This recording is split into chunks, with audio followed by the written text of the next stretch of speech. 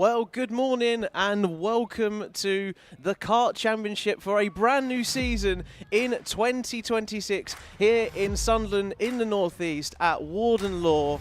And well, my name is Jake Peach and it is so great to introduce myself to you into the new karting world and get underway with all the amazing action we have in store for you today across our Bambino Kart Championship, Cadet Kart Championship, Junior Kart Championship and our Senior Kart Championship, which makes the Kart Championship family now, which has been going for a number of years, a growing championship, becoming all the more popular all the time here at Warden Law Karting Northeast for round one then on this, well, slightly colder morning than yesterday in qualifying. It was much warmer, looking maybe to change the setups, particularly as we head out onto the track today for all of our sessions, for all of our super heats that you'll see today, where they've been qualifying for yesterday. And of course, if they do well in the super heats, they'll then go towards the grand finals. So very excited to be here. Make sure as well throughout the day, all of you watching on the Alpha Live streams and on the Kart Championship YouTube live streams as well on those channels,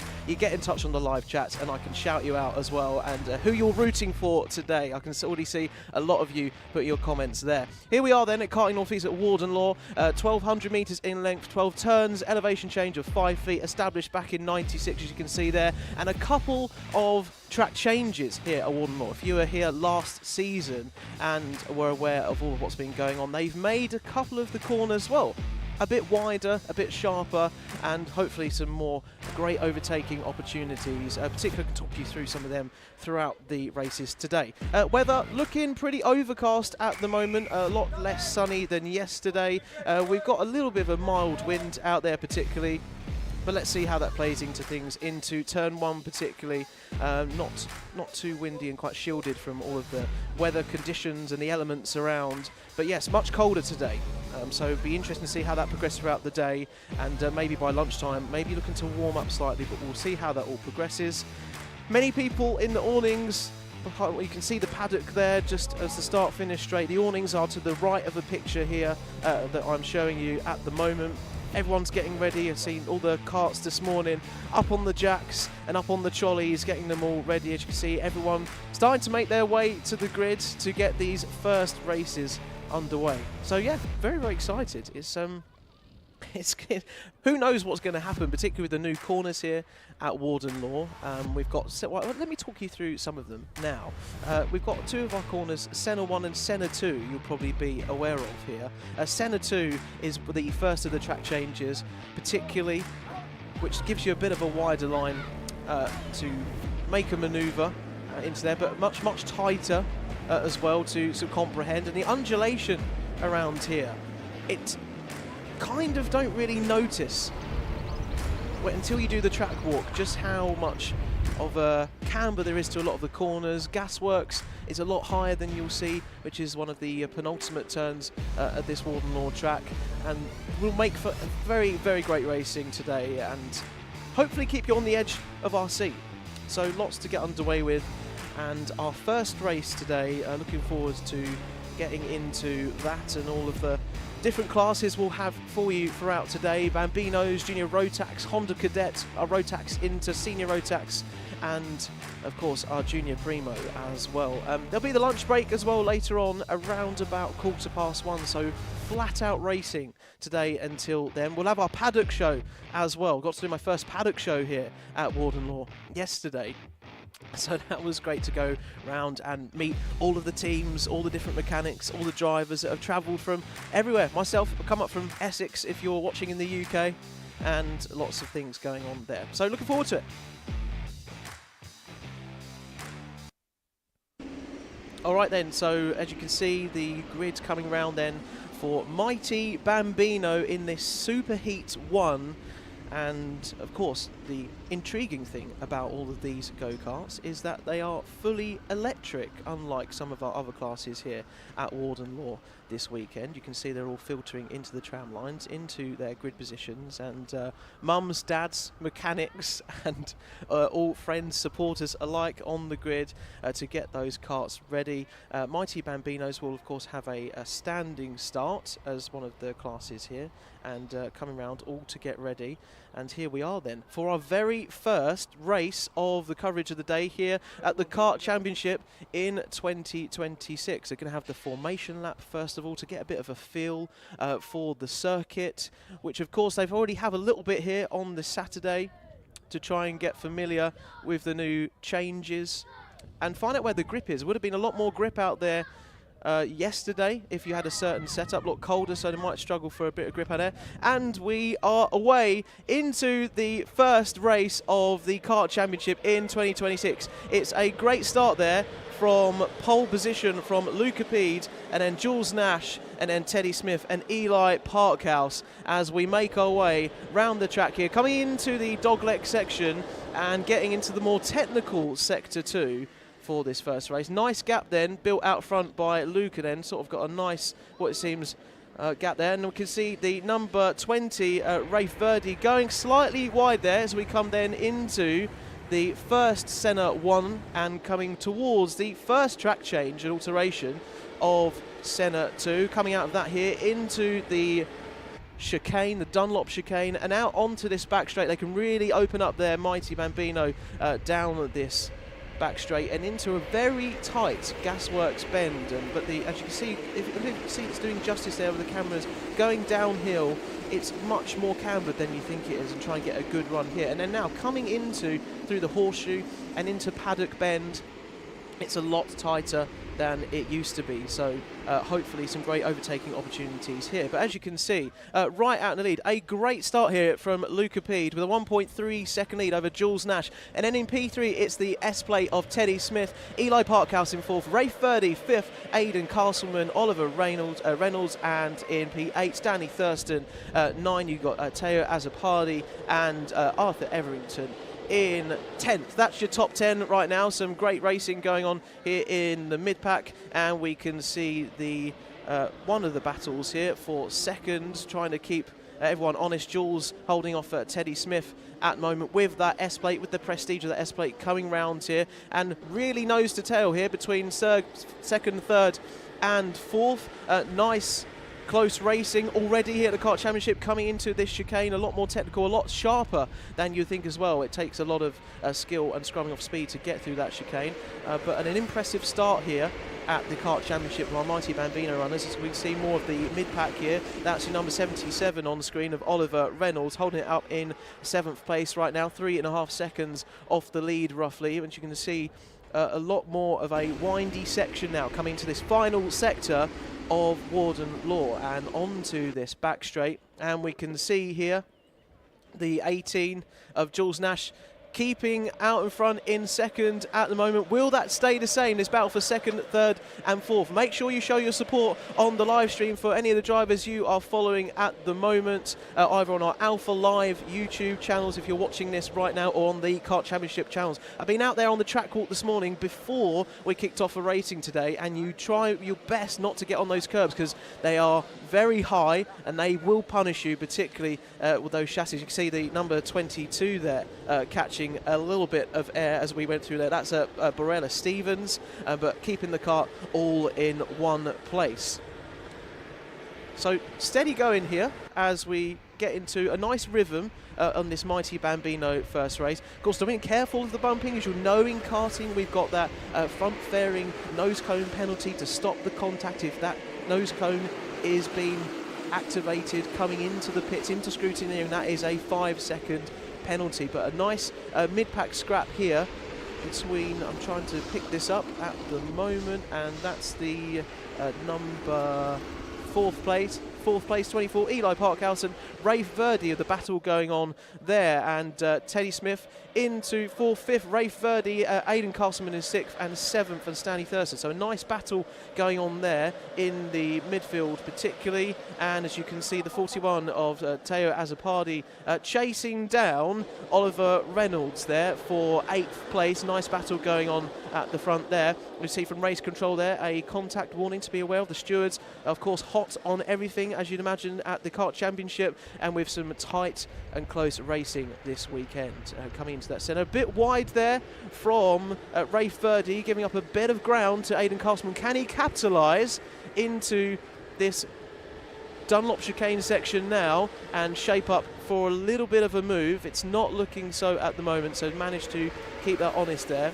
But a good run out of the Dunlop chicane there for Aidan Castleman to come here into Gasworks, trying to shape everything. Nothing doing at the moment, but nice close racing here, really odd as even, and just sort of biding their time at the moment in the karting world. Obviously you could go for it really early and hopefully hold that position, but sometimes maybe not the best thing to do in terms of strategy to go ahead of. But as you can see, making a move, trying to make a move around the outside there, the 18 of Jules Nash holding off Eli Parkhouse for now though, who's got the fastest lap at the moment, and we're on a 1:12.85 at the moment in terms of your fastest lap. We can see that Eli Parkhouse on a 13:12 even we're seeing at the moment. Lots to keep across here at the Kart Championship in this first round of the mighty Bambinos. So yeah, all electric, 0 to 100 in terms of the power. Got to be very careful how they lay the power down out of these corners here at the circuit, and particularly out of this chicane, wanting to get a good run particularly, but we're still sticking here with second, third and fourth. Jules Nash, Eli Parkhouse, Teddy Smith all vying for that second spot at the moment. Luca P bringing out a great gap in the lead, a 2.2 second lead now, probably growing a little bit as we come round into this third and final sector. Much more technical and tricky here at Warden Law. As you can see, they have really turned it on a sixpence out of that last corner now onto Paddock Bend. But we can see a move trying to be made here by Eli Parkhouse round the outside into the first turn. But no, Jules Nash doing some great defensive driving there, but not keeping an eye on Teddy Smith, trying to get into the action, our S-play in this race, and trying to go the inside. Oh, they're very close to each other, but getting through there, Eli Parkhouse for third. Now, holding on to that spot. So great racing between our top four runners here at the moment, and specifically the top three. Nice battle here though going on between Teddy Smith and Eli Parkhouse now, and they've got to be careful because they might let Jules Nash run away a little bit. We can start to see that gap forming up a little bit now, and don't want to lose touch of the momentum and trying to carry on to chase down Luca Pede in P1, who now has the fastest lap, a 1:12.95, our fastest Bambino last year. Maybe a couple of seconds or 3 seconds shy of that, but remember the karts were obviously the same, but the circuit was completely different with the track changes last year, so slightly slower lap time given the track changes at Senna 2 and Paddock Bend, the last corner here at the moment. But you can see Jules Nash out in P2 at the moment, keeping everything honest there at the moment, ahead of Eli Parkhouse and Teddy Smith, and Luca Pede out in the front. As we come more into the mid-pack here, that's Oliver Reynolds in the 77. In the 7th place, it's 777, hopefully 7 heaven for Oliver Reynolds later today throughout this Kart Championship on a very busy Sunday that we've got packed out for you right through until about 4:30 today, particularly lots of racing action to get through. As we pick up here, Ray Furdy on the battle for 5th, 6th, 7th and 8th, doing a nice job here and holding up this mid-pack, and hopefully looking to stave off a little bit of pressure from all his competitors behind, using all of those mighty E battery power that we can. But we pick up back at the front now, the front two, second, third and fourth, a real nice scrap going on between Teddy Smith and Eli Parkhouse. Eli gets up on the curb a little bit there and shows the door, been shown the door by Teddy Smith, as to say, mate, no, you're not coming up the inside, I want to hold on to my place there. So we come back now, you see Ray Furdy still keeping things under control in 5th place, and keeping ahead of all of that. Aidan Castleman in 6th, P7 for Teo, and in P8 Oliver Reynolds. You can see that contact warning that we had from the stewards there up on your screen for number 24 Eli Parkhouse, kind of showing the door a little bit to Teddy Smith and vice versa. But that's all the racing at the moment here at Warden Law. It's hard racing out there. All the points are on offer in the table for the super heats. The points will all combine from the weekend, and then of course go towards where they'll place for our grand final later today. But we are on to our final lap here at Warden Law. It's flown by, this mighty Bambino race. It's 8 minutes plus 1 lap in our superheats, and as you can see, Luca Pede out here in the lead, has been controlling this race, has run away from the rest of the field, is going to come home to take an impressive first victory right out the blocks here in mighty Bambino. He got pole yesterday and he's held on and cemented that victory, absolute mile ahead of the field as we come through,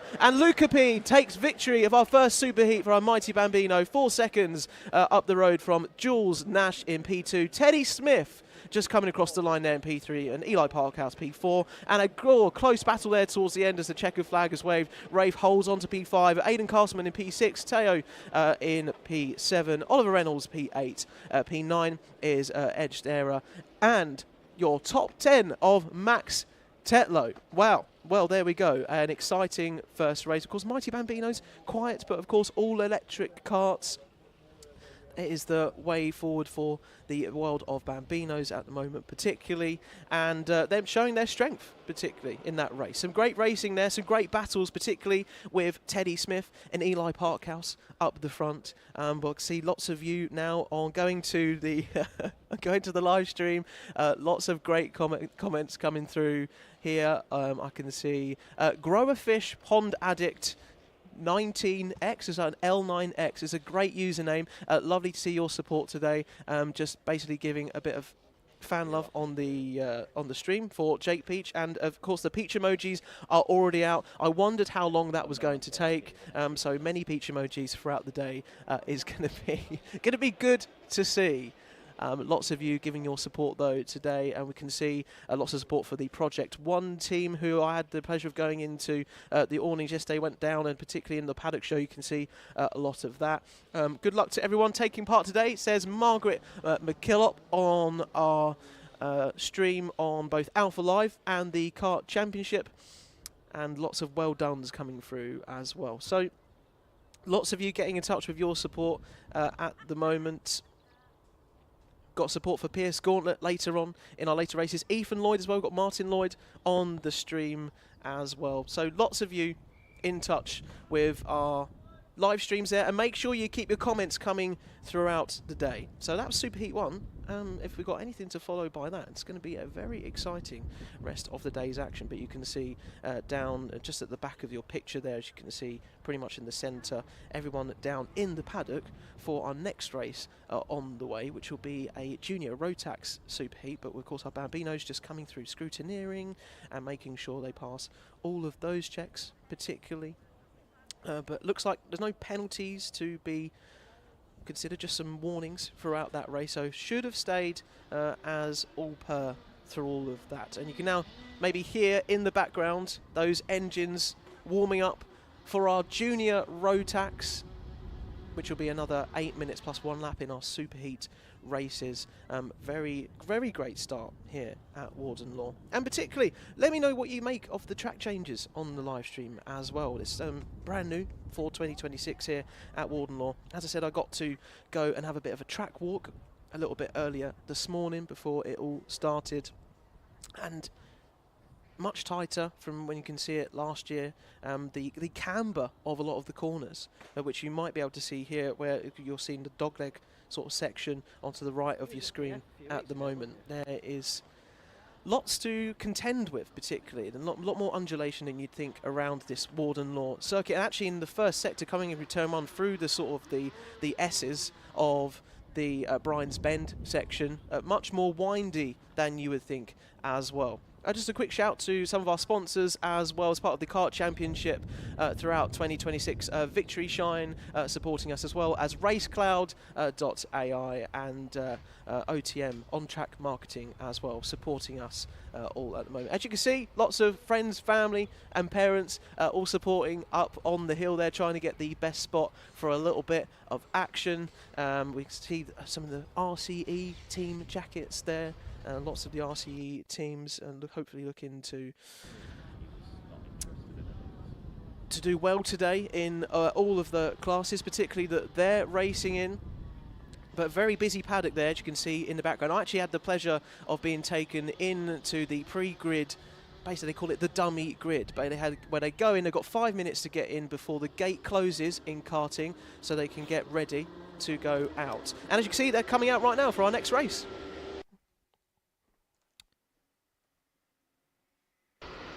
And our next race here is a Junior Max in Super Heat 1.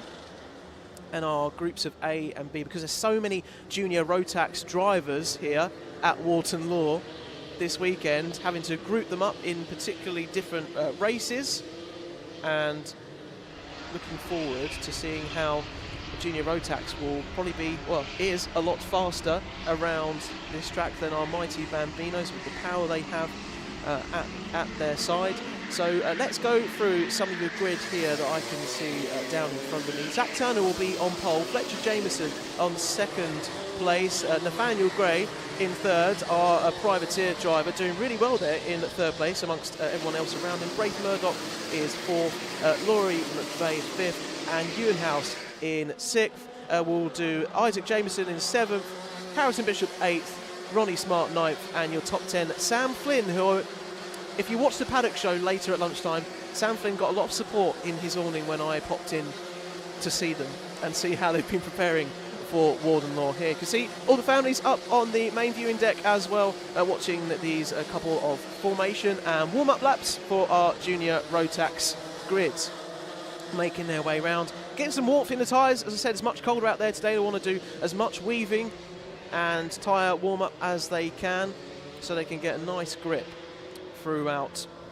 all of this Warden Law circuit here. You can see coming through the dog lane to centre one, trying to use all the track you can on the right there, but not going over the white lines particularly. Got to stay within the confines of the circuit. So that's the most important thing. Stewards been hot on that this weekend and being clear with that. But you can see the grid bunching up here down at the back straight, coming towards the gasworks bend, using every opportunity they can to get... Oh, and we've got a spinner around there. That's the 251, unfortunately, there. Lost a bit of grip, and not an ideal warm-up for your lap, but that's Adam Churchek, who unfortunately just misjudged that slightly, but hopefully can go back into the field where he was and find that position, as you've seen, retaken where he's coming. But as you can see, we are all lining up here. They have to stay very close together in single file, side by side, stay within the tram lines, otherwise we won't be going racing here. But hopefully we'll be underway for this superheat in Junior Rotax, and we are, and we're off to a great start here, a bit sideways there from the P2 of Fletcher Jameson, but coming through the Brian's Bend section now into the dogleg, and a nice hold of lead from Zach Turner out in P1 on pole position. And you've got Fletcher Jameson recovering from that slight tank swapper out of the second and third turns, and trying to keep on the back of Zach Turner as we go throughout this first part of the race. All feeling through now here into the second centre, out towards the Dunlop chicane, trying to stay within the confines of the track, and the two have broken away here at the front of the pack, the third, fourth, fifth, and a nice move up there from Ewan House from P6, probably up into P5 now, so a nice opportunist move into the Gasworks Bend, and now coming through the horseshoe and out onto the start-finish straight. It's Zach Turner, followed by Fletcher Jameson, Nathaniel Gray, Braith Murdoch, Isaac Jameson, Ewan House, Laurie McVeigh, Ronnie Smart, Joseph Burkery, and Sam Flynn in P10 with a 2/10 of a lead. Nice move again there up the inside into the dogleg. I think then that was Ewan House on the move again, looking racy out there in this first superheat of the Junior Rotax Final. Nice move up the inside there as well. I think that was from Ronnie Smart up into P8. So looking very well here, and very busy race out there. Junior Rotax is always high octane, very, very exciting. Nice move again from Ewan House there, up on the inside of Isaac Jameson. So making some ground in this race is Ewan, and not wanting to hang about in this Junior Rotax Superheat 1 in our first group. And coming on to the start-finish straight, 6 minutes plus 1 lap to go in this first race, and coming through Brian's Bend, a bit of a tight and twisty section, gets nice and technical then coming into this dogleg section, and it's all as you were in single file, wanting to take as much curb as you dare into that dogleg so it doesn't unsettle you, particularly coming out into this. And again, I think that is Ewan House, is that, up the inside. Another move by Ewan House. Having a great race so far, really looking to make some progress there throughout the field, and Ewan really doing a fantastic job, particularly in this first bit for Coles Racing. Had a strong Spring Cup, particularly at Warden, so that might explain why he is enjoying this track at the moment. Fastest lap at the moment is with Fletcher Jameson in P2, trying to keep Zach Turner honest and on his tail, but you can see 250 here of Ronnie Smart down in P8, overtaken by Laurie McVeigh for P7. Great runners coming through here. Isaac Jameson, you see on our screen there, trying to chase down after Braith Murdoch in P5. Good battles all across the grid here in this junior Rotax grid. A very, very populated grid here at Warden Law. 258 entries for all of our competitors in all the different classes. A record for Warden Law and the Kart Championship. So great to see so many drivers here at the Karting Northeast in Sunderland, but we can pick up this battle here although we'll move along all the drivers coming through the 275 you saw on the screen. Zach Turner staying out in the lead. A nice move there up the inside from, I believe that was particularly 257 trying to keep up with there, so that's been making a lot of ground because I'm trying to keep track of all the drivers, all the overtakes swapping so fast. It's all going on, particularly here at this first part of junior Rotax. So lots of midfield battles, particularly, and you're showing your support on YouTube and also on our Alpha Live streams as well. But as you can see, the battle up front here. Zach Turner keeping in front at the moment. Fletcher Jameson keeping him honest as we can. Out in P1 and P2. Coming into kind of the really tricky section now, but they make it look so easy, the junior Rotaxes. And look, this is a nice battle that's forming here. It's probably the closest it's been for a couple of laps. Zach Turner was getting a bit too comfortable.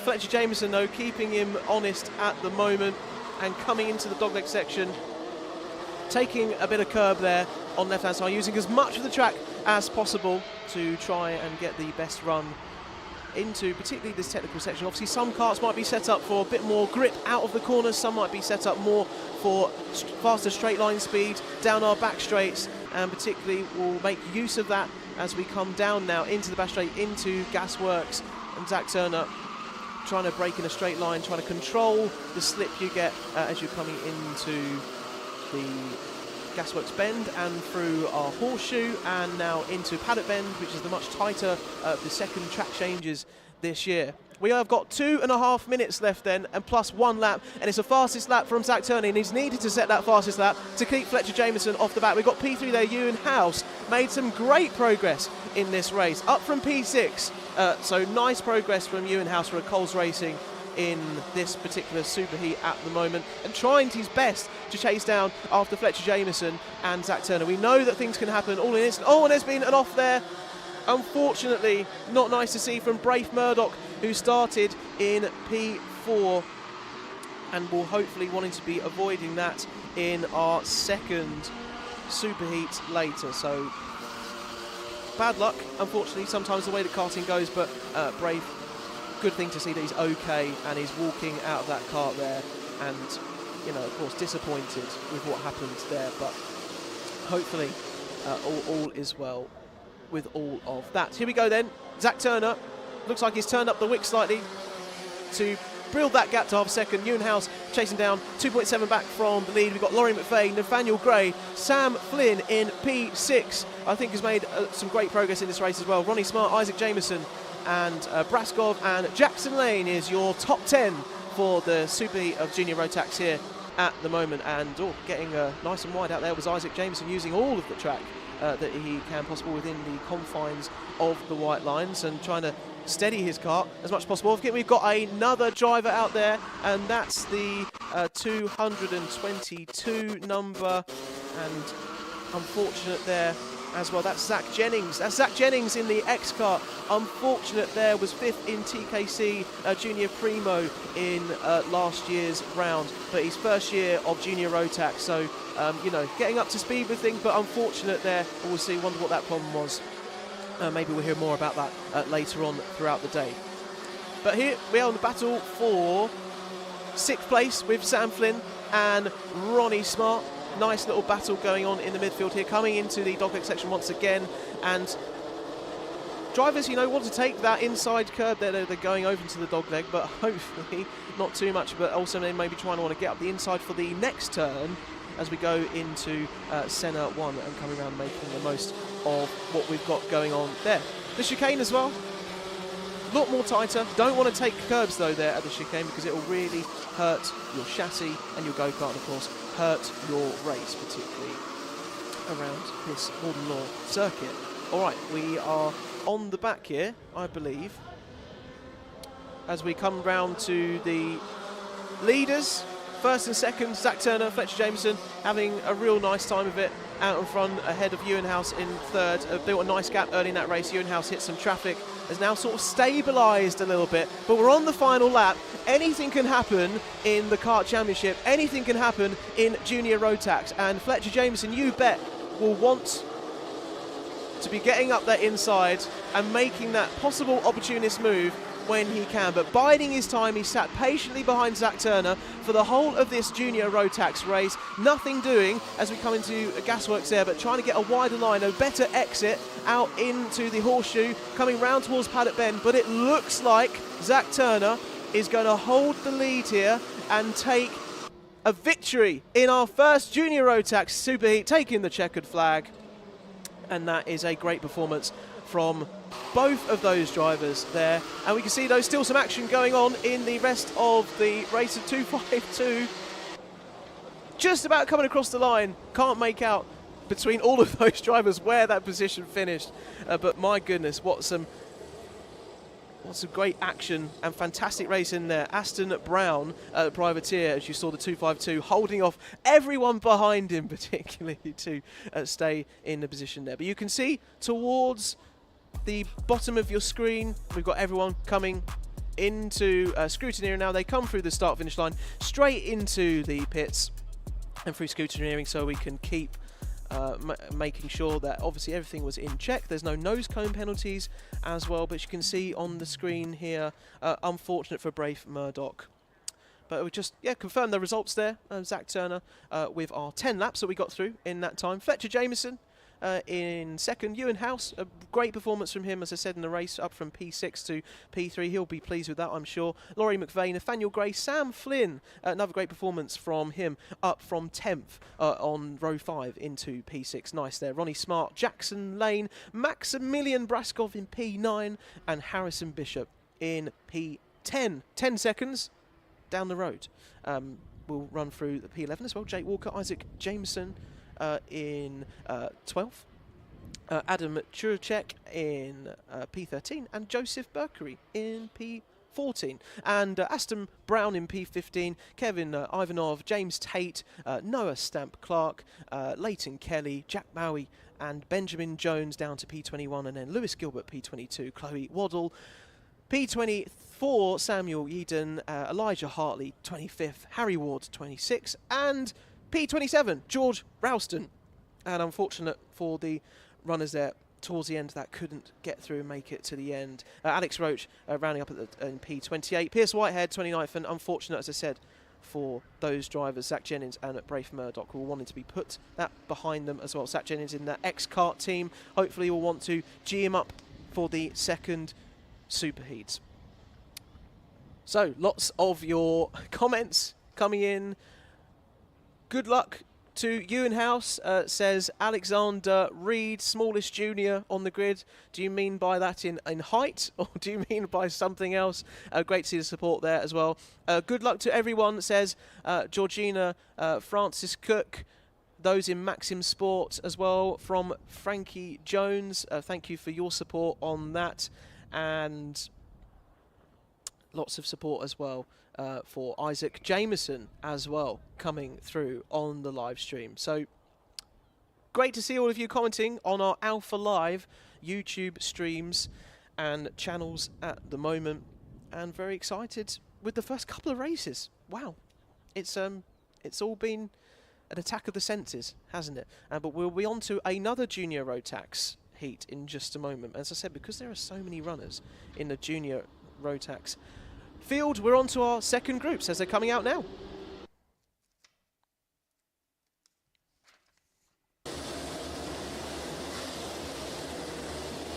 Okay, so you can see there, coming out of our dummy grids, we are on to race 20 of the weekend. And, oh, bit of a spinner in the background there, doing a nice little pirouette to maybe get some more Whilton tyres. Oh, a bit of a problem here for one of our runners. That's Zach Waddle, privateer, in P8. So hopefully we'll be able to get back towards the grid. But I think they're going to hold Zach where he is until they come round again. And now hopefully we'll find and assume his position. We'll see how that pans out though on this formation lap of our junior Rotax.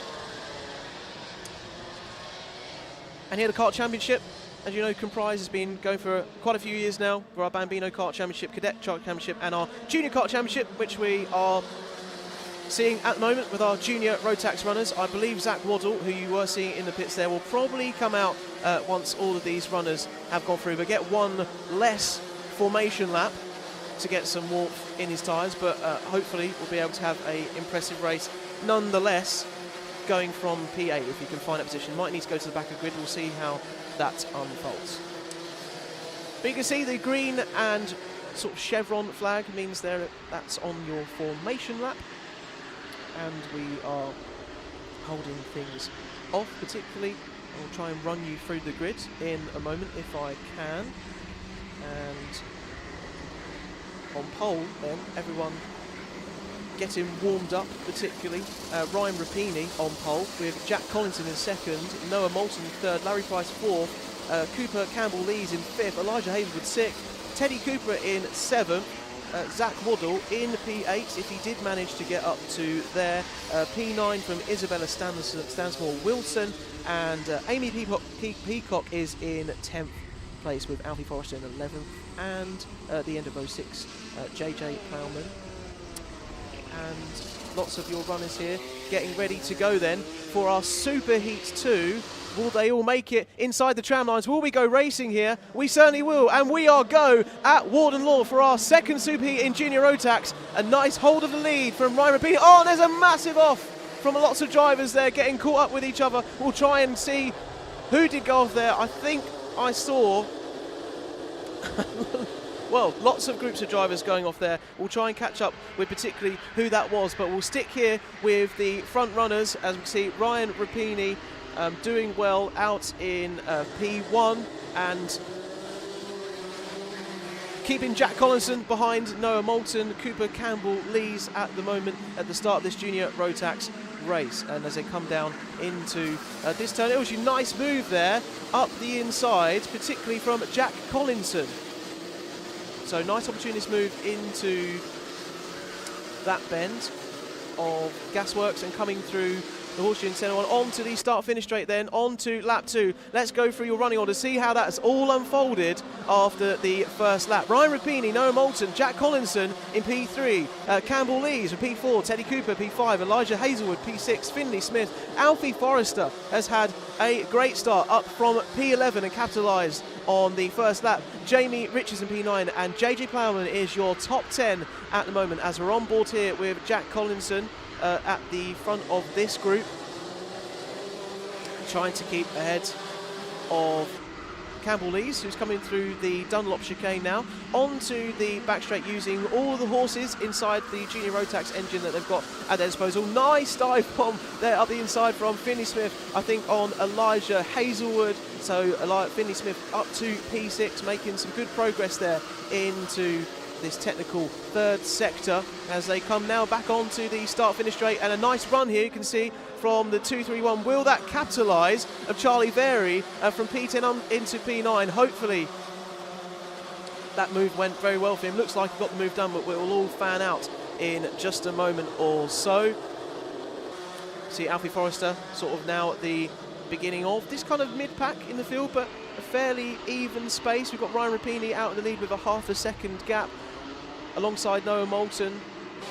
And lots of, great moves going up the inside there, particularly from Cameron Tipping and Thomas Harper in the mix there as they go through the centres, which are much more technical this year with the track changes and the layouts, and lots of moves being done up the inside here.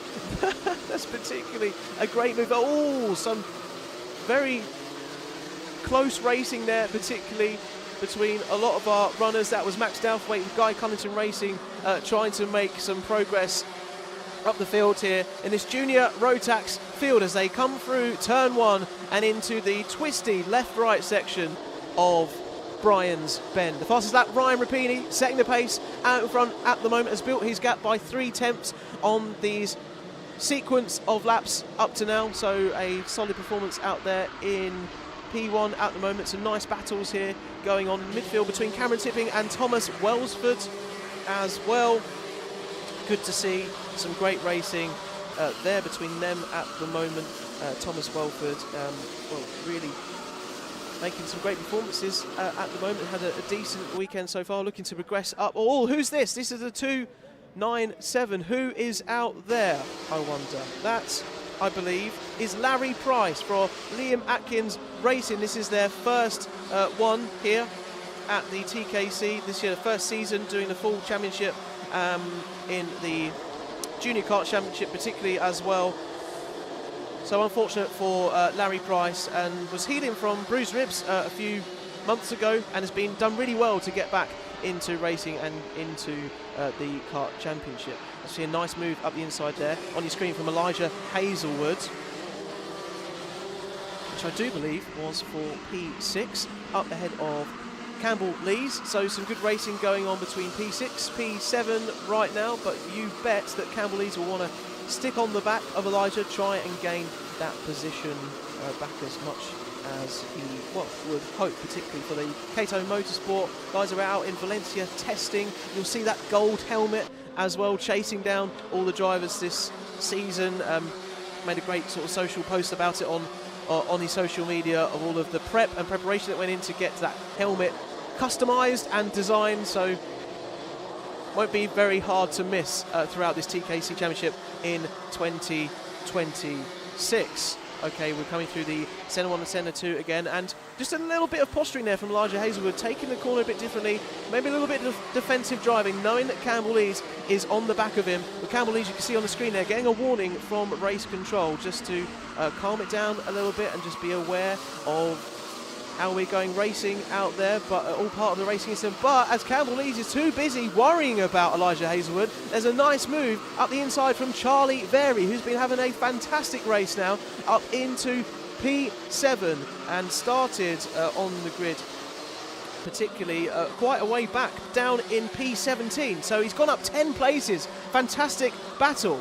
And as you can see, another move there, holding on to the lead and retaining it from Charlie Very. So he's doing really, really well, and commentators' blessing, as it seems, the opposite of commentators' curse, although getting a bit wide there, out in the first centres and coming into one. He's managed to hold as he's gone through the second centre and coming now through to Dunlop Chicane. So a bit hairy through that section, but an impressive performance at the moment from Charlie, leading that pack now at the top P6 and keeping everyone behind him where he wants to, and hopefully making some progress ahead here of Campbell Lees, JJ Plowman you can see, and Alfie Forrester, all in this mix of our second heat here of Junior Rotax. Got a minute and a half to go, and one lap round here in a Junior Rotax is 53 seconds being set with the pace right now by Ryan Rapini. So they might get about 2 more laps, or 3, maybe 3. We'll see how it all folds out for the rest of this Junior Rotax Superheat at the moment. And we're seeing Charlie Very, nice battle on this group here for P6, 7, 8 and 9th. And had fun in TKC in 2025, did Charlie, and was very excited about the return back in 2026. And it looks like he's having fun, enjoying himself out on the track there. As you see, that's JJ Plowman. ST Racing has got Elijah Hazelwood all over the back of him, and very aware to enact those defensive driving techniques and making sure there's not that much space up the inside. And coming down this straight, who's got the straight line speed to possibly make a move and posture into turn one through Brian's Bend and spot a gap with our ST Racing teams showing well out there this weekend in this junior Rotax field at the moment against X-Kart, all vying for valuable points in this first round of the Kart Championship and the Junior Kart Championship as well. JJ Plowman, all the fluorescent livery there, particularly on his go-kart. You couldn't miss him if you tried. Max Downthwaite, bit of a warning from race control in his racing out there at the moment on the circuit, so just wants to be mindful of that. But looks like everyone's fairly behaving themselves out there, and great racing here, particularly with our junior Rotax runners coming down then the start-finish straight onto this final lap.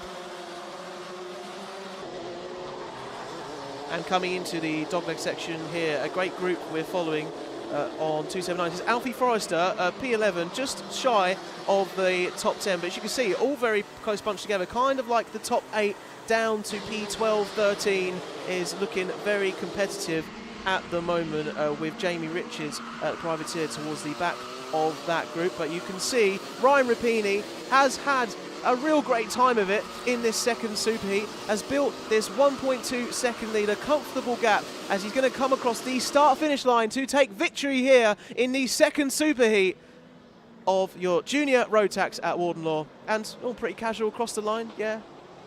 Business done for this race particularly. I'm happy with that. Ryan Rapini doing a great job there to put that up into pole. Followed by Teddy Cooper in P2. P3, Noel Moulton rounding off the podium. Jack Collinson in P4. Finley Smith in P5. Charlie Very in P6. Campbell Lees in 7th. JJ Plowman holding off Elijah Hazelwood in the end in P8 and 9. And Thomas Harper rounding out your top 10.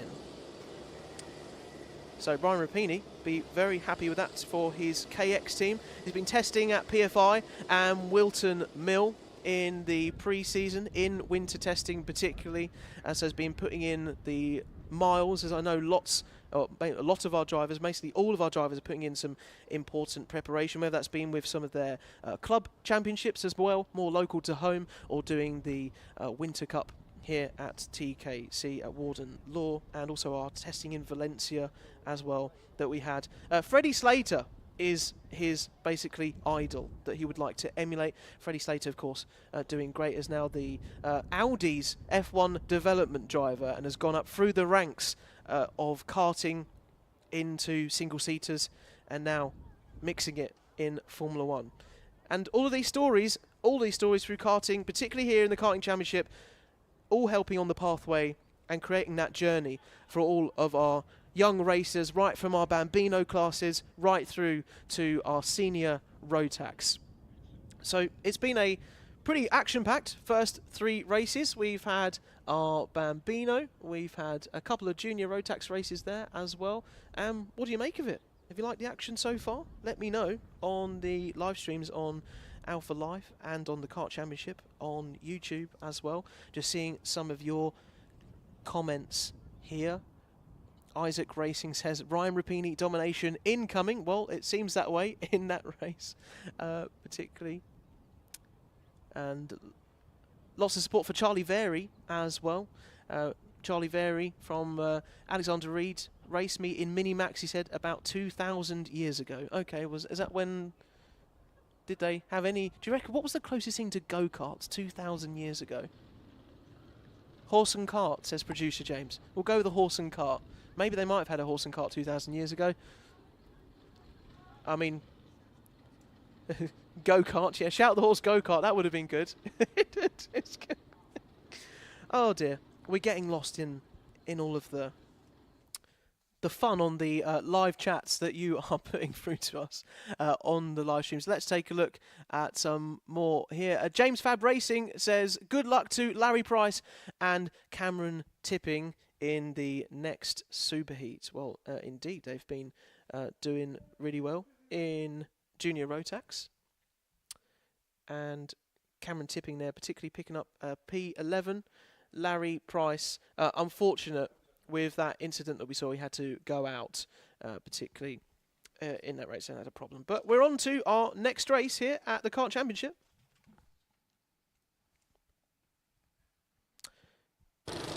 And as you can see, we're on to Honda Cadets now. Another very packed grid, for sure, out there with our Honda Cadets. And again, 8 minutes plus 1 lap we will see around this Warden Law circuit. And let me run you through some of the grid then, whilst we have a bit of a time as they're making their way round to the grid, and will be one of the classes that is setting off very shortly. So let's run you through. Luca Biocchi in P1, Marcus Cooper second, we have Dino Rowlands in P3, Sawyer Henderson in P4, Archie Loveridge in P5, Keen Delaney in P6, James Murphy, I don't know where that came from, James Murphy in P7, 8th is Jensen Drummond, P9 is Bradley Sutton, and Sebastian McCarthy, P10, both Bradley Sutton and Sebastian McCarthy privateers sharing row 5 as well. But we have privateers in Jensen Drummond as well, Keen Delaney doing a very impressive performance there in P6 as well. You can see that they've come round to the grid to form up for our cadet classes. They'll go from a standing start, and then we're on then to our first superheat of our Honda Cadets. Who are you vying for out there on the race? Let me know on the chat. And as we go through this race, are you vying for Luca Biocchi on pole, Marcus Cooper in second? Will we see some moves up the inside from Dino Rowlands or Sawyer Henderson? And we are go here for 8 minutes plus 1 lap at Warden Law and the Honda Cadets. And that is a great start. Opportunist there off the line from Marcus Cooper, I believe, on P2. It was a great getaway from all of our drivers.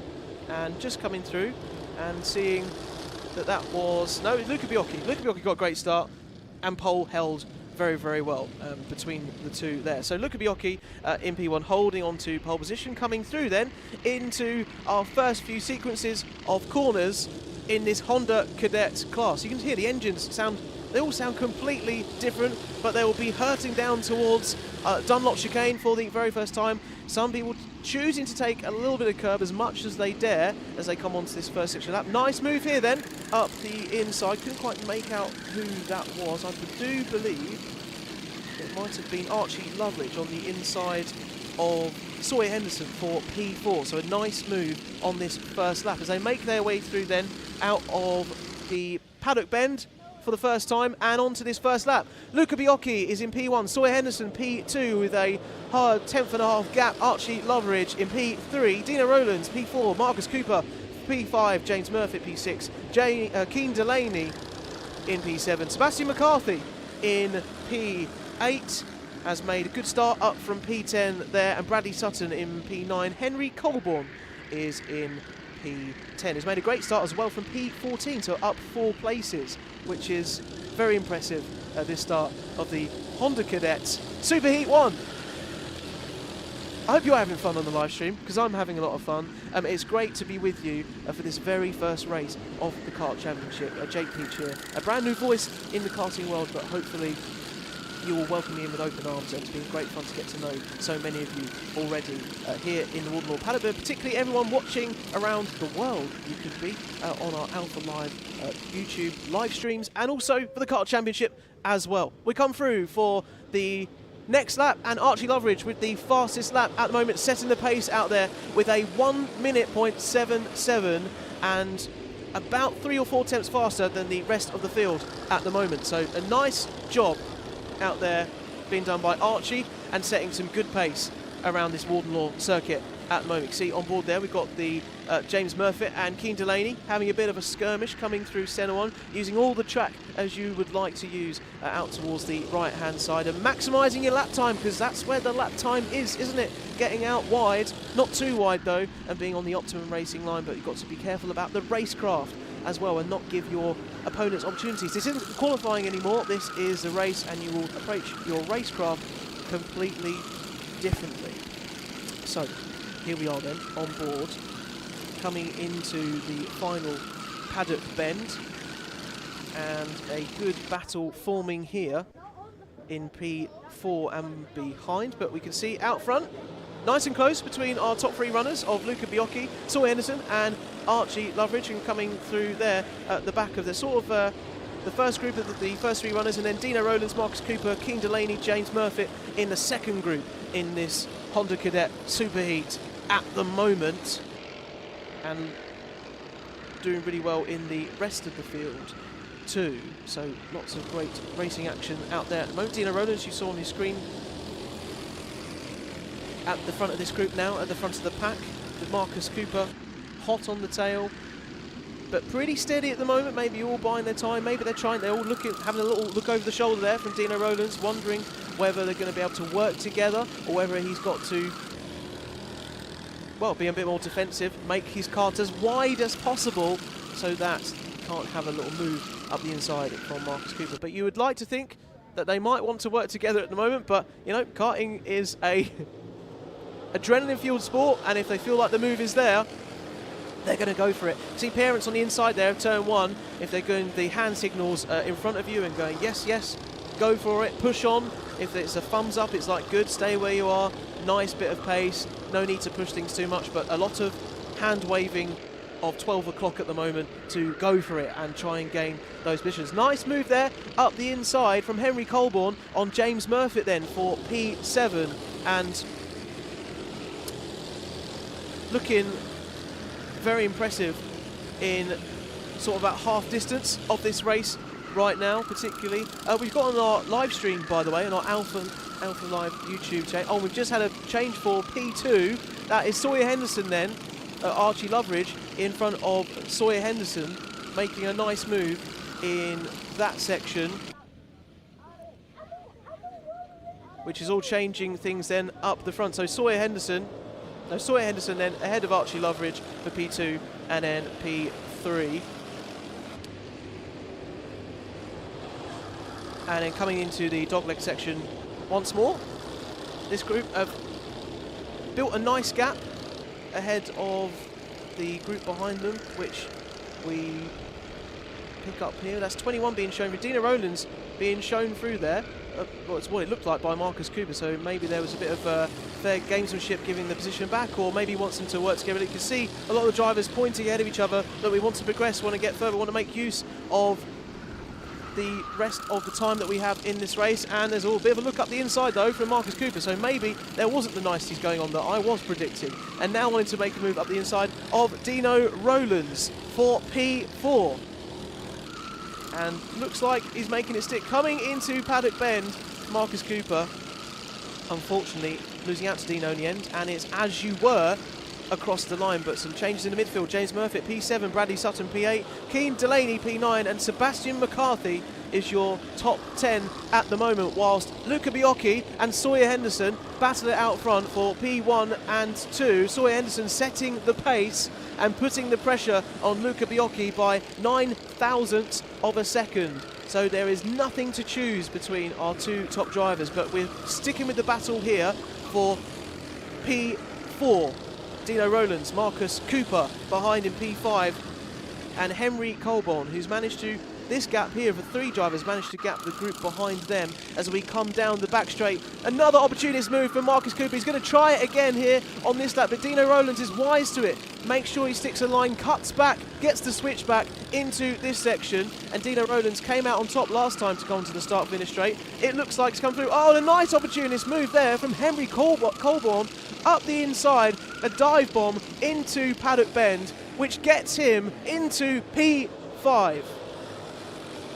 So a lovely move being made there, and Dino Rowlands now down to P7 through all of that action there. Unfortunate, but again, making some great progress. It switches back again. This is what happens in the World of Karting. Oh, Dino getting quite wide out there. Doesn't want to be getting onto the Rallycross stage here. Warden Law will hopefully want to be keeping it on the circuit, but unfortunate.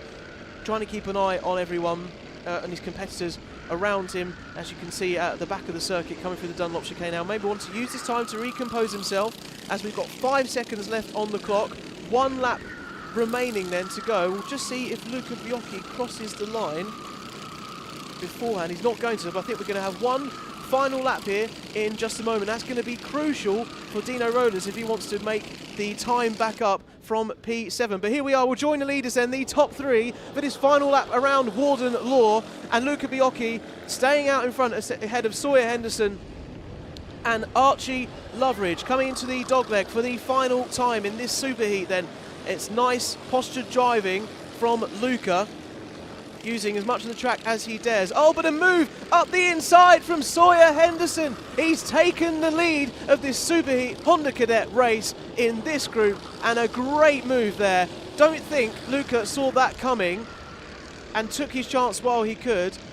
And now Luca will be wanting to try and get his revenge up the inside here, but does he dare go for the move? The space isn't there coming into Gasworks, and whilst all the time Archie Loveridge is watching this at the back in P3, seeing if he can capitalise on some racing between the two of them in front. But it looks like after a great race standing behind Luca Biocchi all race, it's going to be Sawyer Henderson who takes P1 ahead of Luca Biocchi in P2. Archie Loveridge caps out the podium of P3, and a great battle there we had in the midfield, didn't we, of Henry Colborne in P4 coming out on top in the end, with Marcus Cooper, Bradley Sutton and Dino Rowlands in the end, down towards P7. James Murfitt in P8. Sebastian McCarthy is in P9, and Ollie Knox in P10. Wow. it's fast stuff, isn't it? It's keeping track of it, keeping across of it. It is all part of the fun here for our Kart Championship, and we very much hope you are enjoying watching this live at home on our Alpha Live stream. All right, let's confirm the results of your top 10 and beyond. We have Sawyer Henderson then with 9 laps. I managed to get through. Luca Biocchi a 10th back in P2. Archie Loveridge 3 tenths behind, and then a few seconds back is Henry Colborne in P4. Marcus Cooper in P5. Bradley Sutton in P6. Dino Rowlands for the Ambition Motorsport team is hoping for a top 10 in TKC this year. You know, still on track for that then in P7. James Murfitt in P8. Sebastian McCarthy in P9. Ollie Knox is your P10. Luke Hamill, followed by Keane Delaney, Finley Fursfield, and Joshua Adoherty. Okay, and on to P15. Jensen Drummond, one of our privateer drivers in P15 there. Seth Wright, Tommy Burgoyne, Aubrey Harrington Evans in P18, Finn Hollis, Alfie Love, Ethan Pearson, Ralph Ryder Birch, Isaac Young, Austin Dowell, Ada Wright, Reggie Cook, Maximilian Mikowski in 27th, and finally in P28, Chris Doshi and Edward Charlton, rounding off your all 29 runners there. So everyone coming across the line, hopefully wanting to be maybe slightly higher than they were, but a great performance again from our first Honda Cadet race of the day. And if you've seen my commentary set up on the Kart Championship socials, if you followed the Kart Championship on Instagram, and then particularly you will see everything happening there. And hello, welcome to the commentary box. Here's all of the notes that I'm working from, trying to remember everyone's names. You know, I'll be honest about it. There's lots of names to keep across, but we have our starting grids as well. Here we have our timing screens that you can see to my right. So we're done with that race now. We'll be on next, particularly to our Intermax of Rotax. But yeah, it's a nice little cozy commentary box. The Alpha Live team have set me up incredibly well. It's great to be here for the first one, and a nice outlook onto the track. You can see a lot of the Senna sections, and particularly a little bit of the start finish straight and towards the Brighton's Bend as well. It's got a great vantage point here, and hopefully helping to bring all of the action to you this weekend on Alpha Live and the Kart Championship YouTube live streams. And here I've got on this computer, to the side I'm looking at, I've got all of your comments coming through. So do keep them coming in with who you're wanting to support. We actually have a poll going on our Alpha Live YouTube stream at the moment of which category you're most excited for, because I think proof has been in the pudding that we've seen some great races so far in all of what we've seen, but I think Senior Rotax could be a bit fun, which will be coming around about 10:25 or so. So let's get on to our next race then and not hang about.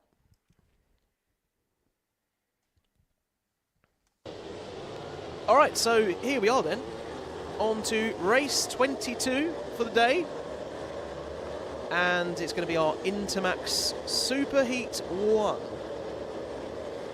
For obviously, kind of in the name, in between the different classes to give that step up on the pyramid.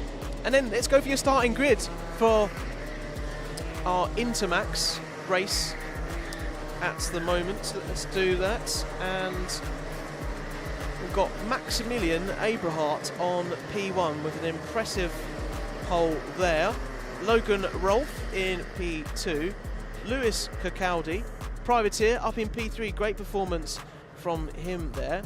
Lewis Herbertson in P4, Freddie Blackshaw in P5, Hugo McCluskey in P6, Ethan Manzi in P7, another great performance Privateer driver Jensen Sale in P8, Evan Meller is in P9, and James Devereaux is in P10. That's your top 10. Towards Sam Fleming in P11 and James Roots in P12. Alfie Fitterson in P13 and Sam Dixon in P14. And your top 15 rounded off by Finley Beals. So we'll see our Intermax drivers making their way round for the couple of formation laps they've got going on at the moment, trying to get as much heat in their Rotax karts and chassis and tyres as they can. And should be another very exciting race here as they're all forming up then down at the back straight before they get to the gasworks. And our pole man then, Maximilian Abrahart, looking to keep making a good impression here after obviously a solid start on his Saturday, qualifying really well. And Logan Rolfe behind him. Lewis Kirkcaldy, very much looking forward to seeing where he can place, and was the vice champion in Micromax in 2025, so he'll be wanting to get up to P1 as soon as possible. Warden doesn't mind it too much. Other tracks on the calendar not looking forward to as much, so let's see what performance Logan can get, Lewis Kirkcaldy can get out of today. Right, you can see they're all bunched up, the stewards wanting to get as close as they can and stay within the tram lines. Are we going to go racing then for this Intermax Heat 1? And we look like we're going to be underway, and we are racing for 8 minutes plus 1 lap, and we've got a nice hold of lead there for Maximilian Abrahart, and they're all trying to find their way through Brian's Bend then at Warden Law. We've got Logan Rolfe hot on the heels and making sure he sticks with Maximilian out in first place. Coming through Centre 1 for the first time and out onto that right-hand curb, wanting to do their best. It looks like that is the Hugo McCluskey holding on to position in P7 at the moment, but lots of action coming out of these centres as we go then into the next great overtaking opportunity, maybe in the chicane, but now towards the front of the field we have Maximilian Abrahart commanding position there. Nice move up the inside from Jensen Sale there in P8. So it looks like he's gone up the inside of what might be Ethan Manzi, who might have dropped a couple of places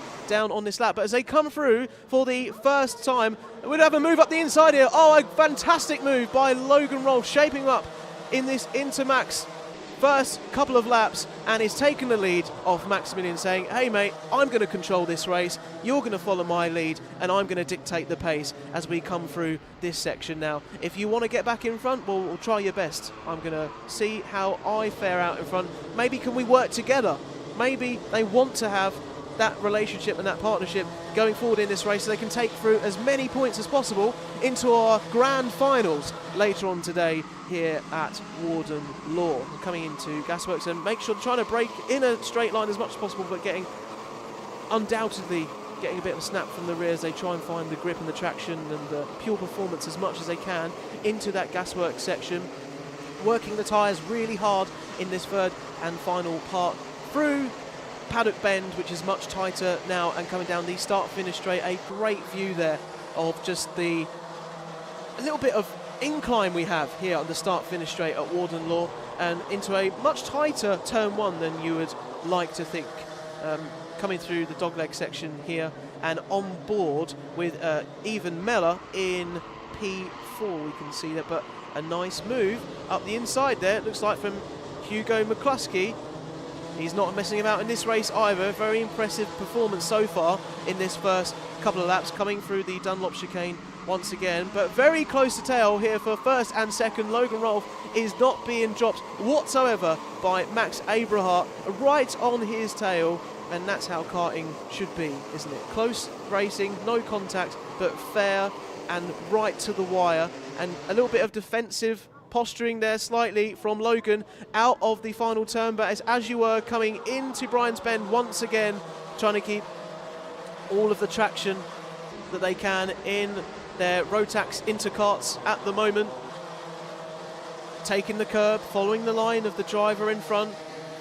And you can see physically when they're coming through those turns how much they're using their shoulders and their core strength. And actually there, looks like Logan lost a tiny bit of time coming through that, and Max could smell the opportunity there, but managing to hold the lead as we come down again, once through the back straight to Gasworks Bend, and much more of a kind of a steep downhill bit there, and you've got to get your braking right, because you could get all out wide and then let your opponent in for another chance. And coming then on to the start-finish straight, once again it's a close run thing. We see the human DRS being activated by our drivers here in our Rotax Inter. Of course, DRS kind of really not a thing, as we will probably know in single-seater and Formula 1s now, in Formula 1 particularly. Let's call it straight mode. Straight mode has been activated, just the front wings might not move with their head at the same time, unfortunately. You know, technical innovation, I'm sure maybe things are possible in the future, but for now we have our good old human DRS. So you see Lewis Herbertson there getting challenged by Hugo McCluskey. This is the battle for P5, and Hugo McCluskey coming out on top at the moment, holding off Lewis Herbertson and James Roots and Ethan Manzi is that, and Lewis Herbertson, yes, all battling really closely now, and Lewis towards the back of that pack, because James Roots has made a couple of positions up there, I've seen, coming then through this final section. We'll see them come across the line and see the kind of gap that they've built. So yeah, James up to P5, Hugo McCluskey in P6 and P7 on the left of your screen. A very great lap there for James. Out of nowhere, really, and just biding the time. So, but taking advantage of the opportunities that present themselves into that final sector, and a nice gap out front at the moment, with about a quarter of a second, but still very close indeed. Just maybe a little bit of space to let the kart breathe a little bit, and maybe watch what the driver's doing in front, try and learn from their driving style, see where their strengths and weaknesses are around this circuit. Maybe they can chance a move because they've seen they're not being very strong, perhaps into Gasworks, maybe particularly into Paddock Bend. And we can see a nice move there up the inside. I do believe that was from Aaron Rigg on Sam Dixon or Rio Panayitu.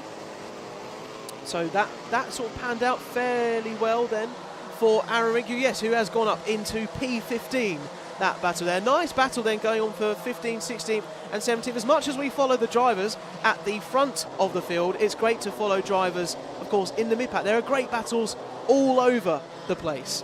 So we can see the battle between Aaron, Rio, Sam and Drew Davidson at the moment down to P18. Another group here having a fun time of it. Of course, there are serious points on offer for the Kart Championship, but it's got to be fun as well. Got to be enjoying ourselves out there whilst we're being serious and also maximising our performance. As we jump on board here now, though, we can see that's the Freddie Blackshaw on the inside of James Devereaux for P13. So a nice move there from them up into Gasworks.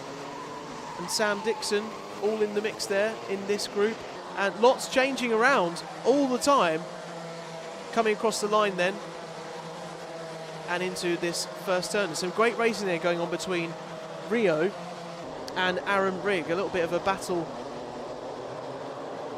in the mid-pack. Oh, and getting a bit out of shape there onto the left-hand side of your screen and onto the grass. That was Rio, unfortunately, not wanting to pick up the grass and go and do a bit of rally. That's not what these karts are built for, and we wanted to stick on the tarmac as much as possible. See how close, though, they're getting to that Dunlop chicane to try and maximise that racing line. You could put, well, a cigarette paper maybe slightly just between the two, and you still maybe have no room there. It's all very close racing, using all the margins of this Warden Law circuit, and now on board, you see, on board with this battle for Finley Roads in P20. Keep ahead of this group as they make their way down to this fourth and start-finish straight. Nice move then, looks there, like up the inside for Drew Davidson and between Aaron Rigg. They're having a right old balmy at the moment between these two, and also Drew Davison in the mix as well,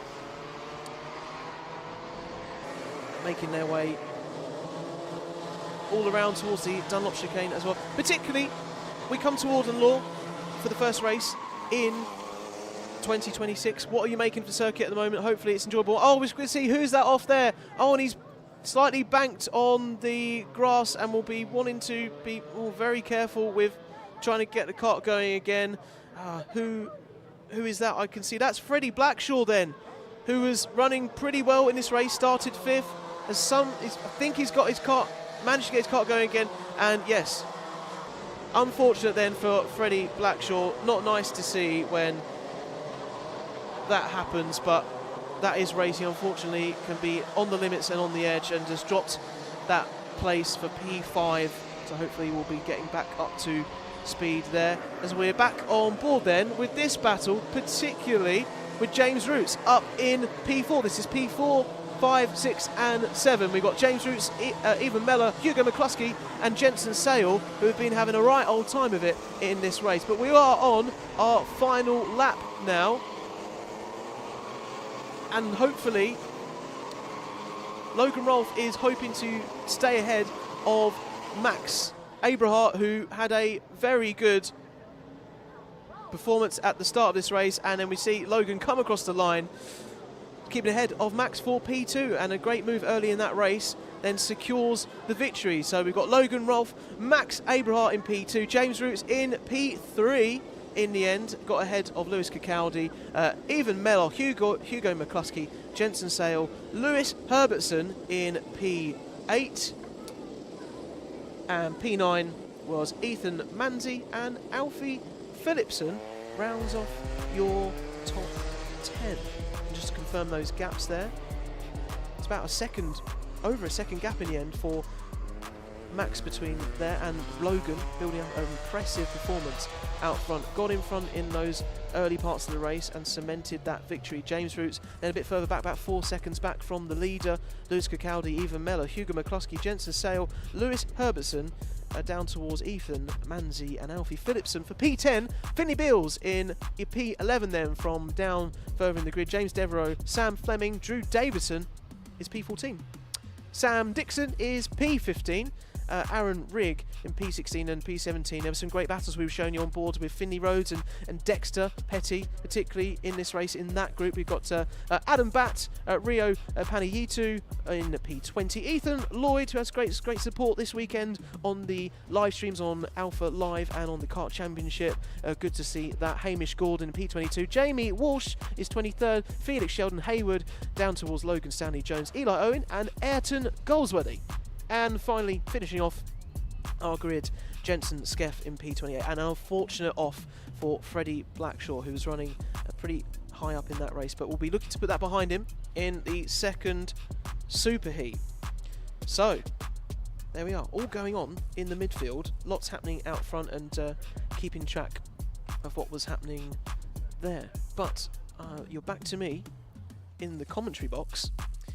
And it's been, I'll tell you what, you have an expectation of what the racing is going to be like, particularly when you watch karting. Maybe every now and then I've gone to a few circuits, been to PFI in the past, which I know we're going to in the Kart Championship this season. But when you're right in the thick of it, and you're right in the midst of it, and you're trying to keep action of all of the battles in the midfield, it must be equally, the same for you at home or for the parents around the track watching, and the families and the mechanics. There's so many moves happening all at the same time, but that's what the Kart Championship is all about. I think we've seen some great fair racing so far, some really great battles, and a real great opportunist move then in that last race from Logan Rolfe, who will be very happy indeed, I'm sure, to take that bit of prestige going into the second superheat. And great points for our grand final. Of course, all the points are added up across the weekend. We've had the qualifying yesterday, didn't we? We had the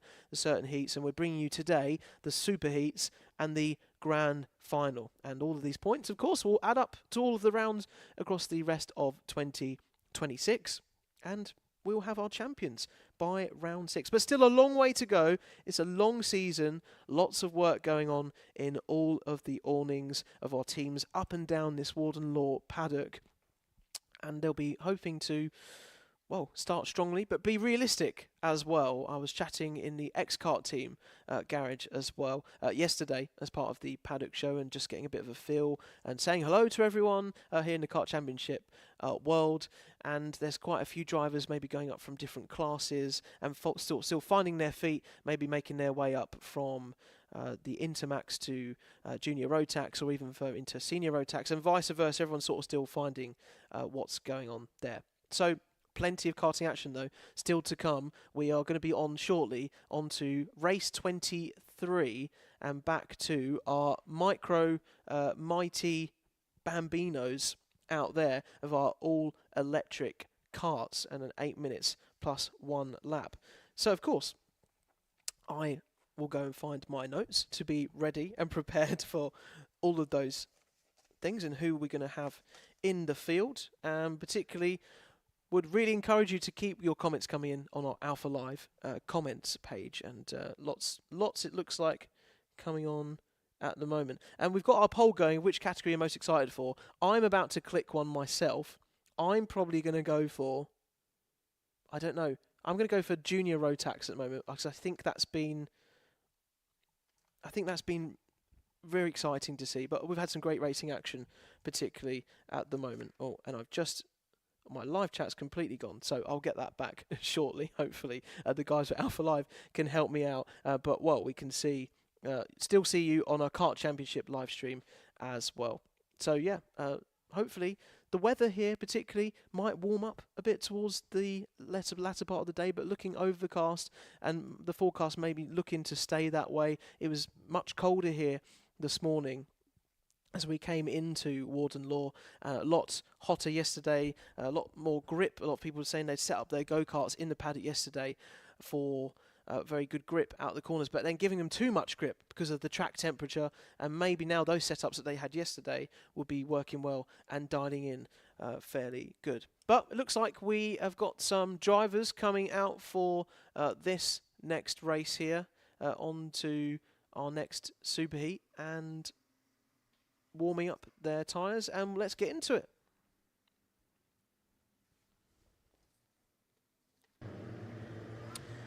So there you can see there is 8 minutes on the clock, and we're going to have Micromax and Mighty in the same fields. So it will be an interesting race in 2 groups to keep an eye on then throughout these battles, and sticking them out there together. Hopefully can all find their way through. We've kind of got then 2 separate grids as we go through. Kind of got the first grid, of course, with the Micromax, and then we've got our Mighty further behind that as well. I'll keep an eye on that. So I can run you through some of the grids here for our Micromax to start with, particularly. Our Mighty. Let's start with our Mighty first. We'll start with Arthur Rhodes, which is on the front row. Sebastian Crawford in P2 and P3. Freddie Baker and Milo Taylor. As I think we have gone racing, yes, we've started for our Micromax and Mighty Superheat 1, and they've been saying, oh, and that's a spin round there from our P3 place of Freddie Baker. Not ideal, but getting caught up in the racing action to start with there. So we're underway for Micromax and Mighty. As you can see there in the background, we now got our Mighty runners set off. So it's kind of set off in a nice space. Kind of think it like the velodrome in cycling. Oh, and there's another coming together there with our Mighty runners. I think that is between Henry Hales and Jax Wong. Unfortunately, they're getting caught up between each other's wheels, trying to find their way through. So our Mighty runners set off a little bit. Yeah, think of it like the velodrome where the cyclists get set off slightly later, but they'll all still have their own groups and battles to worry about. And maybe, well, it depends on the speed of the Micromax and how much they can get on with it, we'll see them catching up and lapping up to the Mighty runners. But let's see how it gets on. A bit wide there from one of our Mighty Bambinos in 26. That's Jensen Darlow trying to get out of the way of our Rotax runners on this very first lap. So your Arthur Rhodes then was on P1, Will Hatton, Milo Taylor, Sebastian Crawford, Jensen Darlow, Munro Wilcox in P6, and Benjamin Finley in P7 on board with our Rotax runners here, getting mixed now slightly with the Mighty Cadets out there, and coming down now into this gasworks section, trying to navigate all past each other with the different engines and different configurations all to contend with, as we're going to then come hopefully onto our first lap down then. So Arthur Rhodes still out in front. Darlow, Zach Andrew, Benjamin Finley lead the way in that class, and in the Mighty class we've got Harry Stinson out in front. Ansel Murray, who started on pole, and Harry Stinson has jumped ahead of him, so that's good to be across that. Heath Smith, Freddie Dye, Jacob Amos. Actually caught up with Jacob on the track walk this morning. Looked like he was taking it all in with his dad, particularly trying to get a grip on all of the different configurations now we've had here at Warden Law this year. Piers Gauntlet, Henry Hales, Arthur Barth, and Frank Pearson, and then Jax Wong in the Mighty field. So here we're on board then for a battle of our Micromax runners of Arthur Rhodes and Will Hatton right on the back down the start-finish straight. See a lot of the parents going, go on, chase after, you can do it.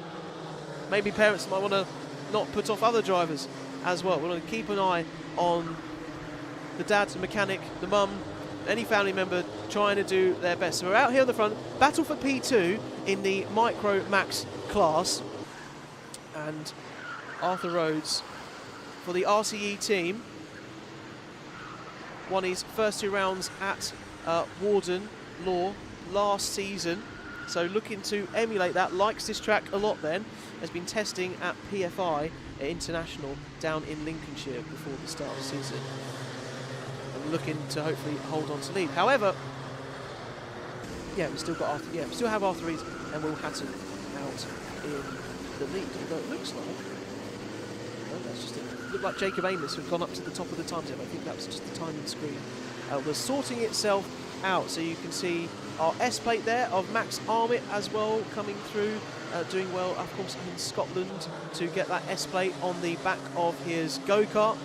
And a move into turn 1 here, we can see a battle between the 2 drivers of Theo Jepson, I think, and Jensen Drummond, that was in P12. Keeping ahead of that. So it's Theo Jepson and Max Armit, Benjamin Finley in this battle for P9 and P10 and P11. So we're coming through the second centre and out towards the Dunlop chicane, trying to, I think, gesture along to work together there. In the background was Max Armit, but now jumping on board to the front of the Micromax class once again, Arthur Rhodes with Will Hatton and Sebastian Crawford behind, and a nice angle there, just giving you some idea of the camber of that corner as they come now down towards the turn 1 into Brian's Bend. And it's Arthur Rhodes, Will Hitton and Sebastian Crawford then is this top 3 breaking away from the other pack, going through the dogleg there over the curb. Take as much curb as you dare and deal with the instability of that curb and how your go-kart will react. Although nice move then going on there between P2 and P3. Will being challenged heavily by Sebastian Crawford at the moment. Lots going on there. We're coming back towards turn 1 there. Some great action going on further back as well. Will Hatton, though, wants to work together with Sebastian Crawford. He said, come on, mate. Either go ahead of me or stay behind me and we can go on forward. So then Sebastian Crawford up into P2 now, chasing down, hopefully, after Arthur Rhodes. But you can see the battle that Arthur Rhodes and Will have had, and Sebastian Crawford and Will are chasing after Arthur now, and Arthur's got a little bit more of a gap, you can see there right now. The gap is about half a second, so it's opened up a little bit with the battling that's been going on between them. This is the electric leaders of our mighty class in our cadet. This is Harry Stinson, who got the jump on Ansel Murray at the start, and Harry Stinson, I bumped into the paddock yesterday as well, was feeling very optimistic about this weekend and looking like he's putting that optimism to good use. Ansel Murray, who you would have seen throughout the Kart Championship the last couple of seasons, looking to keep Harry in check here as we come through Brian's Bend into the dogleg once again. A technical section, you don't want to take too much inside curb there, coming in on the inside. But now we can see your main screen is the mighty Bambinos between Ansel Murray and Harry Stinson, and in the bottom right of your screen, I believe we are on the battle for the lead with Sebastian Crawford and Arthur Rhodes. Sebastian Crawford has just made a move in the Micromax class ahead of Arthur Rhodes and Will Hatton. So a great move there with 40 odd seconds to go plus 1 lap in this race with both of our classes. And we're on board then, sticking on board with this really interesting and intriguing battle that has played out right from lap 1 when Harry Stinson got the jump on Ansel Murray. So Ansel Murray now knows that there's going to be at least 1 more lap, so maybe could position himself, use this lap to learn as much as possible about Harry in front of him and try and see if he can make a move on the final lap around here at Warden Law. But we've still got Sebastian Crawford there battling on in our Micromax class. Arthur Rhodes down in P2. We're wanting to be reclaiming that P1 spot, hopefully before the end of this race. But for our Micromax class, it will be the final lap,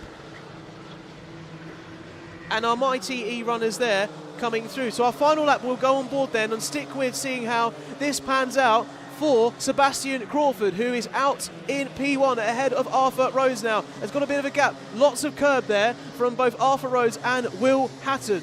Coming through then through the Senna 1 and Senna 2.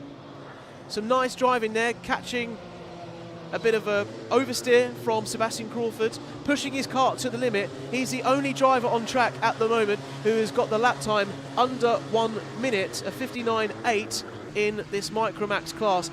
And it looks like he is really cementing this victory at the moment, pulling away from second and third. But what's this, a move around the outside? What a great move there from Jensen Darlow. If he can make this stick ahead of Milo Taylor, that is a fantastic move through Gasworks to hopefully hold on to that position. But we're going to come through the start-finish line, and that is Sebastian Crawford picking up an impressive victory there ahead of Arthur Rhodes and Will Hatton, and taking the chance when he needed to. Let's go on board then and finish off with our mighty E-runners, a dual class in this race. And we have been watching Harry Stinson and Ansel Murray battle it out for P1 and P2. Is Ansel got any chance coming into this final bend? It doesn't look like it. It's going to be as you were. Although Ansel's going to try round the outside, very close indeed. But it's stuck with Harry Stinson taking P1 there in our mighty class. Ansel Murray, Heath Smith, Freddie Dye, Elliot Hitch, Arthur Thompson, Junior Wright, Henry Howes, Jacob Amos, who was having a good race there during that mighty race, and Jax Wong in those positions. Let's bring you the results, yes, of our Micro Max, first of all, confirm that there for you now. Sebastian Crawford, Arthur Rhodes, Will Hatton, Jensen Darlow with some impressive moves on that final lap. Milo Taylor, Freddie Baker, Zach Andrew, Teo Jepson, our S-plate of Max Armit, Munro Wilcox, Benjamin Finley, Sebastian Talbot, Jensen Drummond, a privateer doing well there up in the top 15 places, and Anthony Ray is P14. And then P15 is Lanny Eden.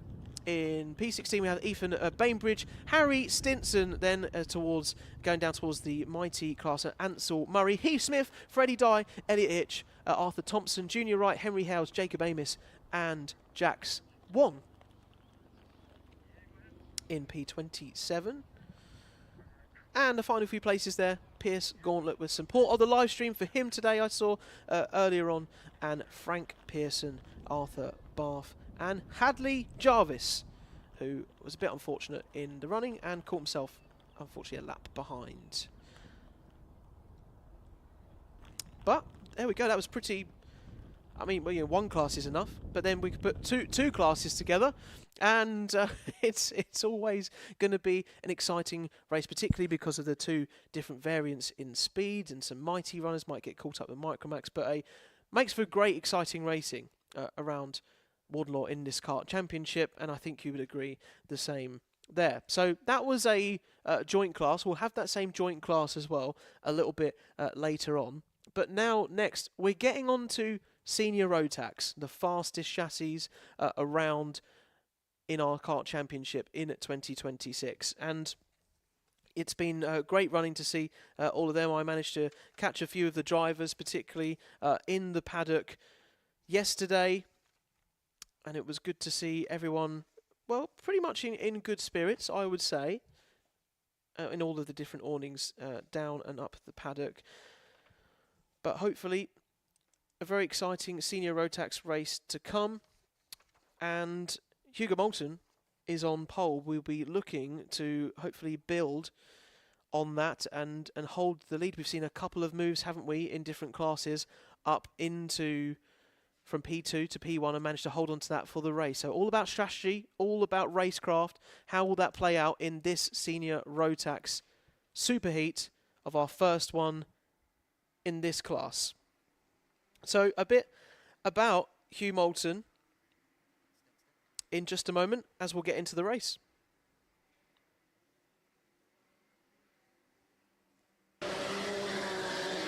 Okay, see our Senior Rotax drivers going round and warming up their tyres as much as they can. Hugh Moulton for racing for Coles Racing today. Got to keep an eye on Hugo because he was a Rotax Festival champion in 2023, so he certainly knows his way around a Rotax. We'll have a couple of formation laps with our Rotax runners to get some speed up into their Rotax karts, and I will keep you posted then on our starting grid. Hugh Moulton is on pole position, Harrison Crowther is P2, Oliver Liversedge is in P3, Joshua Smith P4, Elliot Dalton Ayres is P5, Kai Newman is P6, Lewis Sumner P7, Rory Hinkley is P8, Melissa Adrian in P9 as the top privateer. Great performance from her to be up there where she is. Benjamin Lee is your top 10. Riley Bishop P12, Christopher Hughes P13, and another privateer in Scott McDowell up in P16. So, lots to keep our eyes on again. Oh, and who's this? Is not going to be taking part in this Senior Rotax race. That is the number 46 of Jaden Sherwood. Oh, what a shame that is that he can't pick up points then in this race, particularly racing for Coles as well. He's a British F4 esports driver and a champion in other series. That'll be really disappointing for him at the start of this Senior Rotax race, but absolutely gutted for him. As you can see, they're making some adjustments on their kart to bring out the best performance of those radiators, and you always wonder when their heads are bowing next to each other, like whether they're chatting to each other, even though they can't hear each other. But that's not important right now because we're about to go for this Senior Rotax race down through the tram lines, and we are away and racing for 8 minutes plus 1 lap and hurtling all into turn one. Looks like everyone has managed to get through there pretty safely, pretty well, and starting to build up that gap in front already. Hugh Moulton is, I think we had a false start. We thought we were racing and we had a false start. So we've made that call and they will now form back up again because not everyone was sticking within the tram lines there. We saw maybe on the camera maybe a slight deviation outside the tram line on the right-hand side of the grid, which is why everyone needs to find their place and position again, and some extra opportunity to get some more heat into the tyres.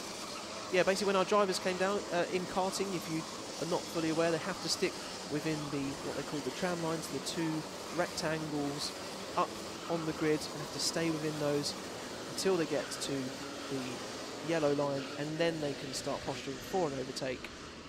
And we can go racing. So we'll bunch them all up again, and they thought they were all going to be hurtling down there towards turn one, and it's as you were.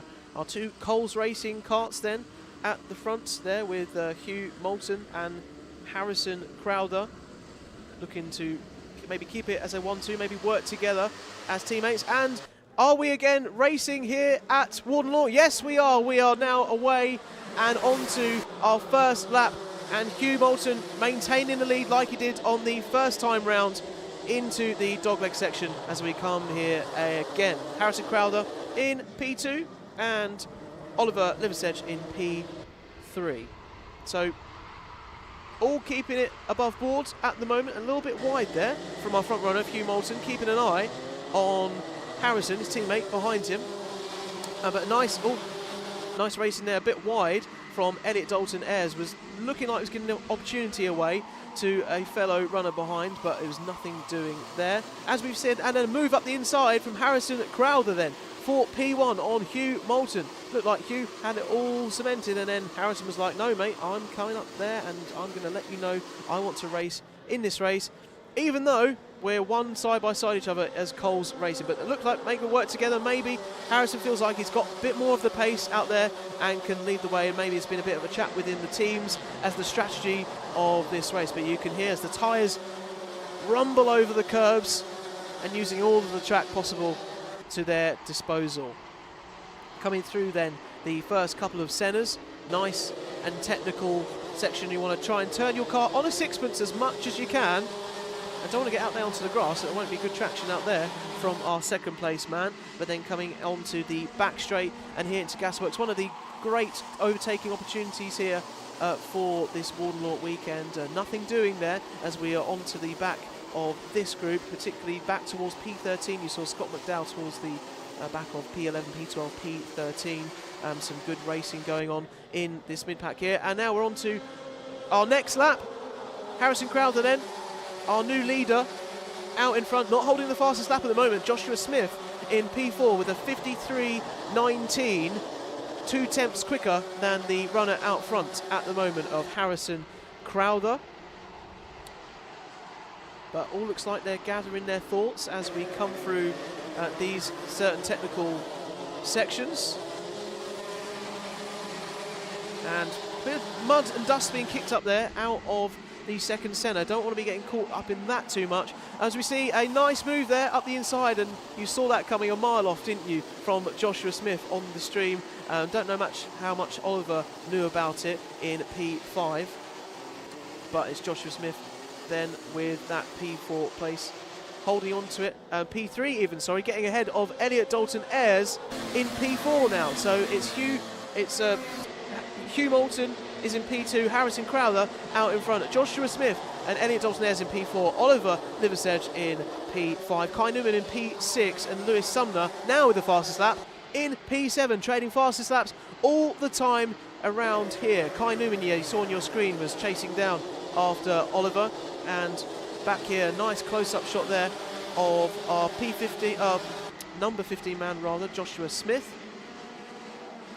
in P3, holding off this group. Nice move then up the inside, Oliver on Elliot Dalton Ayres. Nice battle going on between these two at the start of the first half of this senior Rotax race. And coming towards Paddock Bend then, and cementing a brand new position once again. A nice gap out in front for Harrison Crowther in P2. As we can see some of the JWR Racing, the KR Sport team, their teammates watching on in the paddock here at Warden Law. Which team are you vying for and supporting? You can let us know on our live streams on Alpha Live and the Kart Championship, as well streaming live to you all around the world. Here in 2026, the Kart Championship kicking off in Sunderland, and some great racing right off the bat. You can see a warning there for our number 12 of Rory Hinkley down in P8. Maybe getting a bit tasty with some of our battles further back. Nice move there from Riley Bishop up the inside of Rory Hinkley himself. So some good moves from Rory, who is for the JWR Racing, aiming for a podium in this 2026 season. And this is his first season racing in owners karting. So it'd be nice to see him making that progress as we just saw there, and doing well for his JWR Racing team. Let's jump on board here then with the number 31 of Lewis Sumner, who is at the front of this sort of P6 group, back to P7 and P8 with Kai, Riley and Rory, all vying for position and valuable points in this first superheat of senior Rotax. Coming through the Dunlop chicane then, and out of there we have got a nice battle going on here with Benjamin Lee down for Hunter Motorsport, down towards P11 at the front of this group. You'll see him P11, P12, P13 and 14 and so on, back towards there. And Benjamin sort of leading this charge a little bit, with a little bit of a gap towards the end of the front of these runs. But we're focusing now back towards P5 and picking up this group of Elliot Dalton Ayres and Lewis Sumner and Kai Newman, all being consistent, keeping their head in front and trying to keep their car in the right direction, going in the right way. Nice move there up the inside for number 52 of James Kell, making a good move. Looks like up the inside of Scott McDowell there on the privateer. Scottish driver Scott McDowell looking for an impressive weekend here in Warden Law, and doing okay in the sort of mid-pack at the moment in P13, but like to obviously be a bit higher if he can. Okay, look, we've got 1 minute 45 plus 1 lap on the clock here in this senior Rotax race. Your lap times are about a 52.48 at the moment. The fastest lap we can see from Harrison Crowther has got the fastest third sector as well, so cementing his position out in lead ahead of Hugh Moulton. Sector 3 seems to be a strength of Harrison's right now, and that's good to see with that very well technical section, and a lot of track changes. Some of the track changes are coming through not here at the Dunlop chicane, but particularly at when we get towards Paddock Bend, the final corner. It kind of goes round on itself a little bit more now and makes for a tighter line, a tighter entry and a wider exit to get a better run down the start-finish straight, and maybe an opportunity to go up the inside. Got a mechanical flag there from race control for number 82 of Michael Ambler. So we'll have to be very careful there with those mechanical flags. You can't be having any part of their go-karts flapping about or causing any incidents. So it will be assessed, hopefully, and the right things will be done with Michael. But we are here on board with the number 15 of Joshua Smith in P3. So we kind of got the two front runners out in front, Harrison Crowther and Hugh Moulton in P2, and then P3 with everyone else behind trying to battle for P3 all the way down from Oliver Liversedge, Elliot Dalton Ayres, Lewis Sumner and Kai Newman. This has been a great, consistent and very close battle in this group throughout this senior Rotax race. As they come down then through Paddock Bend, you can see it's a lot more wide. It can be on the power a lot earlier now out of that last turn at Warden Law. Joshua Smith checking over his shoulder as much as he dares for his Liam Atkin Racing English champion in 2021, and PFI and Kim Bolton has been his pre-season testing to get familiar with his go-kart there, so not too much time spent up at Warden Law here, but plenty of other time to kind of get to know his go-kart anyway around how those tracks work. Coming through the Dunlop chicane, leading them through then for what looks like is going to be the penultimate lap. And a little sniff up the inside there from Oliver Liversedge, who fancied a move on Joshua Smith, but thought better of it and maybe to save it for the last lap we're on to. Oh, and that's a 24. Who's out there? That is looking like it's Elliot Surtees, unfortunately, has been out on the grass. Maybe a problem with his kart, but we'll see what happens with that. We're then on to our final lap. We're staying with the battle for P3. Joshua Smith, followed by Oliver Liversedge, Lewis Sumner, and Elliot Dalton Ayres, and Kai Newman down to P7. Can Joshua Smith hold on to this lead for his Liam Atkin Racing team? Can he use that championship winning experience of a few years ago and hold face in front of the challenge, the relentless challenge that's coming behind? But you'll go to the leaders here. You'll see Harrison Crowther getting a great jump earlier on in the race on Hugh Moulton, who started on pole. And once again, we're seeing around Warden Law here, P2 working out very well for some of our drivers. Harrison Crowther's going to come across the line to take victory here for Senior Rotax, followed by Hugh Moulton, who's going to come across the line in P3. It's Joshua Smith with a little casual look over his shoulders going, yeah, I'm on the podium, guys, for my team. I'm on the podium. I've put that experience to good use. Followed by Oliver Liversedge in P4, Lewis Sumner in P5, Elliot Dalton Ayres in P6, Kai Newman is P7, and Riley Bishop P8. Drew Preisner is 9, and P10 is Benjamin Lee, as we were going through there. Confirmation of our results. Harrison Crowther with a comfortable 1 second lead out in front then in this Senior Rotax Superheat 1. And down from Moore's P10, we've got Benjamin Lee rounding off the top 10 for you. Melissa Adrian, unfortunately in that race, wanted to climb a little bit higher, but P9, but still P11. A good performance from her there, privateer at the moment. Scott McDowell with the Scottish spirit behind him in P12. James Kell in P13. Saw a nice move in that race from him as well in the middle section of this Warden Law circuit. Rory Hinckley is P14. P15 is Jamie Kirkbride. P16, Ross Tyler, George Cole, Christopher Hughes, Max Sheldon Hayward, and Oliver Lomax down to P20. And then your P20 below runners, that is Dylan Tracy, Lewis Holt, Zach Kane, Connor Tubby, Jack even. I might have had a bit of mild dyslexia there, I apologise. Jack Gillicuddy is P25, Joshua Jarvis, and Eddie King is P27. P28 is Cassidy Southall.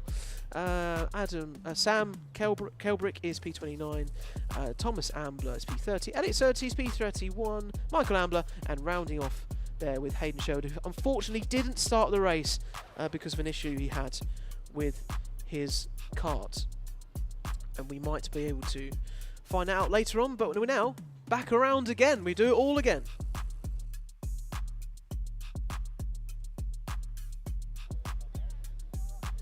On next to our Honda Cadet class. This is a great look into the paddock here and getting those engines revved for our next Honda Cadet Superheat race.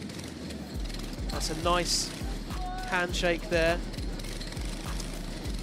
between driver and parent onto our Honda Cadet. Race 25 for you then we're on to now, and you saw a nice bit of support between our drivers there in the dummy grid, getting themselves ready.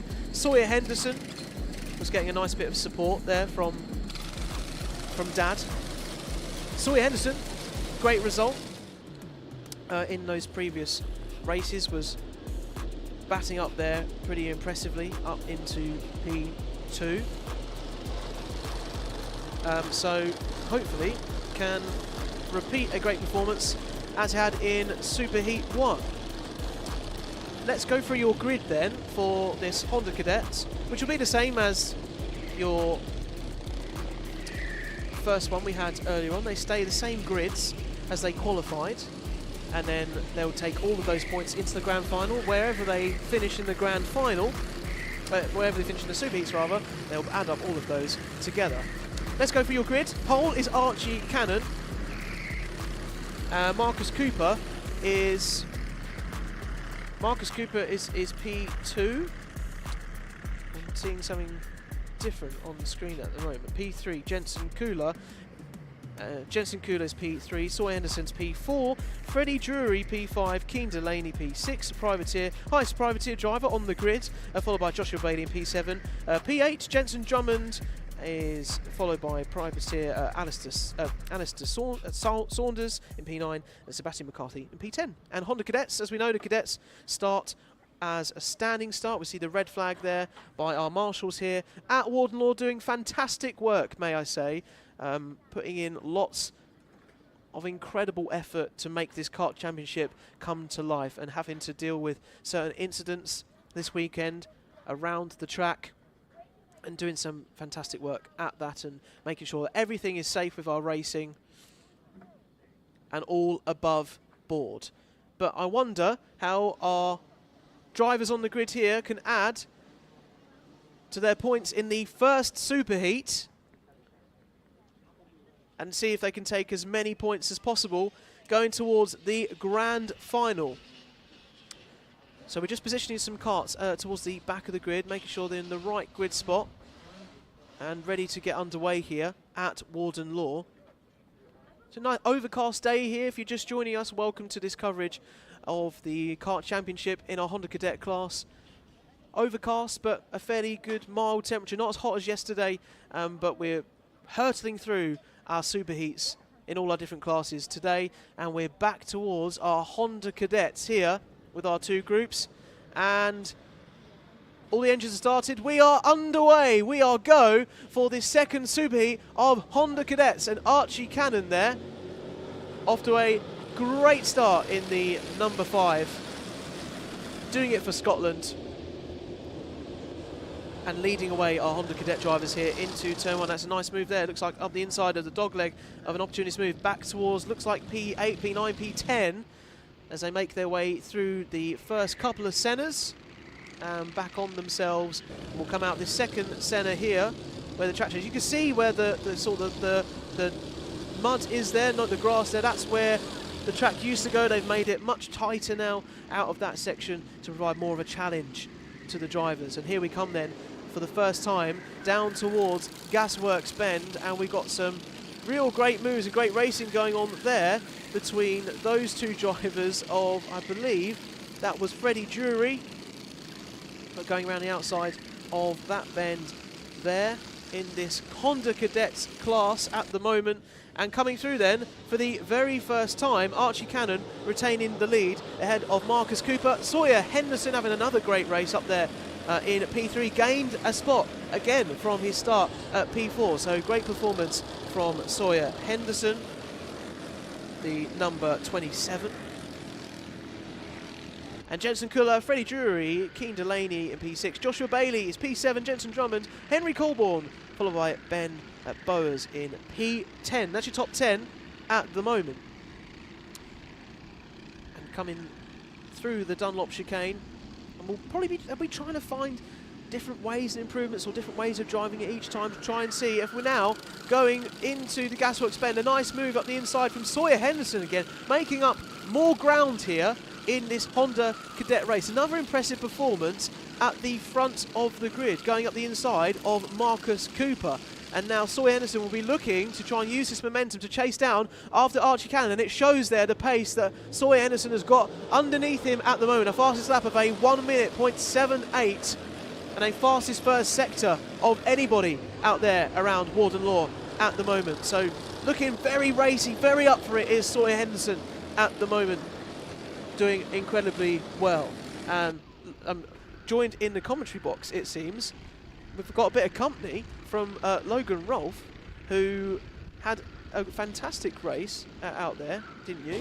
And it was all good. And you're live on Alpha Live. Logan, welcome to the Alpha Live live stream. Are you enjoying the racing so far? Yeah, so far it's looked quite a hard but competitive weekend so far. Yeah, and you've seen some nice moves on the inside here. We've got the number 28, that's Ben Bowers up the inside of Henry Colborne. And look, there's a camera on us now in the commentary box. So producer James is here. Me and Logan are here. Hello. And how's you getting on in your class? Good. I won the first superheat of today for my race. Yeah. And hopefully we can keep that consistent so we can win the final. And tell me a little bit about your KR Sport guys that have been helping you to get ready for this weekend. Has it been feeling like you've got good momentum? Clearly you did very well in the first race. Yeah, well, we got home from Cremona, Italy at 2 o'clock in the morning. Oh my goodness. On Tuesday morning, and then on Wednesday we were travelling up here. Wow. So it's there's no rest at all with all of that, and you're straight into the racing as well. But you feel like you've got good energy though. You're rested. It seems like that's going well out there. Yeah, it's like not like resting, but it's like hard to like try and keep up with all the races that I've got going on. Yeah. This year and this month. Yeah, and what are you most looking forward to about the Kart Championship this year, particularly because we've started off Warden Law here. It's we've got a fast circuit. We've got Archie Cannon proving that out there at the moment in our Honda Cadet classes. How are you finding Warden Law? Good. Yeah. Like the new track layout is quite hard. Okay. But we're doing quite well with it. Yeah. And what are you finding particularly is the challenge? Is it trying to get the traction out of both those tighter corners now? Well, when I went out on Tuesday, everyone said the track was rubbish, the new part was rubbish. And then I'm like, it's actually not that rubbish. Yeah. It's just watch. And then I went up to my friend today and said, well, last night and this morning, and said to them, is the track actually that bad? And they're like, no, it's not now because all the new tyres have gone down. And I'm like, oh, that's the it. track, You've got more grip. Yeah. Yeah. The track was never that bad in the first place. No. Well, and it's going to be a thing of people are going to get used to it, aren't they? It's changed. You liked it the previous time, but I'm sure maybe once a few races have gone round here, we'll all be used to it. It seems like you're loving it. It's working for you, so that's the most important thing. And looking at the Honda Cadet classes at the moment, do you think they're doing pretty well out there? Yeah, Archie Cannon, who's in first, is handling it very well. Yeah. So is Sawyer Henderson. He's handling it very well. And how does Honda Cadet then maybe compare to the class you're in, if you had experience in different well, classes? the Honda is 2-stroke, I believe, and the Rotax is 4-stroke. And the Rotax, like unlike these Hondas, they don't bang like when they brake or come off the throttle. Okay, and that can give you some great performance, I guess, out there between the two classes. But learning how these different karts work, isn't it, and getting the most out of them, extracting them. Yeah, and it's like full back, the Micromax grid was full, or I couldn't enter for it, so I went out in Honda like a year and a half ago, and it just kept on banging every lap. I'm like, Dad, there's a problem with the engine, and Dad's like, right, what is it? And I'm like, it keeps on banging. Yeah, I don't need this. Yeah. But look, we are in the middle of Honda Cadet then. They're doing a great job of getting their karts round, and Archie Cannon has been keeping Sawyer Henderson very honest. Sawyer Henderson has been having a great day of it today. He started in P4 in this race once again and is up into P2 and challenging Archie Cannon then. And particularly in the paddock between all of you, is it been good to all catch up again and be back here? Yeah, it's actually like, it's good to catch up with like all my friends that I saw last year at the Kart Championship presentation. Yeah. So yeah. Oh, good. Oh, it's great to have you here in the commentary box, Logan. And I wish you all the best for the rest of the racing throughout the categories this weekend. And I assume you're aiming to be at the top of the grand finals later on. Yeah. Yeah, that's the aim. Hopefully, take as many points as you can out of this Warden Law track. Well, we've got a couple of laps left together. Would you like to talk me through maybe this lap? Yeah, so first corner, flat but a little bit of brake, and then you go through where Archie Cannon is right now, then it's a brake, then it's a throttle again, and then it's a brake and a throttle, and then as you go up to the first new corner where Archie Cannon is, you brake hard but sharp, and then you get on the power nice and early. Ooh, nice move at the outside there. Yeah, nice move. Number and then 59. Where the 59 just went, you then go brake and then early on the throttle, and then through the chicane you go brake flat, and then you're flat all the way around, and then gas works. You have a hard brake, and then it's an early and the it's fine. It's hard to keep up with the carts. Yeah, and one of the carts just went up in the air at Gasworks. Yeah, it's And not what you need. And then through the last bit, Yeah. it's like flat but right on the brake, and then it's sharp brake at the end, and then that's the whole lap It's gone. flat out, and that's Freddie Drury there up the inside of Joshua Bailey for P5. So let's stick on board then for this final lap of our Honda Cadet Super Heat 2 with our class, with our groups A and C, and it is looking furious in this mid-pack as we've got another dive up the inside then from Joshua Bailey trying to take that back off of Freddie Drury. Now, how well has that gone for him? It looks like we'll find out. And yeah, Joshua Bailey ahead then of Freddie Drury is as you were beforehand. But let's go on board with our leaders. Oh, it's a very close final few corners. Archie Cannon doing all he can to defend from the inside of Sawyer Henderson, who's had a fantastic race, keeping right up there with Archie Cannon. But Archie Cannon, the fastest lap of the race. Sawyer Henderson's going to try all the way to the line, but it's not going to be enough. Archie Cannon is going to take victory here. Very hard for Archie Cannon at the end. Cadet. Yeah, it was incredibly hard. A lot of pressure underneath there as well. And let's round up through our top 10 quickly before I can ask you about what you're expecting the rest of your weekend, Logan. Sawyer Henderson P2, Jensen Culler P3, Marcus Cooper is P4, Joshua Bailey is P5, Freddie Drury then unfortunately then losing out in that mid-battle to P6, and Mason Becker is in P7, Henry Colborne is P8, P9 is Ben Bowers, 10th is Sebastian McCarthy, Jensen Drummond is P11, P12 Finley Thursfield, Alistair Saunders is P13, P14 is Seth Wright, P15 is Reggie Jafisi and Keane Delaney's P16, Jacob Jones P17, Archie Edgar, Tommy Burgoyne, Finn Hollis, Phoebe Shelton, Austin Dow, Jensen Fathers, Eric Grisbeck, Alfie Keeling, Alfie Love and Krish Doshi.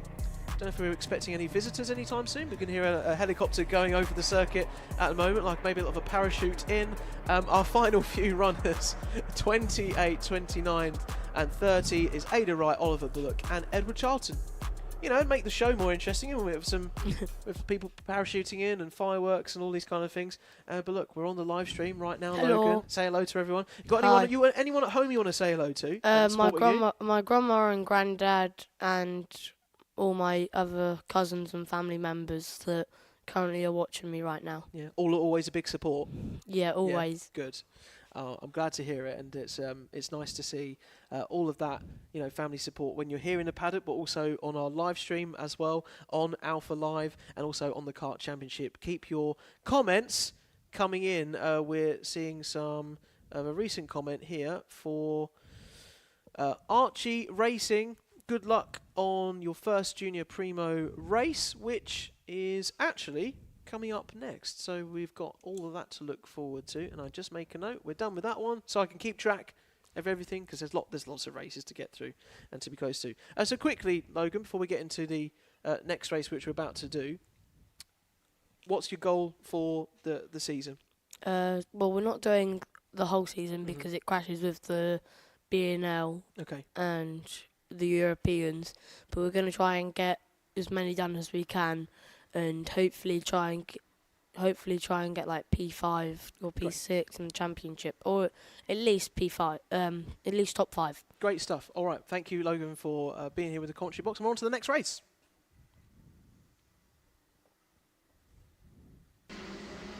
All right then, so this is Junior Primo, and Logan, if you want to stick around, when your next race is, well, not for a little while. So you want to stick around for this one? Yeah. And we'll have a bit of a well, look. my dad's got a driver, Lucas Esser. Junior Primo, yeah. In Lucas Junior Esser. Primo, so we're looking forward to yeah. seeing So how I don't need to rush anywhere fast. All good. Right, we can stick around then as we're on to this Junior Primo Super Heat 1, the first Super Heat of the weekend. Junior Primo is a nice little gap, isn't it, between the classes? Helps with drivers like yourself get in between there. So let's go on to pole position for Jacob Underhill. Second, great performance in P2 from privateer Layla Berryman. P3 is Jackson Heath. P4 is Aaron Berridge. P5 is Jude Pudfoot, and P6 is Lucas Esser, who you were talking about. So that's a great qualifying there in P6 No, he actually didn't qualify there. Oh. He qualified like in the 20th. Oh, okay. So he didn't qualify too good, but then my dad sorted him out, and he came all this way. So hopefully we can get a top 3 from Lucas. Okay.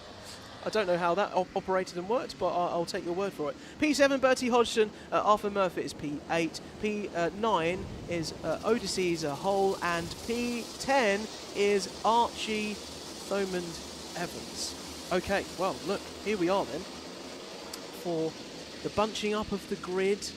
How do you find this moment? Quite, straightforward, or is it a bit less than that? Well, it looks easy, like on the screen. Yeah. For me, it looks easy when when I watched the F1. Oh, that's easy. I'd easily get P1. But then when I'm racing, I'm like, no, that's not easy. And talking of the racing, here we go then. We are on to our first lap for Junior Primo, and up the inside there, lovely move by Jacob Underhill, but it's a false start. So all of that effort into turn 1, making it look really glamorous and nice. Logan. Yep, and even Lucas Not Hesse worth got it. up to P4. He did get up to P4. Yeah. But unfortunately, not the one. Because how also difficult, Logan, is it to stay within those tram lines and make sure you get the right start? Very hard, especially now that when Dan Ashton said in this briefing room that we're commentating in at the minute, Dan Ashton said they're going to paint more of the corridors. They just haven't yet. It's like you've got to follow the lines in the new tarmac, and it's quite hard. It's hard to pick out when you go in that speed, but we'll all hopefully, everyone's in the same boat, but it's still very difficult. I think that's the important thing to say. All right, so look, they're making their way around again. An extra formation lap like this, is it useful or does it hinder you? Well, when it's like cold, it's like worth it. Yeah. It's worth it because you get that extra tyre warm.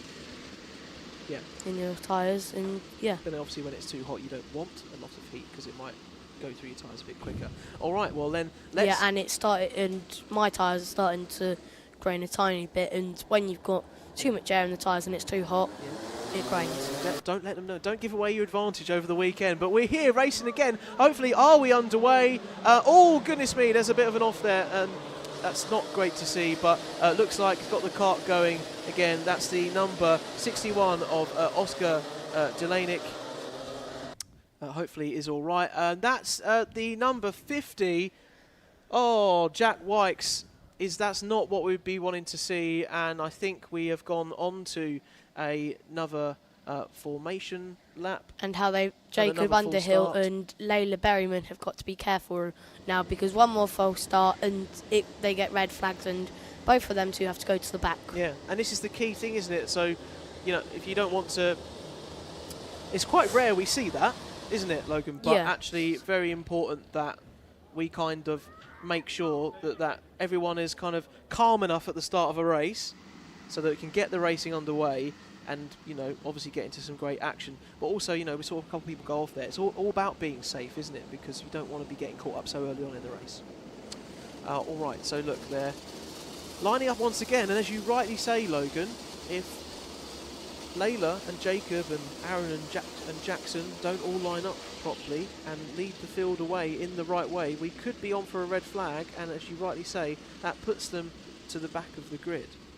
So let's hope then for a third and final time we can go racing. And that's the 51 that isn't starting. Oh, there's a little bit of a problem there for Bertie Hodgson, and not really sure what's going on, but it looks like hopefully we'll be racing underway once again, and I think we are racing now. Oh, and there's a massive spin. Oh my goodness, who's that off again? That is Oscar, number 61. Oscar Delanic again, who did go off the previous time, and in front of your screen now, I think that was possibly the 80 of Morgan Cooney, but I couldn't quite make out towards the end. But we're jumping on now then. We're into the Junior Primo. Oh, there's lovely moves into the inside there, trying to make that stick.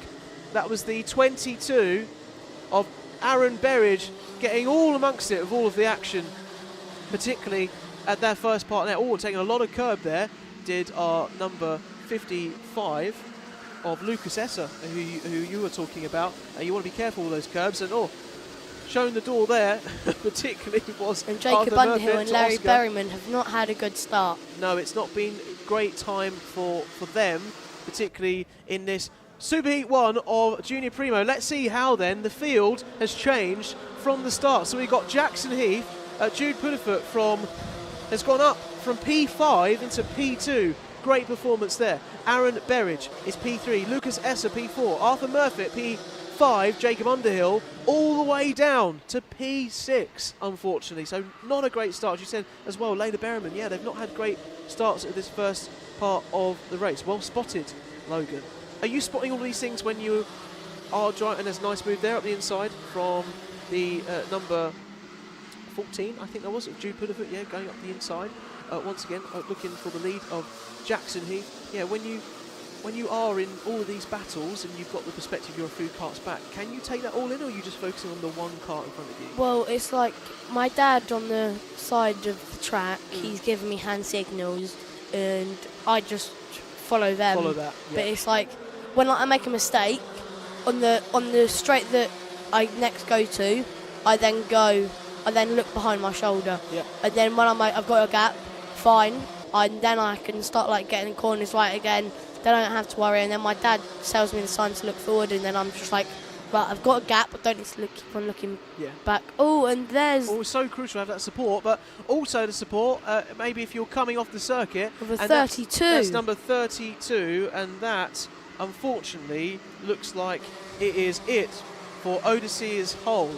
Unfortunately, not looking like that was a great first half of the race. So, you know, it was going okay for them, but now off to the side of the track, and not really sure what all of that was concerning, but hopefully maybe we'll find out a bit later. Let's rejoin the action here and focus in on this battle for P8. This is Toby Wortley, followed by Layla Berriman, who has had a really unfortunate race right down from P2, as you were mentioning, a privateer driver here with us this weekend. So is Jacob Kart Underhill as and well. Jacob Underhill was doing really well and is now down into P6. So hopefully they'll be looking to recoup a little bit. This is only Superheat 1, and you can try and make the call back in the 4.5 minutes we have left. But maybe leaving it to Superheat 2. Nice move up the inside there from our number 22 driver of Aaron Berridge, who is his first year in the Kart Championship and showing why he deserves to be here on this Warden Law circuit, going past our number 80 there. Well, you know, it's sort of like it's peaks and troughs in this race, because like all of a sudden there's massive action, particularly in the Primo, the Rotax races. I feel like there's a lot more ebb and flow between stuff, and things can change in an instant, can't they? And you've got to be on it as a driver to spot those opportunities, haven't you, Logan? Yeah, totally. Yeah. All right, we're coming through these couple of Sennas here. The new track change as we're getting used to more and more. The first one in proper competition today for our Junior Primo, and this is Jude out in the lead of Aaron Berridge at the moment, and then followed by Jackson Heath and Lucas Esser, Arthur Murphy. Bertie Hodgson got the fastest lap right now, a 54.23, a couple of tenths quicker than the lead runners at the moment. We're now 54.15 from Jacob Underhill, showing his pace as to why he was starting on pole position, but currently only down in P6, can only put it to good use there. And there's a move from Lucas Esser that just went into the first corner. Yeah, nice. He's now move. up to P3. P3 and two carts in. Two carts in one. Was it a double move or just the one?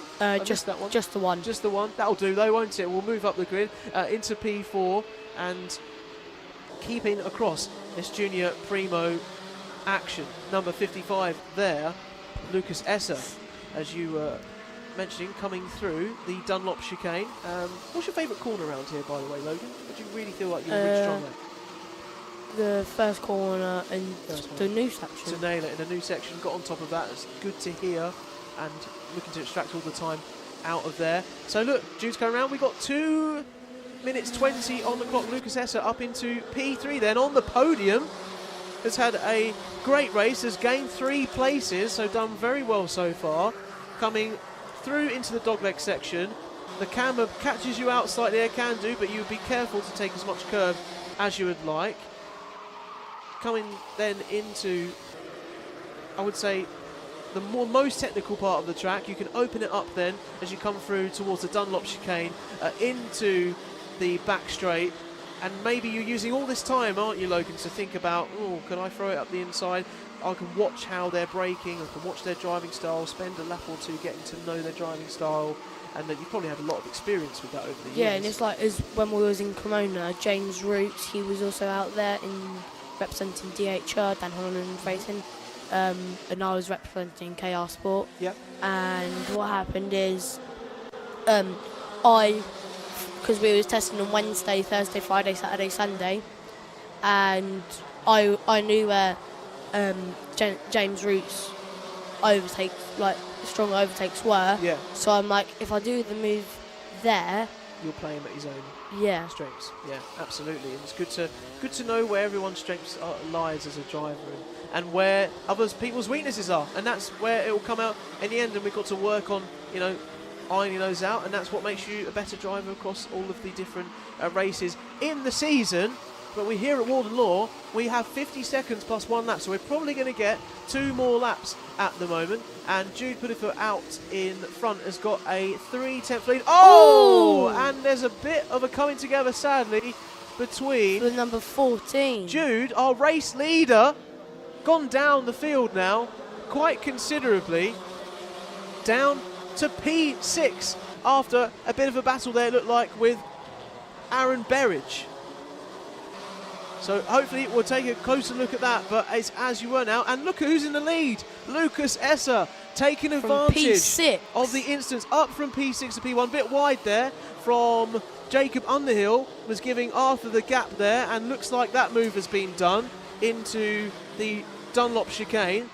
And going through there, Jacob Underhill then now back up to P4. So Jacob Underhill taking advantage of what just happened there and making the most of it. It's all go here as we get to the final lap, and getting very wide there, nearly missing a car on the side of the track was Jacob Underhill, narrowly avoiding that one.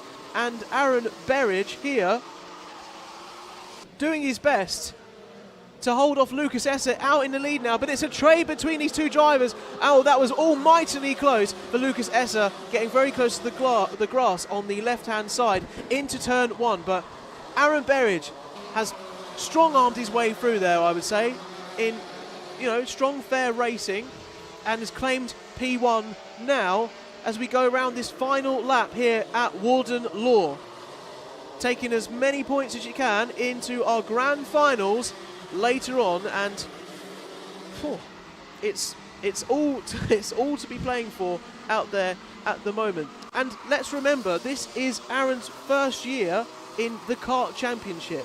He's a privateer. He's not with one of our teams up and down the awning, but really showing that he's got all of the skills and all of the pace that he needs to take victory. Wow, what a race that was here for our junior Primo Super Heat 1.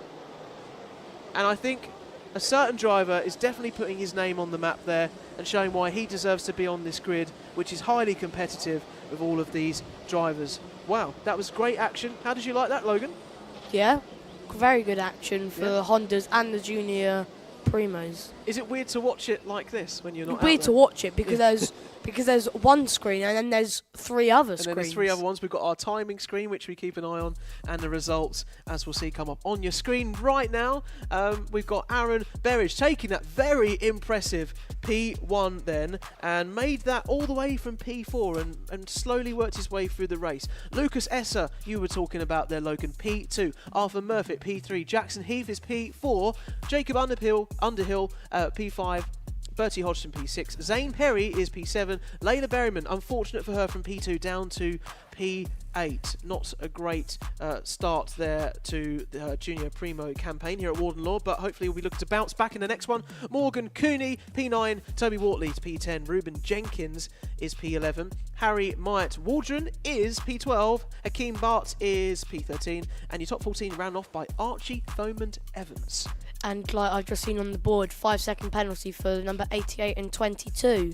So we'll see how that comes out then. So Arthur Murphy who finished in P3, and I think it was that coming together with Jude earlier on in the race, there might be a result of how that unfolds. And the number 22 see. as well We'll see in that comes P1, out. so that now makes Ah! Lucas Esser first. Well, how about that? You're more ahead of this than I am, Logan. I'm trying to keep track of all this, but you're in the midst of all this. You know how all things work. So, at the moment, the results is Aaron Berridge in P1, but as you say, the penalties could all change. So we've got a 5-second penalty here for Arthur Murfitt, who finished in P3. So he's possibly going to drop down a little bit. So Arthur Murfitt, trying to work this out on our timing screens, might drop down to almost P12. And then we've got Aaron Berridge, who's got the 5-second penalty, who will probably drop down to ninth. And then we've got Jack Smith, the number 20 in our junior Primo, who is, well, going to be having that 5-second penalty as well, with a little bit of coming together during that race. But down in P23 is unfortunately not going to make much of a difference. So after an incredible performance by Aaron and the showing his mettle as a privateer, his first year in TKC, caught up in the action a little bit and has come out unfortunately on the other side with the penalty and has changed everything completely. And now we'll wait for it to be confirmed, but we think Lucas Esser will be taking the win. And Lucas Esser starting in 6th, not bad, eh? No, not too bad from where he qualified. I think he qualified 28th to get to P1 in the Super Heat. Didn't think that was going to happen. Yeah. I'm like, Lucas, in my head, in my opinion, Lucas was going to come top 10, top 10, P10, P5 to P10, and that's like the most that he'll get. But he's just gone and showed and proved me wrong that he's now won the Super Heat. Yeah, and he could, he was keeping, even though Aaron was in front as the race was going, he was right there. The gap we only had was 2/10. So yeah. Really on it indeed. Well, so how are you liking the weather here? Because with Warden Law, it can be it can be cold. Sunny anywhere and it'll still rain. Yeah. But like today, it's like cold, but the clouds look like they're not going to hold back and just still going to rain. And it's like I'm hoping that the weather will be on my side, like it was in Campillos and Cremona. Yeah. Well. I'm hoping, you're probably not going to get as much sun, are you? No. It's definitely not going to be 28 degrees here. More overcast. Maybe not. The tyres aren't going to be as sticky as you might like them. No. But then you'll set the kart up completely differently for this Warden Law track. And nice to get some heat anyway yesterday. It was good out there. Anyway, I'm doing a typical British thing, Logan, where British people talk about the weather and how nice it was. We probably only want to do that a few times here, but it's pretty good. As Sunderland goes, as Warden Law goes, it's not too bad. When have you got to head off? Because I don't want to keep you too long from preparing for your races. So next we're on to the mighty Bambino. I can stay for this mighty Bambino, and then I need to head off. Really, okay, great.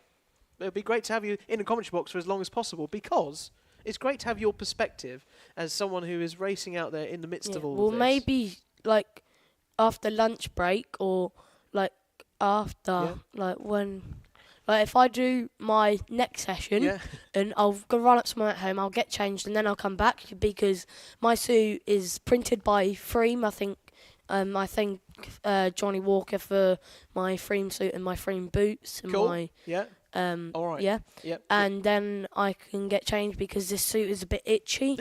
Well, you're not showing it here on the commentary. Let's get into our next Mighty Bambino race.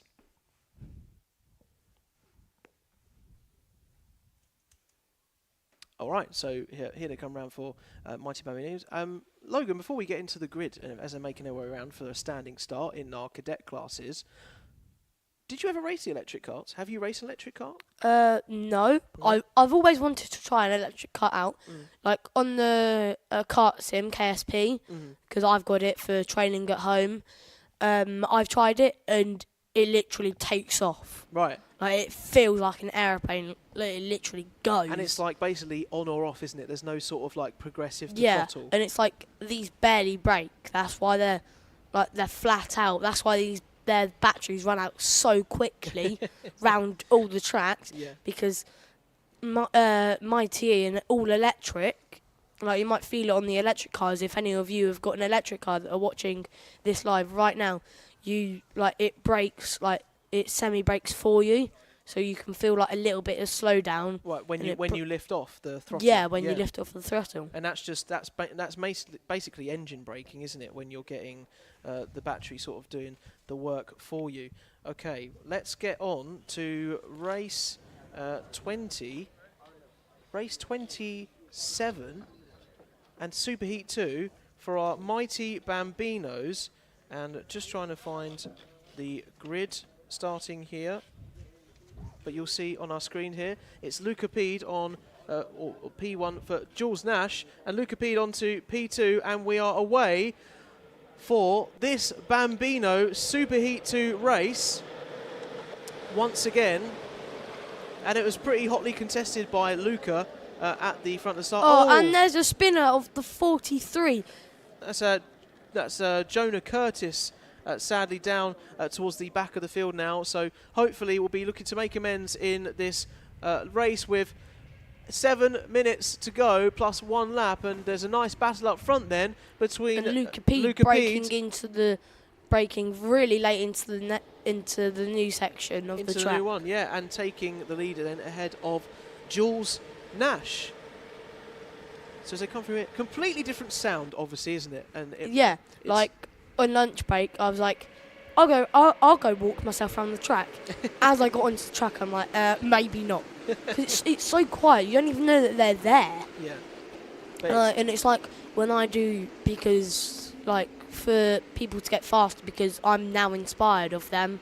I now do track days with them. I have to look left and right about 20 times just to make sure they're not even like coming, because they're so fast. They're 45 mile an hour down the straight. But we know they're racing there. I think that was Jacob Amos we saw on our screen there, who's in the mighty Cadets, cheering on his mighty Bambinos, who races a similar karts then. So here we are in the lead. Luca Pede is back out in front ahead of Jules Nash. A little tussle for the lead as we went through at the start of that race, and then coming through the 2 Senna sections at the moment. Take that nice tight line to start with and go out wide towards, and you can take a better line and entry through this second Senna and out towards the Dunlop chicane. And how crucial is it, Logan, to get the line right between these 2 chicanes, because you don't want to be clipping that curve? Well, no, because like for the Mighties and Cadets, it's in the juniors, seniors, and all the other big karts.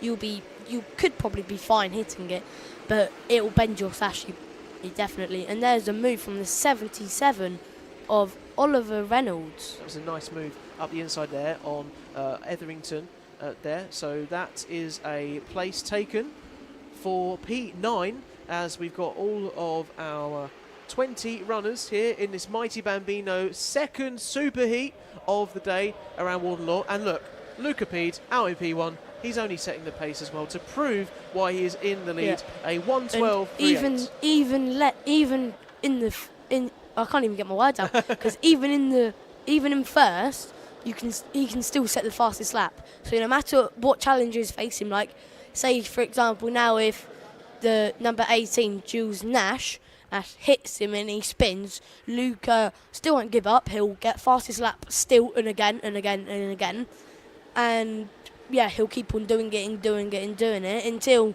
he's first again. We don't want the contact, of course, but it's a because karting's a non-contact sport. Remember, it's a non-contact sport at all times, but they are very close to each other, and a nice little cheeky kiss on the bump, on the bumper in front, maybe just to let them know that the teammate is there. Carry on, mate, and but hurry the 3 up. RCE boys, like Luca P's, have already got a gap of 0.24, and like the RCE boys, so that's quite impressive. Reese Furdy, Theo Apostrophe and Stanley Thruston, they just need to push to make sure that they can get a better result. Yeah, nice. And in these cars as well, to create a big gap in a field that is really even, it's quite a feat, isn't it? Because they're all very, very close together. Yes. So right, they're coming through the dogleg here now, and we're on the battle here for Rafe Verdi and Theo Azopardi for P6 and P7 here at this Warden Law track. Nice attempt of a move up the inside there from Theo, but nothing doing into that section of the centres as we make our way once again towards the Dunlop chicane and get a nice line between there, but you don't want to leave too much space on that inside for a nice little move around the outside, which will then become the key line into this gasworks bend here at Warden Law. And we're on this battle then, sticking on this battle for P6, 7, 8 and 9. But it's like Eli Parkhouse in P3 and Teddy Smith in P4. Well, they've already closed the gap by 0.04 of a second, so they're already catching Luca Pede. And like, if you're not watching the timing, if you're watching the live screen, and I can see that Jules Naff, their lines are like on each other, or Jules Nash is literally just in front. Yeah, so there's literally nothing to choose between their times. They are basically trading the same lap times. Both of their best lap times are 1:12.30 is Luca Pede, and Jules Nash's are 1:12.28. So literally 2 thousandths in it between the two of them. Not a lot to choose at all. But here we are then, as we're coming through towards the back end of the track into Sector 3, and we're on board with Luca Pede. So looks like when you're watching it like this, Logan, they're having a lovely time of it. It's all very calm. It's all under control. But there'll be so much going on in your head, I imagine, and keeping track of where you are at in the race. And, of course, you're aware that you've got people right behind you. Yeah, well, it's like when I was in Bambino, I'm like, Dad's like, and like in micro, Dad's like, look behind you and see how many cuts are there. You do not need to look behind because you've looked behind and seen how many cuts are do there. It once. Yeah, do it once and do it and right. He doesn't want to be looking behind right now because Jules Nash is all over the back of Luca Pede in this mighty Bambino race. And it looks like Luca Pede's got a failure on his kart, because on the last heat he was out in the front, and there Luca Pede goes wide.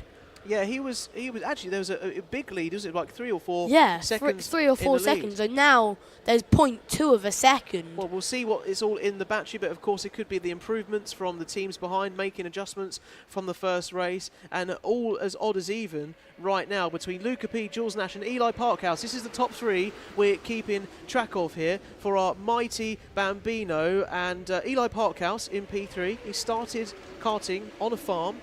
His dream is to get to GT3 one day, particularly as well, and that's the goal, for hopefully to get all the way up from Mighty Bambino, all through the karting classes maybe, and looking to make good use of those ambitions and aspirations right now to try and get into P2 ahead of Jules Nash as they come down the start-finish straight once again here at Warden Law through the Brian's Bend. This is a lot more twisty and turny of a section than I thought. Yeah, a lot more twisty and turny. Like, when I got here... When I did the track walk, I noticed that. Yeah, and it's like, when I got here, I'm like, oh, I've been practicing on the sim. It's not that twisty and turny. But then I went out for the first time. And it's more... Yeah. More turns. And then on Friday, my engine wouldn't start. There was a wire that broke off. And there was a wire, then it broke off. Yeah. And then it was the other wire. And so it wouldn't start. Because the circuit wasn't completed. It had a little like wire missing from it, but I showed pure performance like in the first run. We had to make a few changes on my driving, but we had a quite good weekend, and Luca Pede has now extended that gap by 0.38. Yeah, so he's putting out the gap to more than half a second at the moment, and in racing it is close like this. And now the final lap board goes out. Yeah, onto the final lap here then with Luca Pede in charge at the front. A little look over his shoulder, which we don't want to be doing too much as you were talking about, but essential at the moment. But I feel like that's really let Jules Nash close up, and it's almost like he's got a boost button out of nowhere because he's right at the back now, all over the rear of and the Luca top Pede. 3, Luca Pede, Jules Nash, and Eli Parkhouse. These could all crash, and then Aiden Castman, he could get the win. Yeah, and it's but there's a anyone's move race. of the number 21. Yes, nice move up the Eli inside. Parkhouse. Eli 24. Parkhouse, he has taken that move. Parkhouse. He's trying to find the space up the inside there into Dunlop, but there was nothing doing. But trying there's to make Jules his fastest lap, can't. But there's Jules Naff that managed to hold it round the outside, and he held it really well. And Luca Pede then has kind of got a bit more of a gap now because he's let these two battle it out of these mighty Bambino. We're coming through the final couple of corners, and Luca Pede once again dominating and showing why he is the top of this mighty Bambino grid. He takes victory here at Warden Law for the Super Heat 2 of this mighty Bambino race. We'll run through the rest of your final grid for you. There were some good battles going on with Rafe and Theo in that race as well. There was some movement between a lot of those. Rafe down, unfortunately, to P10, was up in P6 at one point, so maybe lost out in one of those battles. But let's run through the finishing grid and see where they all landed particularly. So Luca Pede takes P1, Jules Nash with P2, Eli Parkhouse in the end with the fastest lap as a 1:12.02, just a smidge faster than Luca Pede. So Eli Parkhouse doing well there. And P4, Aidan Castleman. Teddy Smith with the S plate in P5. P6 was Theo as a party. P7, Oliver Reynolds. P8, Arthur Everington. Edge Dara in P9. P10 went to Rafe Verdi. Unfortunately went down a few places, as I said, in the final few stages of that race whilst we were focusing on the lead. P11, Artin Ujla. And P12, Max Tetlow. Down towards Brella Stevens, P13, Stanley Thurston, P14, Aurelio Capalonga, P15, Jensen Paris, 16, Max West, P17, and Jonah Curtis, Archie Watkins, and Josh Chung round off your grid.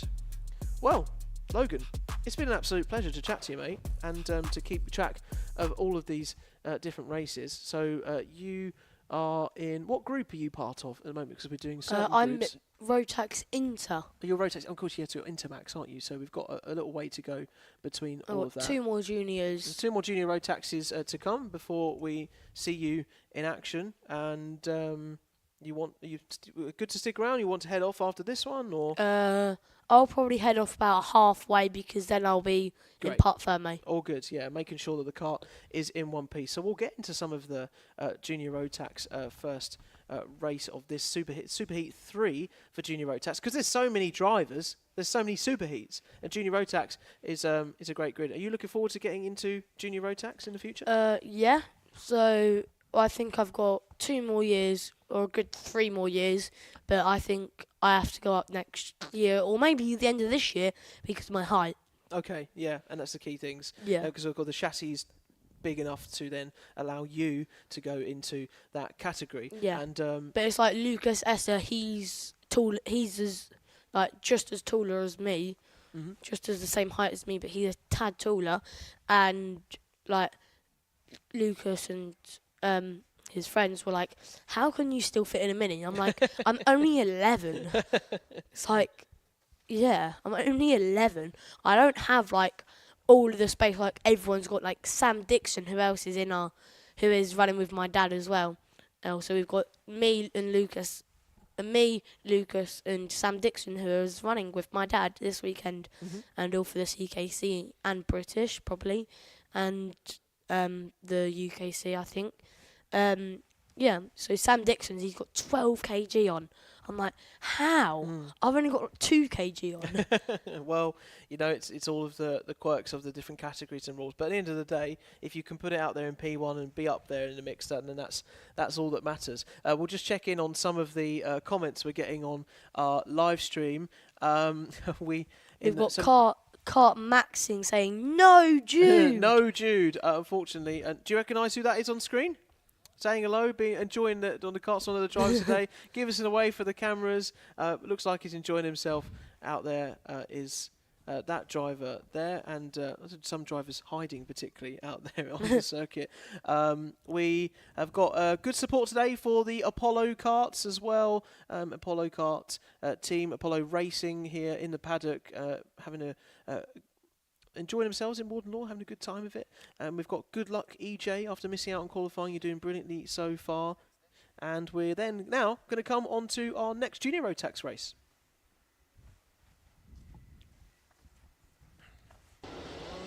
All right, so back to junior Rotax. Bit faster, this one, isn't it, Logan? Yeah, a bit faster. Just a tad.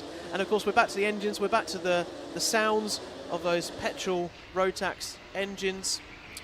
And well, it was a very interesting race the first times around, and now back to junior Rotax. I'm sure it's going to be just as thrilling in this part of the race. Let me remind you of where we'll be for our pole position sitters on our second superheat, our third superheat rather, for junior Rotax.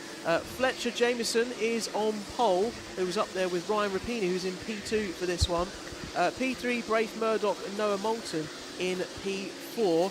Cooper Campbell leads in P6, and we'll then have Ewan House in P5. So you missed Ewan House on P5, and then Harrison Bishop, and then Teddy Cooper P8, Sam Flynn P9, and Isabella Stansmore Wilson in P10. Adam Turek is in 11th.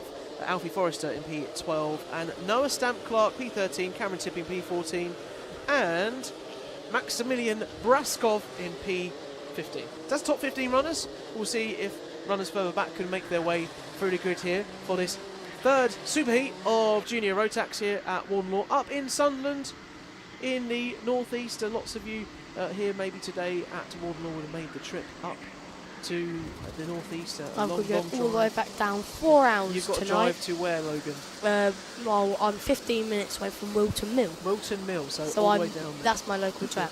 So I'm about 15 minutes away from Whilton Mill, so I've got to do my final, collect my trophy if I do get a trophy, if I do get in the top 5, and then we've got to pack away all the motorhome, make sure all the doors and belly lockers are locked, and the top cupboards are locked.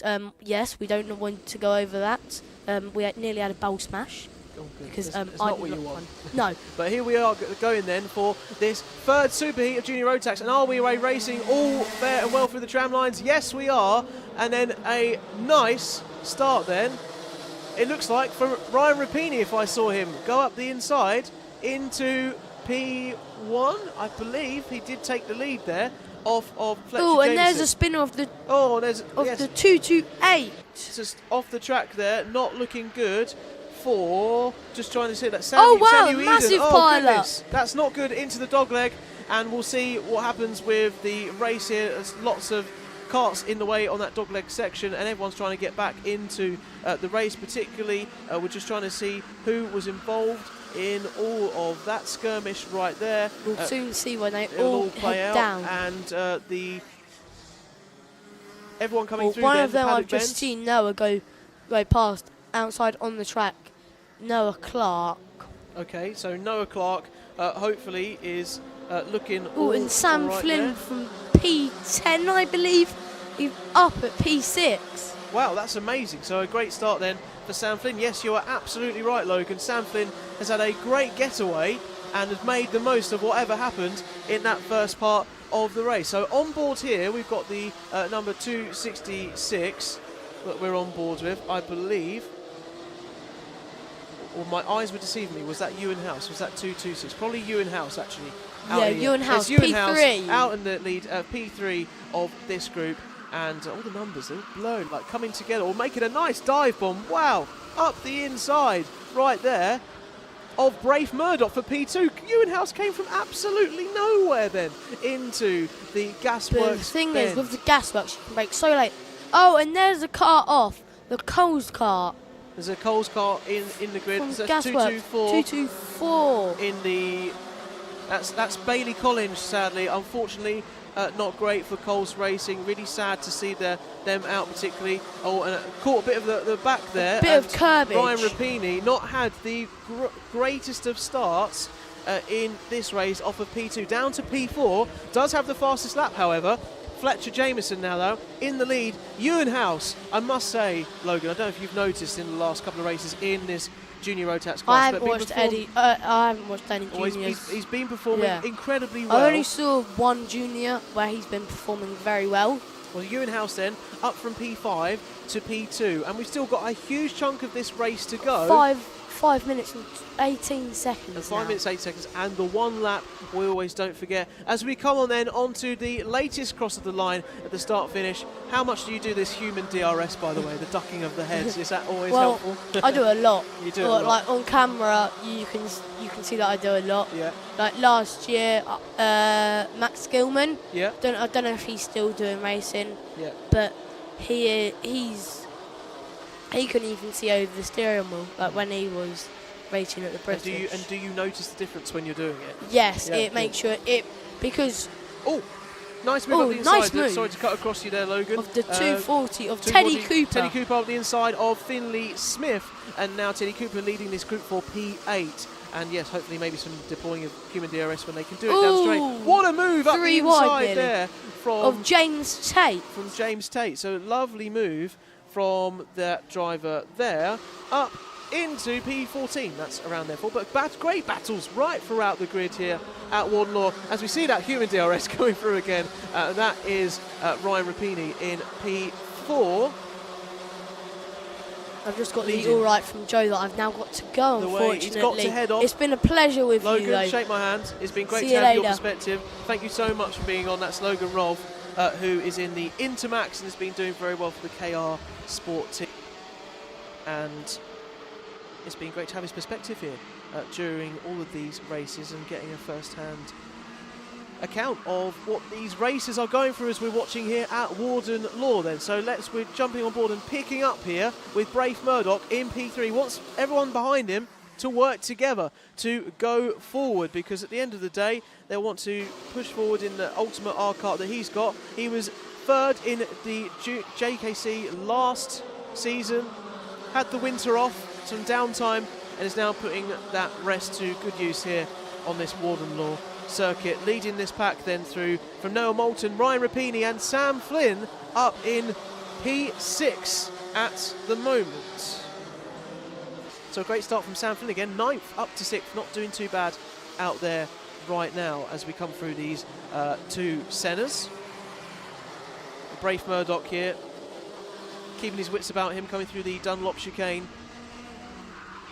and has got Ryan Rapini and Noah Moulton for company. Noah Moulton up the inside of Braith Murdoch into Gasworks. A bit of a kiss of wheels there as they come through the horseshoe now and down into this tighter paddock bend and onto a brand new lap. So Noah Moulton very happy with getting onto the podium so far. We have 2 minutes 20 plus 1 lap to keep across all of this action happening here through all of our 3 sectors at Warden Law into the dogleg, taking a bit of curb on the inside and more curb on the outside, so you can straight line the corner and go towards the 2 Sennas the best way possible. Nice move again up the inside from Ryan Rapini, trying to capitalise on the downward momentum of Braith Murdoch at the moment, and looks like he's made that move stick coming through the Dunlop chicane. So Ryan Rapini now up into P4 and trying to make amends for starting on P2 and falling down earlier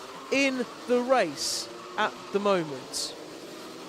As we come down through, there's so much squabbling going on in that mid-pack, and that's not great, and coming together between some of our drivers there. Adam Churchek trying to stay out the way in that midfield battle down all the way, particularly towards P13. But there's action all over the field, and that's Adam Churchek on screen there right now. They are 251 hot on the heels with Benjamin Jones on his back. So good battles happening there. This battle we're on board back towards the Cameron Tipping, which is up towards P10, and Finley Smith in P11. Some good action going on there in that part of the pack. But here you are with Noah Moulton in the leader of this pack in P3, with Ryan Rapini looking to claim that spot back. There's been a great battle between these two drivers at the moment in this particular race, in this Junior Max class. Ryan Rapini for the KX team, putting them on the map and trying his best to fight alongside Noah Moulton at the moment. But Ewan House trying to catch after Fletcher Jameson in the lead. And here we go, though, a move from Ryan Rapini, as we were just talking about, on the inside of Noah Moulton. A trade, one moment, but you got the inside. Now I'm going to take the position back. We're going towards the Dunlop chicane now. It's all change as we go here on this penultimate lap around Warden Law in this superheat. And another move up the inside then from Noah Moulton. But now they're too busy worrying about each other. Brave Murdoch swings round both of them and goes to take P3, and just like that it can all change in an instant in this junior Rotax race. A nice move up the inside to Paddock Bend there from Teddy Cooper, who's now up into P6. But we're on to our final lap here, and it is all go. It is all action and skirmishes around these final few corners here at Warden Law. Our 12 turns and our 1200 metre track that they're using all at once, all into getting a bit of air. That did not look good for that driver there in the mix. Don't want to be getting air that much. Isabella Stansmore Wilson did not want to be getting that much air over that curb, and now trying to hold off 2-3-1 driver of Charlie Vary, but up to P8. And here we are then on this final lap. We'll come round to see our leaders who've been enjoying the company out in front as they're coming onto the start-finish straight now, and that is a victory for Fletcher Jameson. Converts pole to P1. Ewan House with another incredible drive from P5, really making those points count this weekend. And Brave Murdoch, great opportunist move there, making the most of the battles of Noah Moulton, Teddy Cooper, Ryan Rapini, going around the both of them earlier on in the race.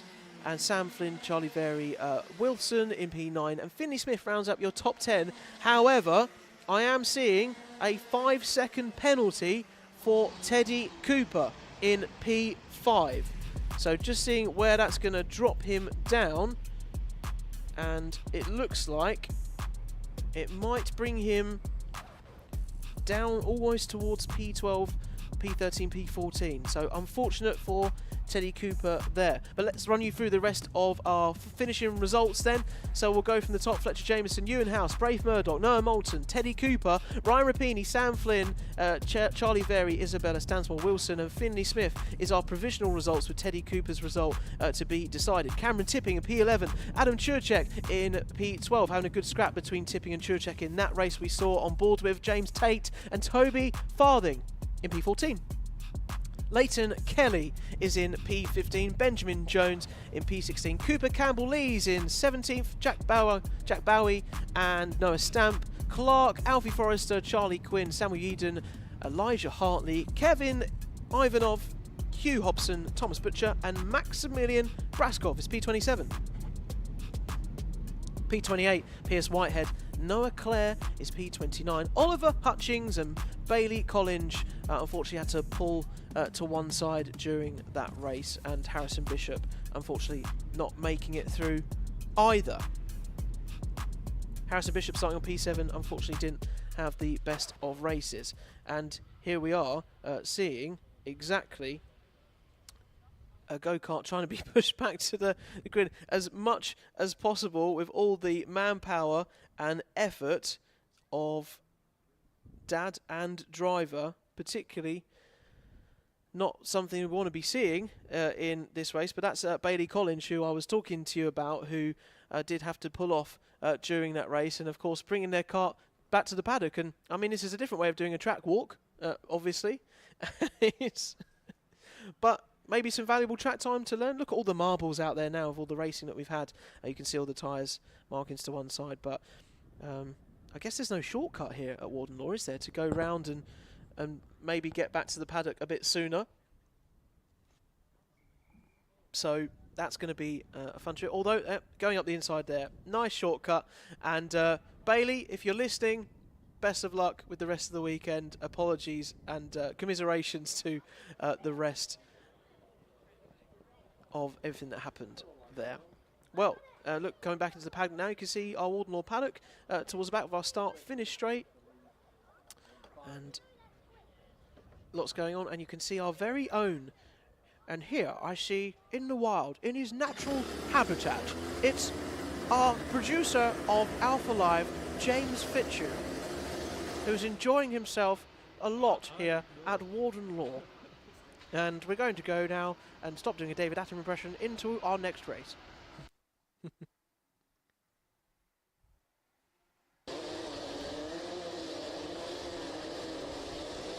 So we are then on to our next Junior Rotax race now, into race 29 for our next superheat at the moment. And Junior Rotax been really great action today. You know, we've really seen Ewan House performing incredibly well. Oh, and what's this? Out onto the dummy grid. We haven't had a great start there from one of our drivers, and I'm trying to see who is not going to be making that out. That is Aston Brown, unfortunately, is not going to be making that out, as it seems at the moment, out of Parc Fermé. So not great for Aston Brown, unfortunately. Hopefully they can get that all sorted. We've got a couple of formation laps to do, so they can get all of their tyres and grip together. And just for a second, we'll leave you to see the drivers coming round, and we'll be back in a moment.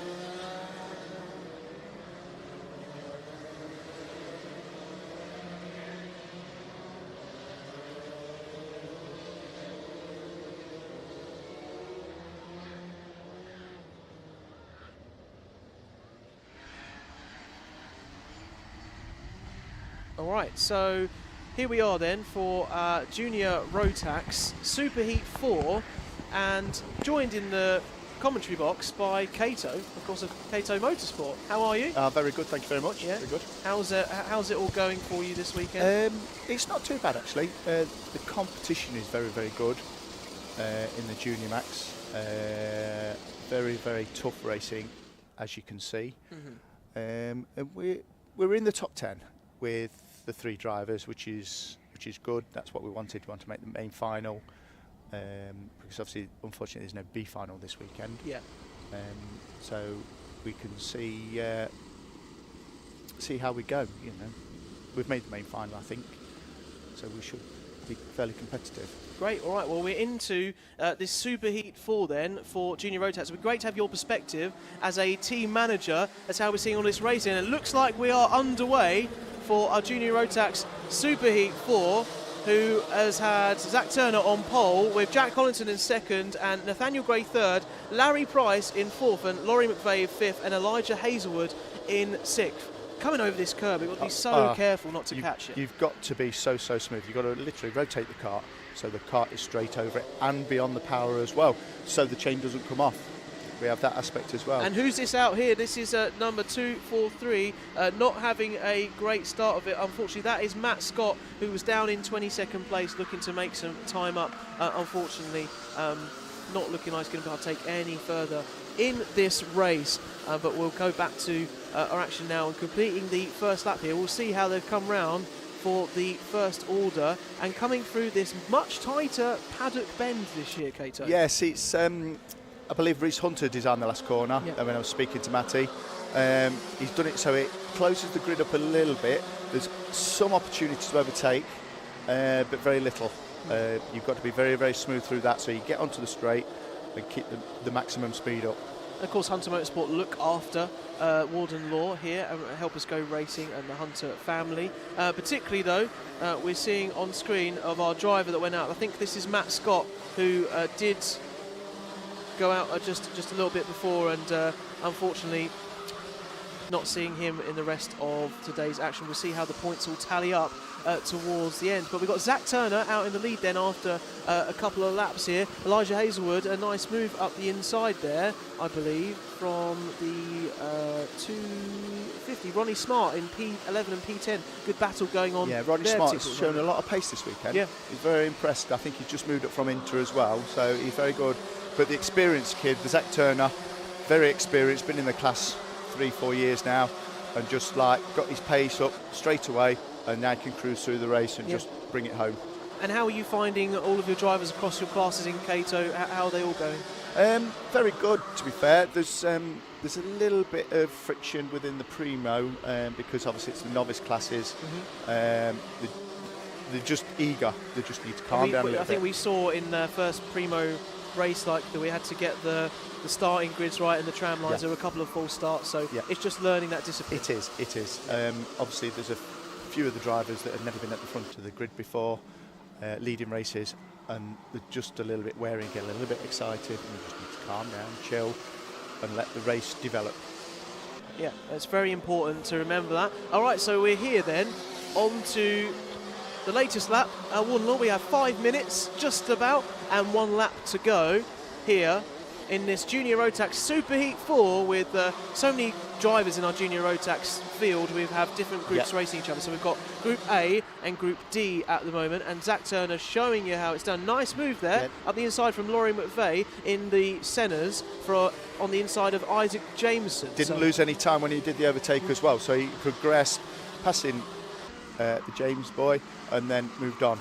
And moved on to his, down towards the back straight, and defensive posture there, defensive driving from our JJ Plowman in P7 with Laurie McVeigh on the back of him at the moment. But you're seeing Larry Price there in your picture chasing after Jack Collinson and Zach Turner in P1. And Zach's really showing why he is on the pace, although we're getting trading of fastest laps all the time at the moment. Drivers finding that extra tenth of a second here or there all the time. Zach Turner's put the times in at the very first 3 laps, and now he's got a nice cushion of 2.5 seconds. He can just chill, look after his tyres, and just let the time tick down on the clock. And how much will you tell your drivers that that's a really key strategy, and not to over push their kart when they're in that position? It's very, very important that you don't overcook the tyres, because obviously they've got to last through qualifying, heats, super heats and final. So you've got to save them tyres for the final, and you want the pace there at the end. And if you can build a gap like Zach Turner's got at the moment of almost nearly 3 seconds. It's amazing, really good. Great position to be in. And there, it's the 2:19 of Isaac Jameson saying to Zach Wardle, let's work together, let's push forward and get after JJ Plowman, because the more time you're squabbling with me, mate, we're not making progress. Exactly. If you're overtaking and fighting position, the pack behind's coming, the pack in front are disappearing. Yeah, and that's not what we want, particularly here at Warden Law, where it gets to this technical section, and a lot of the time can be made up from what I've been seeing in these first few races today in this Kart Championship. Round 1 here in Sunderland. Hope you're enjoying it. Are you having a nice time up here? Yeah, it's great up here. We love it up here. It's about 3 hours from home, so long enough. The weather's been great. Yesterday was amazing. Like, the sun come out. Everybody's happy with the sun out. Obviously, we were up here in March and it was a little bit damp. Yeah, just a tad. But no, it's we always love coming up here. Matty always welcomes us, and the team do a great job. Yeah, it's very important to say that if you've got any of your support and love for Warden Law, particularly the circuit here, you can share that with us on the live stream on our Alpha Live YouTube channels, and who you're vying for, and also our Kart Championship live stream as well, broadcasting on both of those live streams around the world at the moment, which is pretty cool to say. All right, here we are, jumping back on board with the action, focusing on this battle here between Isaac Jameson, Jackson Lane, Zach Waddle and Nathaniel Gray. I've seen some penalties though popping up on my screen, and then a mechanical flag for Max Douthwaite. And just remind us in karting, if you can, Cato, that mechanical flag during a race, what does it mean? Well, that's the end of your race, unfortunately. If you come in before the black flag, you will get the position. I think I might have changed it, I don't know, but I think you keep the last place position, so you get points rather than a did not finish. Right. If you get 3 mechanicals, then it goes to a black flag. And you don't get anything. You don't get anything. Yeah. And then if you miss 3 black flags, that is unfortunately you go home, because you're not obeying the flags, which you should do. Which is very rare. I think we're all across it, and the drivers are very aware. It's very, very rare. Dan Aston's doing a very good job. He's putting the penalties in on the 5 seconds. He's obviously seen something. Yeah. So this is Joseph Berkery, who is down in P16 with a 5-second penalty, I can see on my screen. And also Elijah Hazelwood, who's up in P5, and this could have some real ramifications for where he is at the that'll moment. drop him down to around about 15th. Depends on what he had in his first heat. Because it's such a tight field, it really, really matters. It's hard to gain time around Warden Law. Everybody's within half a tenth. So it's very, very close. It is. All right, so here we are then on board with, I believe, the front runners. Yeah, this is Larry Price chasing after Jack Collinson at second place here. So second place to third and fourth. Jack Collinson, Larry Price, Laurie McVeigh, these three runners here. With Zach Turner, as you said, kind of run away with it in the lead. So this is the real battle we're keen and focused on at the moment, or taking plenty of curb on that inside there. And Jack Collinson will be maybe doing a couple of looks over his shoulder, seeing if I can bide my time or if I really need to step on it and keep ahead. A nice move up the inside. Oh, what a great move from Laurie McVeigh into one of the centres here, and can keep that position going to the Dunlop chicane. Very good move. Really nice. To be fair, if I was Larry now, I'd just sit behind him. You're going to get fourth place. That's going to nearly guarantee you into the main final if he did well in his first heat. Another great move there from Elijah Hazelwood, who won't be probably aware of the penalty. Haven't seen it on the board yet, but he'll probably want to make as much ground as he can because he got that incoming penalty we can see here on our screens. But here we go then, the final lap, and Zach Turner is having a great time of it out in the lead, 3.5 seconds clear of these three drivers here. You can see Jack Collinson, Laurie McVeigh and Larry Price, all having a great time of it out there on the curbs particularly, and just trying to get round in one piece. Yeah, it looks like they're just like now settling for where they're going to finish on that, started on that last lap. You know, there's nothing to do. You don't have to do anything excitable. You know, just keep it calm, bring the kart home. Bring the kart home. Don't get a bumper nose, and then just finish the race as you are. So Zach Turner then cementing his authority around this circuit and bringing it home for his team, doing so impressively out there in the lead. Coles Racing for Zach Turner, P1 right across the line, and look at that gap between Jack Collinson, excellent drive by Laurie McVeigh, Larry Price, and really showing the domination and experience that's coming across there in this category. I think he's just noticed Elijah Hazelwood, I think, as the just noticed his penalty. Noticed the penalty. Let's hope he doesn't drop him down too far. Isaac Jameson, though, just got a 5-second penalty that we're seeing in P9 as well. So that's going to be... That'll hurt him. That's going to hurt a lot. And this is the guy you were talking about. Dan Aston, he does a great job. He does a lot of European clarking and a lot for the British. Knows his stuff, very fair.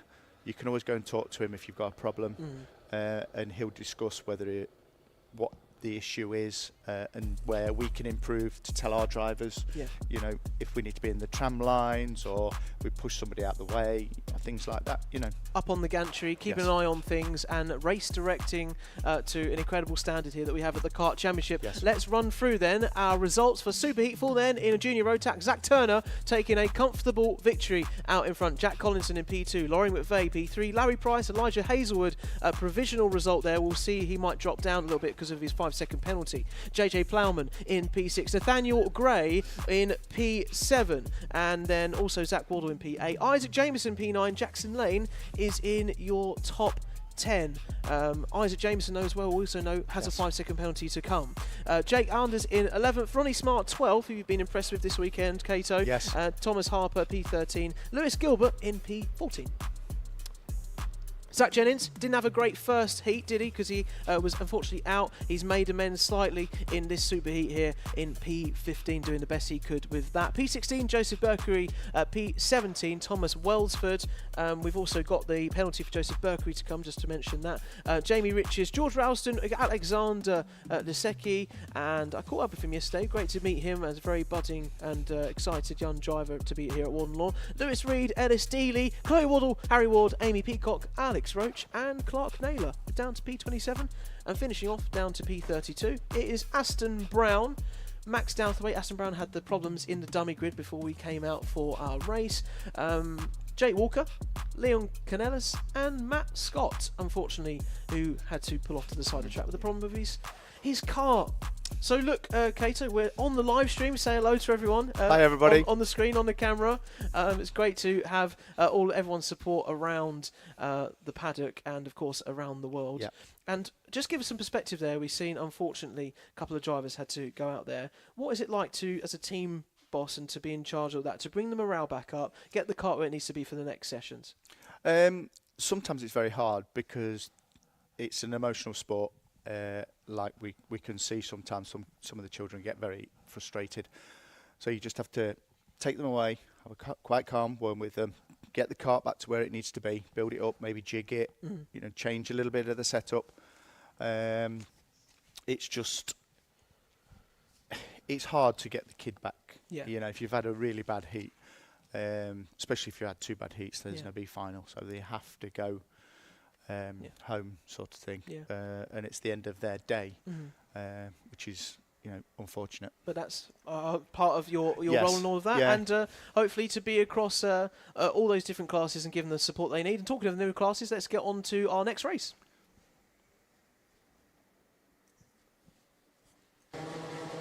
So once again, we've got our combined classes of Mighty and Micromax, and we will set off kind of like a dual class. So you'll have the Micromax guys going first of all, and then we'll have our Mighties behind as well. And it turned out to be a pretty exciting kind of race last time, and didn't really get too much in the way, particularly. It's Rotax Inter. Oh, it's Rotax Inter. Yeah, Rotax fair Inter enough. for this one. I'm fine. I'm trying to go through all my sheets. Thank you, Kato, for pointing me in the right direction, because it's all a bit of a blur trying to find all these different kind of things of what is going on. But we are going to new to Rotax Inter. We had Logan Rolfe in the commentary box not too long ago, chatting with me, and was very excited about being. He was performing really well at Warden Law this weekend. But of course, our Rotax Inter, we can see all of our drivers there. Look, very excited. There's all the micros and the electric boys and girls. Should I say girls waiting, as well? waiting to get out and watching and learning from the older children.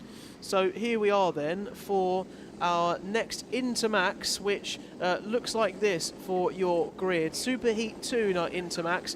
Logan Rolfe is in P2, who was chatting with me here, but it's Max Abrahart on P1, Lewis Herbertson, Lewis Kirkcaldy, Freddie Blackshaw, Hugo McCluskey, and Jensen Sale, followed by Ethan Manzi and James Devereux in P9, and even Mellor in P10. James Roots had some good racing in the last Intermax heat as well. That was good to see. Alfie Phillipson, Sam Fleming, and Sam Dixon, and Drew Davison down to top 15.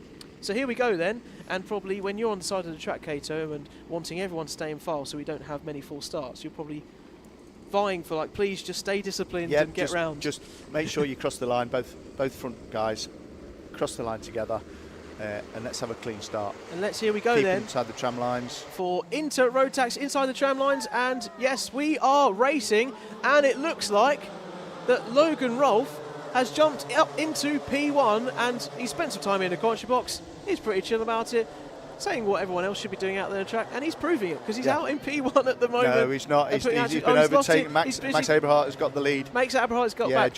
just got by him. So, commentator's curse, I think that's called there, where he's gone back in front and is looking to stamp back his authority in this Intermax grid right here, as we can see a move up the inside there from Lewis Kirkcaldy, I believe, or maybe he was holding position on Lewis Herbertson into the Dunlop chicane. He just didn't close the door enough into Gasworks hairpin. Nice move there up the inside, and all these runners here in the midfield probably down to P10 at the moment. So let's see how it shapes up then after our first race here. First lap even, of our Rotax into a Superheat 2, and Max Abrahart ahead of Logan Rolfe, Lewis Herbertson, Hugo McCluskey, Jensen Sale in P5, and P6 in Lewis Kirkcaldy, James Roots, Ethan Mellor, Sam Dixon, and Ethan Manzi. Lewis Herbertson having a good start, going up 1 place. Jensen Sale up 2 places from his starting grid as well. So nice performance from them. Jensen Sale's very impressive young driver. To be a privateer, be up the front with the rest of the guys. Very impressive. And as a team boss, with you kind of all the support that you can give to drivers here in the paddock, when it's the right time for a driver to go in, how much are you keeping your eye on the privateers? We do. A lot of them want to be privateers because they like the family where they come along and they do it all together. Yeah. Sometimes they'll come for a bit of advice. We give it to them. That's not a problem. We help them out whenever we can. You know, but it's good to have the privateers. Yeah. You know, it makes the championship. You know, we don't just see big awnings. No. You see the little awnings. You know, there's a couple out there now that that can compete with the rest of them. Yeah, absolutely. Oh, cool. Nice move up the inside there from Hugo McCluskey on Lewis Herberson, really forcing the issue and taking the risk with his kart, but it paid off. And it's a little bit of a spin on the outside of the curb, and that is James Roots just getting, as we're talking about curbs, yes. Too much curb on one of the centres there. Yeah, you definitely need to keep off the curb into the centre. He just unsettles the kart, and obviously you can see. And yeah, you'll go round, and it's not ideal at all. No. Intergasworks here using all the track on the outside as much as they can, and pushing the boundaries. Yes, they do. This weekend. Dan Aston was very clear on the rules for qualifying that you weren't allowed over the white line, which is how the rules are stipulated. But then he's been a little bit more lenient for the racing, just because of if there's overtakes or you make a mistake. That space. Yes. Yeah. So that's Jensen Say we were talking about, having a very impressive race and looking like he is hot on the heels of the top of this group. He has moved up to, has he moved to third now? It was P3, yeah, ahead of Hugo McCluskey. Nice move, I think it was into one of the dog legs there and making that move stick. So really impressing out on the grid there, impressing you and impressing everyone watching here at Warden Law in the northeast in Sunderland for our day of racing. But let's go to the front two now, because it's getting a lot closer. The gap's closed right up. Very close now. Logan Rolfe with almost a cart's width between them, if that, and neck as we go then into the latest lap finish and onto a brand new one with about 4 minutes or so and 1 lap to go here around Warden Law for this Superheat 2 in Inter Rotax and Human DRS. I've been talking to Logan Rolfe. It actually doesn't work. Doesn't work at all. It doesn't do anything. But it feels good. It does. It looks good. As the young ones say, it looks Euro. It doesn't actually do anything, realistically. The karts aren't going fast enough, to be fair, in a straight line. But if it makes them happy, and as long as they know where they're going, that's fine. Yeah, look up, take your head to actually where you're going for a second, and it might help you a little bit more. So Logan Rolfe there with, how much will he be like, he'll be aware of the proximity of the driver behind him. You can feel the kart behind you. You can sense, and you can sort of hear the knowing noise. When to defend, knowing when not to. Max will probably just sit there for a few laps, just look after his tyres. Logan's probably doing the same. He's probably just cruising around at a very fast speed. Not pushing too hard, but getting away from third, fourth and fifth. Yeah, and we can see that he's keeping the gap honest. He's literally a couple of thousandths quicker than Max Abrahart at the moment. So they are neck and neck and very happy to just sit with each other. And the gap at the moment of 3 thousandths. So not much between them. Not a great deal at all. No, but it's good, close, clean racing. That's what we want. Yeah, and that's what we want here for the Kart Championship. I think that's something that has been grown to love by this paddock, particularly over the last few years, and the same here in 2026. And getting this braking right and not losing too much of the rear into this corner is so vital. They do brake hard into that tight hairpin. Obviously, you don't want to slide it too much. Because it's overheating the tyres. And that 175 there, we got a little bit pushed out as Hamish Gordon came off the worst out of that move as they come out the Gasworks bend. So we're looking to make amends as they come on to this new lap. 2 minutes to go then. Probably another 3 or 4 laps in this one, possibly 3 to go around Warden Law here. Coming through this Brian's Bend, as I was saying to Logan Rolfe earlier, Kato, it's a lot more twisted than it seems on It is very tight. If you ever get the opportunity, it's good to walk around the circuit so you get an actual feel of the track. Is that James Roots just going by? James Roots just up the inside there, well spotted. Yeah. Up the inside of... a little bit further down. I think it was up the inside of Freddie Blackshaw. Unfortunately, he's got a warning there P11. As well. But yes, you're right. There is a warning for maybe some conduct in the race at the moment, so we'll see how that pans out with the race stewards. We'll leave it to them. They are always, of course, got the best perspective with CCTV cameras right around the circuit. Yes. They can see the moves, you know, of course, with the coverage we've got here Alpha Live, but much closer with what's happening. Yeah. The clerks have got a very good view of what goes off. If there is an issue, they can go through the footage and then make a decision if there's going to be a penalty or not. Yeah. All right then, so we are ticking down on the clock as we come back through once again onto the dogleg section. Before we go into the dogleg, taking a nice bit of curb on the left-hand side to give you a nice run through the next couple of corners and getting this real technical centre corners now, which are much tighter, give us more overtaking opportunities. You were saying about earlier with the track changes, Kato, and coming down onto the back straight here, and we're following this battle here, particularly between, I believe, Sam Dixon and Ethan Mellor, I believe. Yeah, trying to spot the numbers. Now I can see it's the 117 of Ethan Mellor for P6 and P7 Sam Dixon and Lewis Cacaldi maybe trying to keep up with the battle, particularly there. And Drew Davison, you just on your screen with Ethan Manzi. So at the front of this pack then, Ethan Mellor in P6 trying to hold off the challenge from Sam Dixon with these final few stages here at Warden Law in these Intermax karts with some of the best chassis around and plenty of power to use with those Rotax engines, and making sure they're all in one piece by the end they come back to the Paddocks, because of course, Kato, that's how you want it to return. Yeah, of course you do. You don't want too much damage. We don't want to be dealing with that in between. The mechanics panic sessions. a little bit if there's a lot of damage, or they've got a lot of work to do between the sessions. Keeping busy though. But here we go then for what is going to be the final lap around Warden Law in this Super Heat, and these two out front have had a right old skirmish for P1 and P2, and Logan Rolfe knows that Max is on his tail. He is right on his tail now, but I think Logan has still got a nice comfortable gap. It's going to be hard just to close that gap up unless Logan makes some mistake, which I very much doubt, because his dad will be on his back if not. Yes, always firm support here for all of our drivers in the Kart Championship paddock, and wanting to get the best out of their drivers. So Logan Rolfe just got to keep it, as you said, bring it home nice and calm and not panic too much. Max, of course, will be aware of that and try and capitalise. Yeah, he's probably settled for second place now. You do the gap realise, building a bit, you just realise after a certain time that you're just not going to get quite the overtake done. So it's better just to back off and just look after everything, bring it home. And you can see the neck movement and the work that he's doing with his body, Logan, to shift the car. You'd be very, very surprised how physical this sport is. Yeah.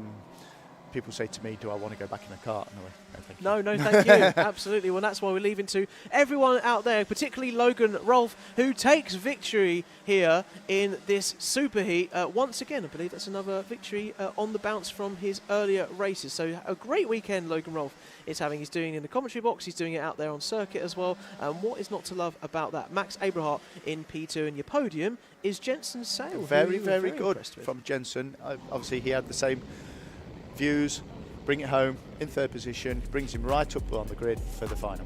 And no penalties as we see so far in this race. Bit of a warning for James Roots and Ethan Lloyd in that race, but it looks like everyone's going to finish where they are as follows: Logan Rolfe, Maximilian Abrahart, Jensen Sale with an impressive P3, Hugo McCluskey P4, Lewis Herbertson is P5, Ethan Mellor, Sam Dixon, Lewis Cacaldi, James Roots, Ethan Manzi is your top 10, Drew Davidson, Freddie Blackshaw, Ethan Lloyd and Alfie Phillipson down to P14.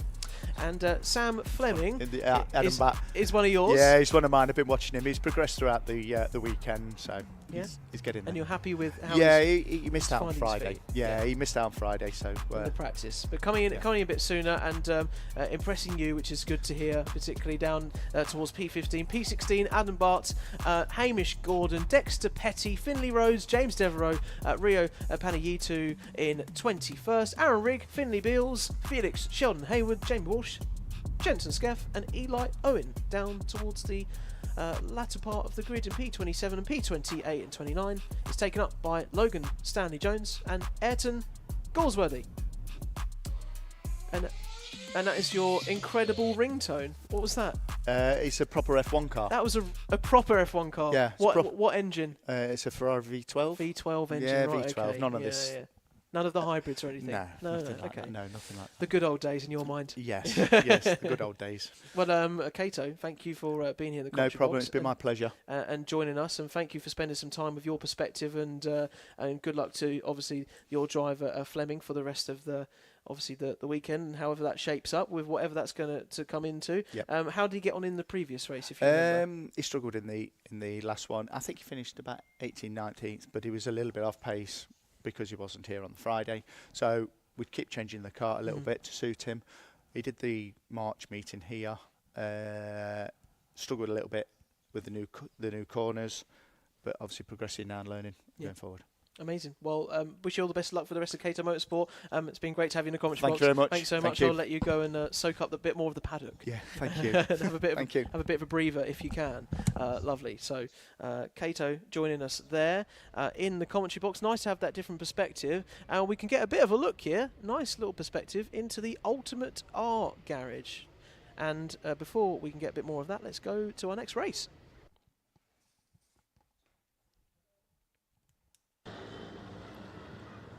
Right, I said we were on to our Micro and Mighties last time out. We actually are now doing our Micros and Mighties once again with this dual class grid, which they'll set off with the Micromax first of all, and then the Mighties to come round. And an overcast day here at Warden Law, but a settled one out there with the weather and holding off and predictable conditions for our teams and all our drivers and mechanics and parents and whoever else to set up their karts in the best way possible.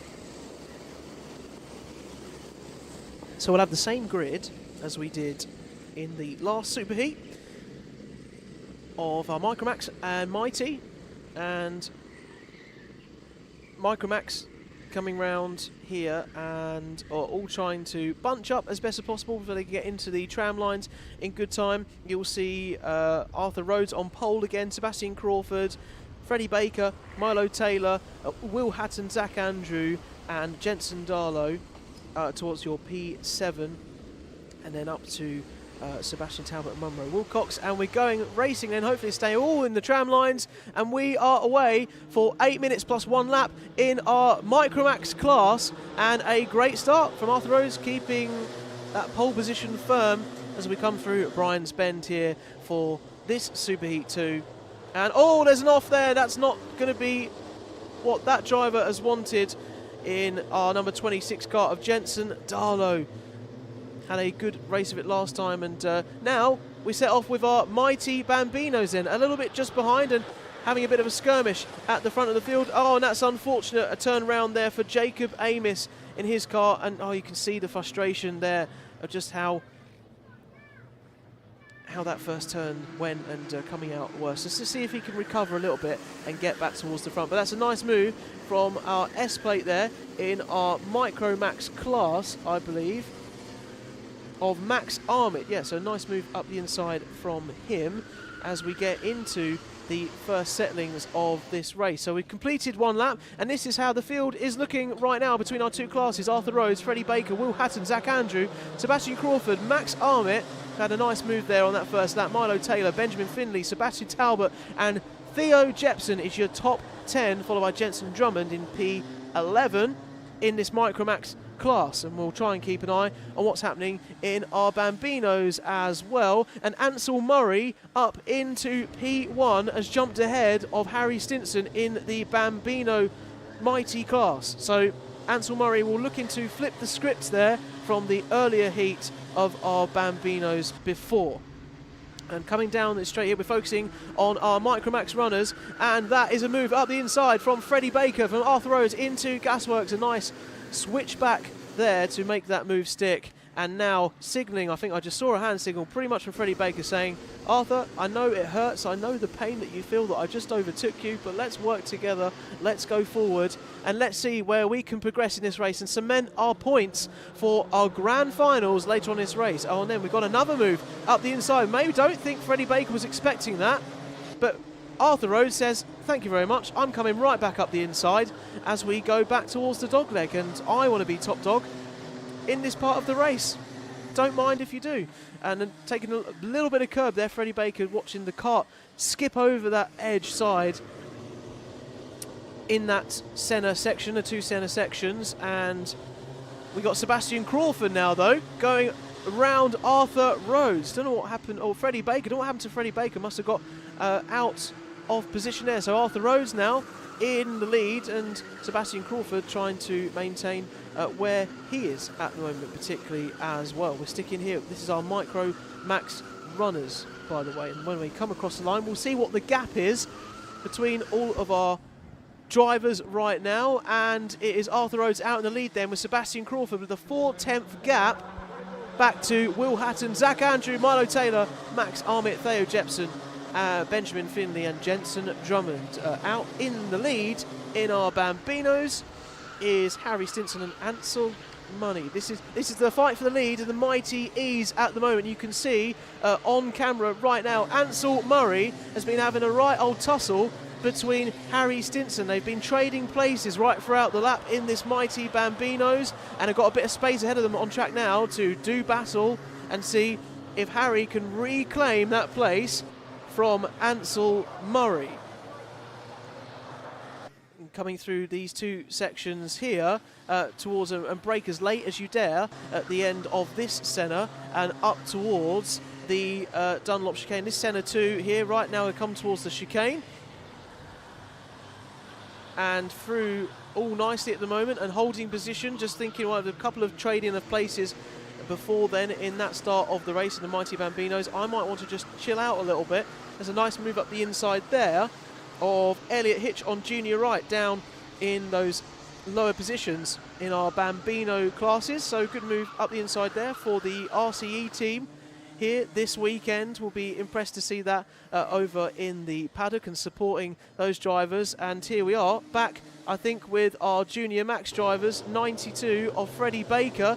Got it all going on with Will Hatton and Zach Andrew all of that. Oh, a bit of a racing kiss there between the 2 drivers. I think there's a bit of an apology there from Zach Andrew and Will Hatton, but on we go, and realising that wasn't all deliberate, and now wanted to chase after Freddie Baker because they've kind of let the gap slip a little bit and they just had that coming together. And now Freddie Baker enjoying P3 out there in front. As you can see towards the end of the start-finish straight, a move going up the inside here for Sebastian Crawford.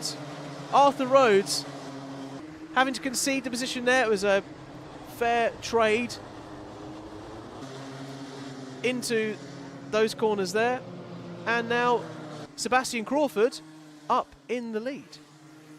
And joined in the commentary box by Paul Jennings. How you doing? How you doing? Nice to meet you. How you doing? Yeah, it's great to be here, and thank you for welcoming me into the Kart Championship paddock. It's great to have you here from Ambition Motorsport. Particularly, how have you been finding the Kart Championship so far this weekend?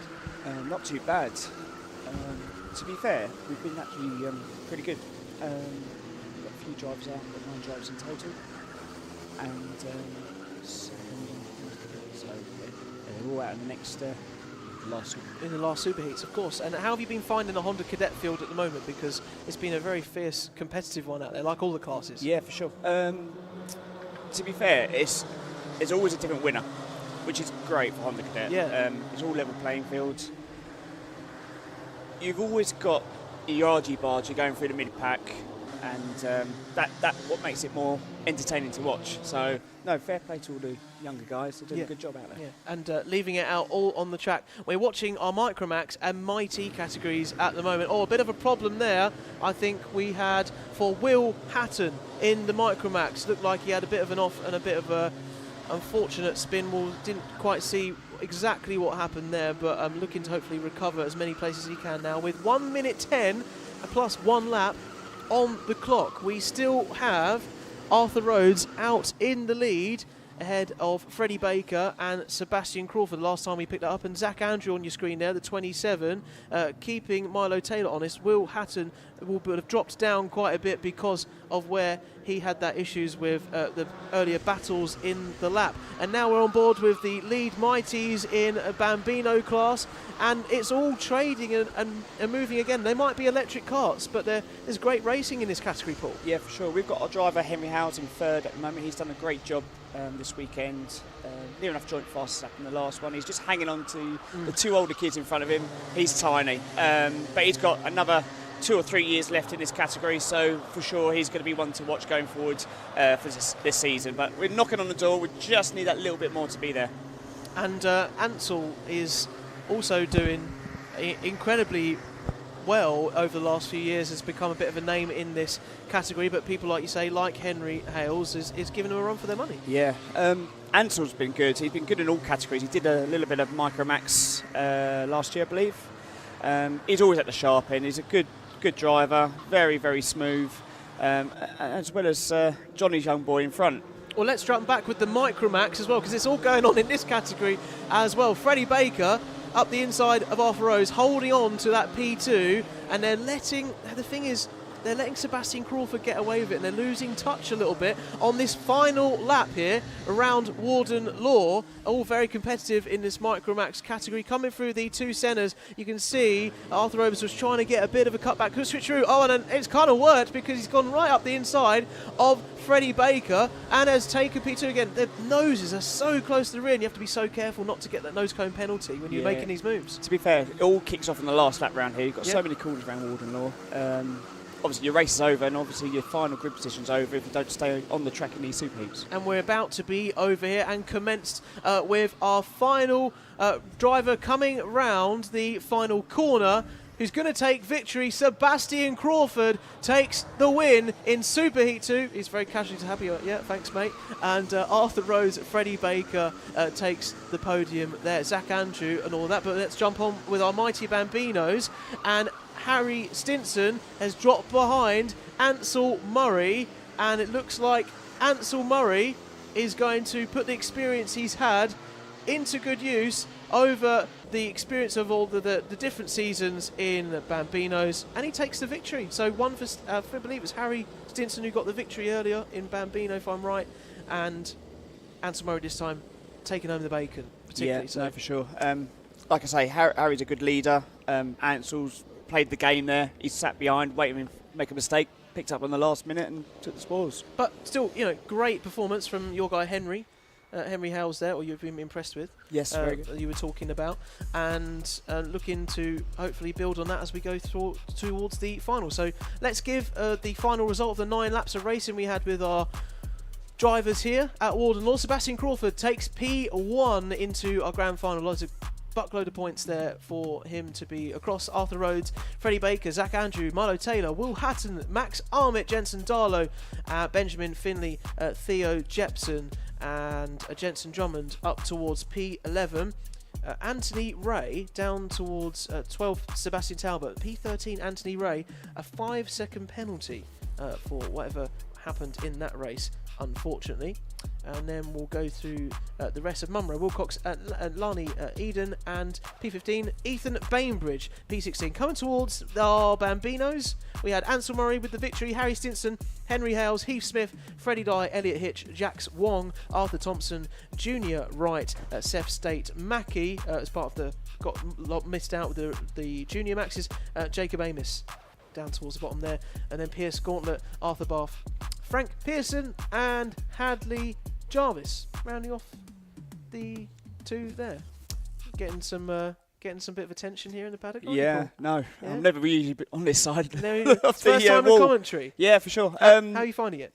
Oh, not too bad, to be fair. Yeah, not something I want to do in the future. I'll leave it to the professionals, but no, it's actually all right. I'm semi-professional. No, it's all good. You've got to learn. There's a lot to learn in this paddock, and there's so many classes the MS UK run. It's hard to keep up, but you'll be fine. Yeah, it's all good, and I'm enjoying it so far, and it's been good to hear from the horse's mouth, so to speak, of all of what has been happening particularly. But look, it's all go, because we're on to a brand new race right now. Let's do it.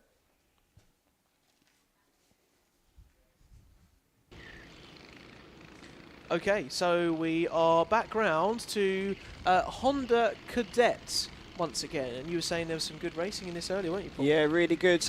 We've got obviously 7 drivers in this. It's how it's worked out with the A, B and C groups. We've obviously had splits during the course of the day, and now we've obviously our groups that our drivers are in, we're all together. So as you can imagine, it's all going to be quite tense out there. But Yeah. for sure, we're not the only team who have got a few drivers out there, and there's a lot of privateers, which is great to see. And the good thing is the Honda Cadet grid has been fantastic racing in the past. Obviously, we've been looking after Honda Cadet since it actually started. It was 2005. The memory comes in now. Yeah, it's been 21 years I've been doing this. Wow, so it's been going a long time then. Wow. Yep, still in the job, still in the game, and we're still producing champions and race winners, which is fantastic. And supporting all our drivers. A lot of our drivers have gone on to many good things in the MSUK paddock, and obviously we've had a few world champions out of it as well. And we had a young Arvid Lindblad who did Bambino with me, and Wow. he's graduated to F1. So And you must be so proud to see. This is the progression of championships like this, and where it can lead for drivers in all those years later. yeah, for sure, it's good to see. And obviously, it's as long as they always remember their roots, where they come from. That's all that matters. Yeah, absolutely. Right, we are on to race 33 for our Honda Cadets, Superheat 3 for them, and Archie Cannon was having a very good time of it up in the last Superheat and has been impressing out there. Luca Biocchi has been also having a great time of it as well, and they are Archie Cannon, Luca Biocchi and Jensen Kula, and Dino Rowlands is on your top 4, and they are away here for Superheat 3 of our Honda Cadet class at Warden Law, and a great start from Archie Cannon. We're seeing someone up the inside, and a great opportunist move from Luca Biocchi. Kind of always have noticed, Paul, this weekend that it's kind of good to be in P2 if you get the right start. Yeah, no, it's the cleanest part of the track, of course. So obviously going down to the first corner, it's quite dusty.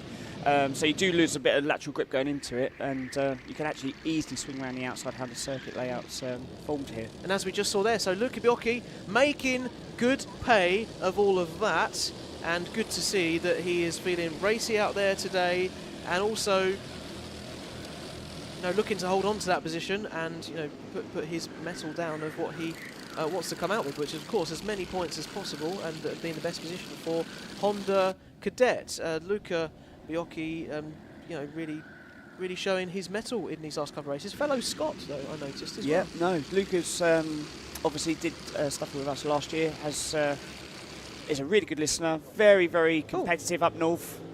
But unfortunately, as we've just seen come across the line, as we were thinking about that, it looks like he had a bit of an issue on that first lap, because Luca Biocchi is down to P4. Sorry to cut you off. No, it's fine. It's fine. That's Honda for you. Every lap's got a different race leader, and no doubt this race is going to be full of action as well. And as you can see, it's all kicking off for second already. It's all happening there, and Dino Rowlands up the inside of Jensen Kula to, maintain, I think that was, P2, or even to possibly go into the lead, I might have seen there. No, we do have Archie Cannon out in lead. That was to maintain P2. So all happening in this first lap, and we're coming down into Gasworks and sort of having a mild look over to his right-hand shoulder to see what was happening, but nothing to worry about too much there as we come through on this first lap then, and underway in this next Honda Cadet race. And look at the lead that Archie Cannon has got out in front, whilst everyone's been squabbling behind. And I think there was a bit of a change of lead with Luca Biocchi and all getting caught up in P2 and P3 and P4. Yeah. There's a massive gap that's developed, and that's the risk that you run, isn't it, when you're caught in those kind of battles? No, exactly. If you're battling for on the obviously second or third in the early stages, you might as well wave goodbye to the leader, because obviously Archie Cannon is a machine. He's really, really good, and he's very consistent, and he's going to be one of the ones to beat this year for sure. And that's our target for sure, making sure we get as close as we can to him. But he's been fantastic around Warden Law, and the circuit layout has been brilliant, I must admit, from Matt and the team here. They've done a fantastic job. You're liking the changes. Yeah. Okay, that's good to hear. Pick out some of your drivers for me and see how they're getting on. So every driver you see on your screen now in blue is under the Ambition Motorsport wing. We've got Dino Rowlands currently in 2nd, and we've got Archie Loveridge in 5th. Obviously, Archie is obviously having a bit of a dice with his other fellow competitor in front of him, and no doubt that's going to change. They're all fast kids. Every kid is within, I don't know, two tenths. Yeah. So the consistency side of things, as soon as you lose a little bit of time, the field just spread quite a bit. So, everyone you see in blue is ours. We've had that sticker kit, it stands out really well. And so like here, we can see Dino Rowlands battling with Luca Biocchi, who has gone back up, it looks like, to P2. Yeah. And if Dino can work with Luca, they'll actually pull away from the chasing pack behind. And you can see now Archie has made a move, so hopefully he can break the toe from Josh.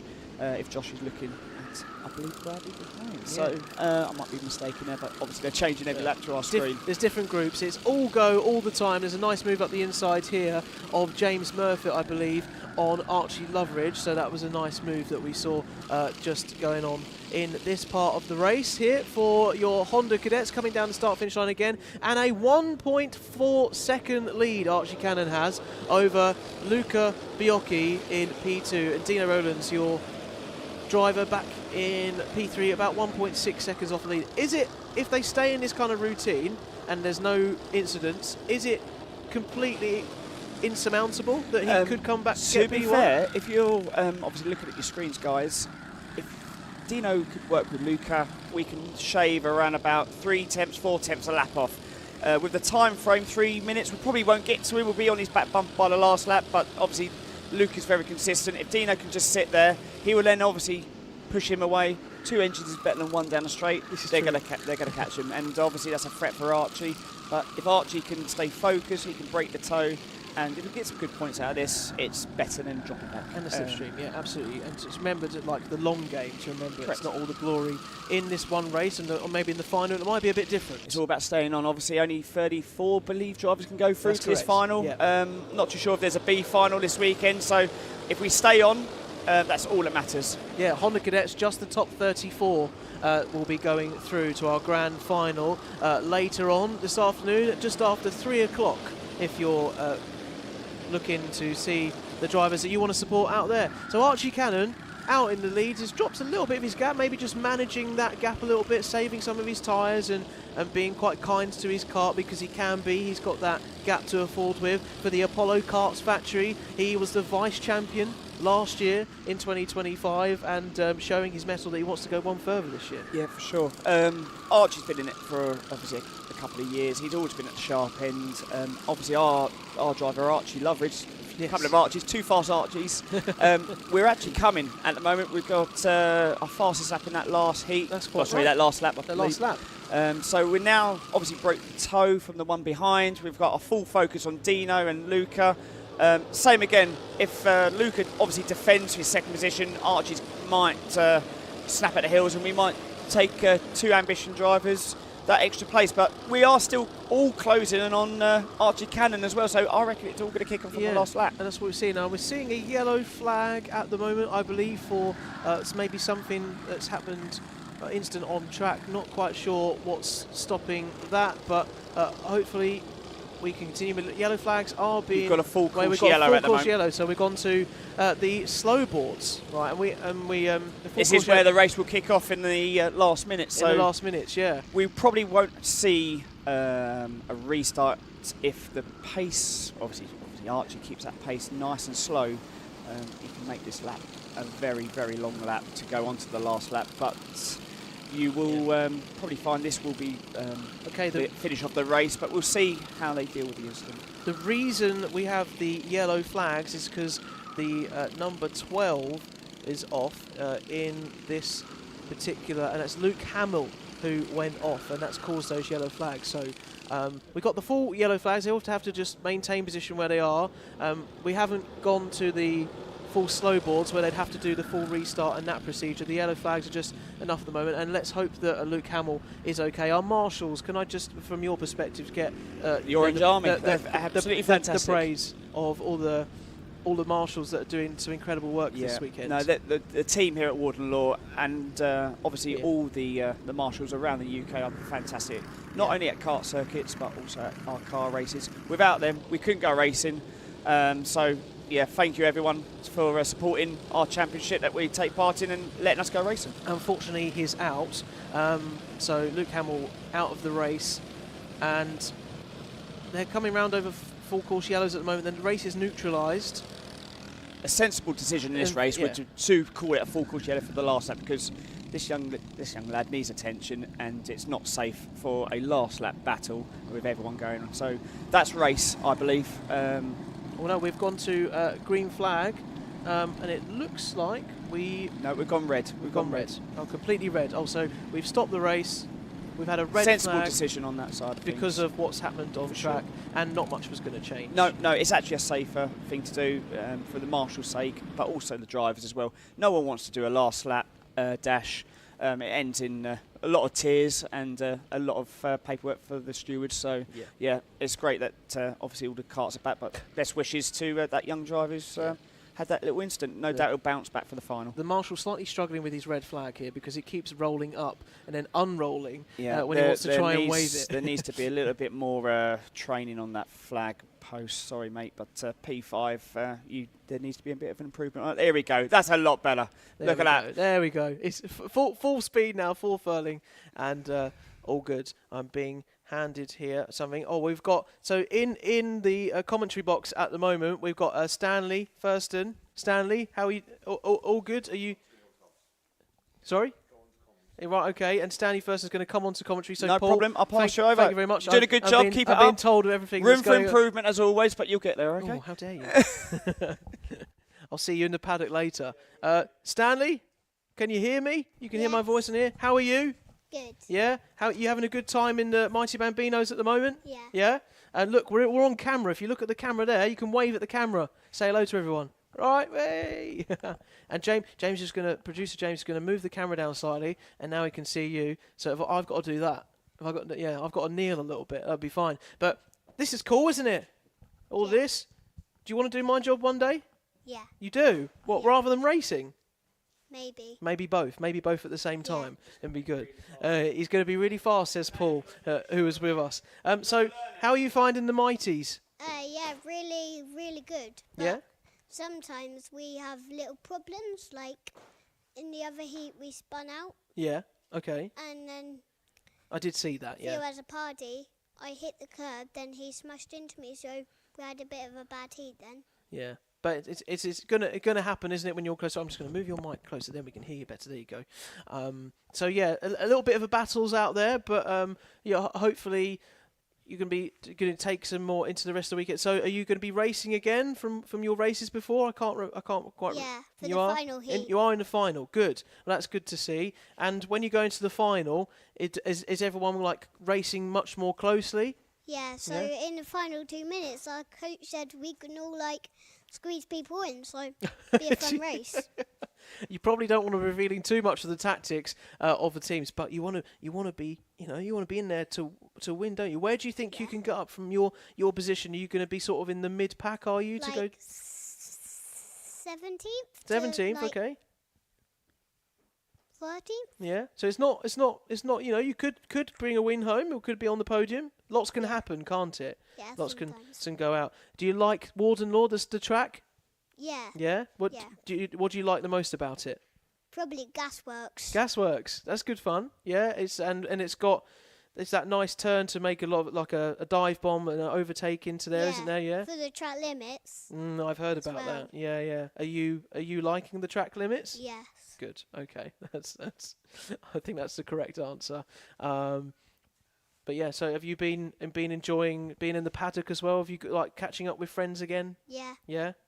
And in your team, in your RCE team, Yeah. is it like what do you do with your Saturday night? Would you like play games and stuff or Probably just chill sleep. out? Just sleep. Yeah, that's fair enough. Yeah.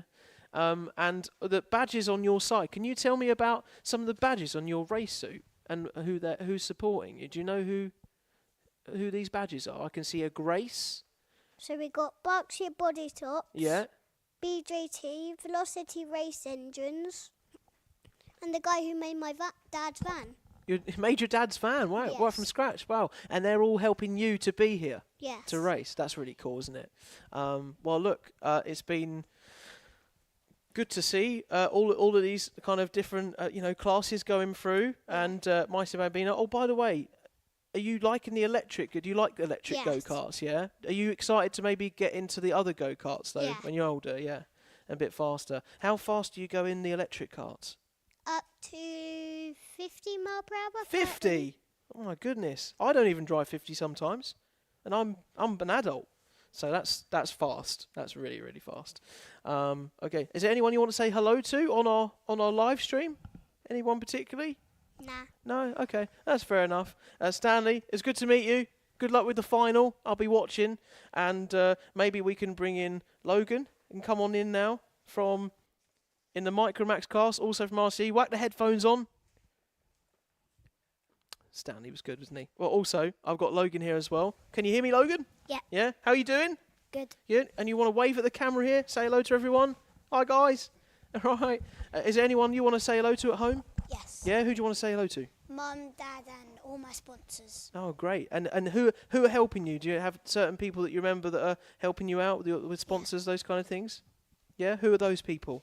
Force, who made my engines, my dad and my driver coach. Great. I'm just going to move your mic up slightly. There you go. We can hear you a bit better now. So the RCE team, how great are they to help you, get on track and be out at the front? Very great. Yeah, yeah. And what are what are the things you've been working on this weekend to go faster? Well, like braking and getting later on the throttle. Mhm. And did you do the track walk this morning? You walked around the track to see? Well, today I'm not really racing because I've got an injury. Oh, have you? Oh, I didn't know that. What's wrong? Well, my eyes. I have double vision. Oh, okay. Oh, right. I see. And does that so you can go racing certain times and drive? Yeah. Okay. And so you're here to support the RC team more so at the moment. Yeah. And how do you think your teammates are getting on? Very good. Yeah. And if you want to swap around, turn around because then people can see you then, and then we can. There we go, and we're on camera. What do you make of all this? This is exciting, isn't it? Yeah. All of the commentary box and all the notes and those kind of things. What particularly are you enjoying most about being in the paddock, though? Have you got friends here and those kind of things? Yeah, yeah. And what have you been doing in the paddock? I've seen scooters and things like that going around. Well, what I've really been doing Yeah. is I've been helping my friends, trying to get them better and Yeah, better. good. And giving them advice. Amazing. Well, look, we're on to our next race. We had a red flag then at the end of the Honda Cadets, but we're now on to our next senior Rotax race. And the senior Rotax is fastest of them all, aren't they? Yeah. So it's going to be an exciting one again. And let's get into it, shall we? Yep.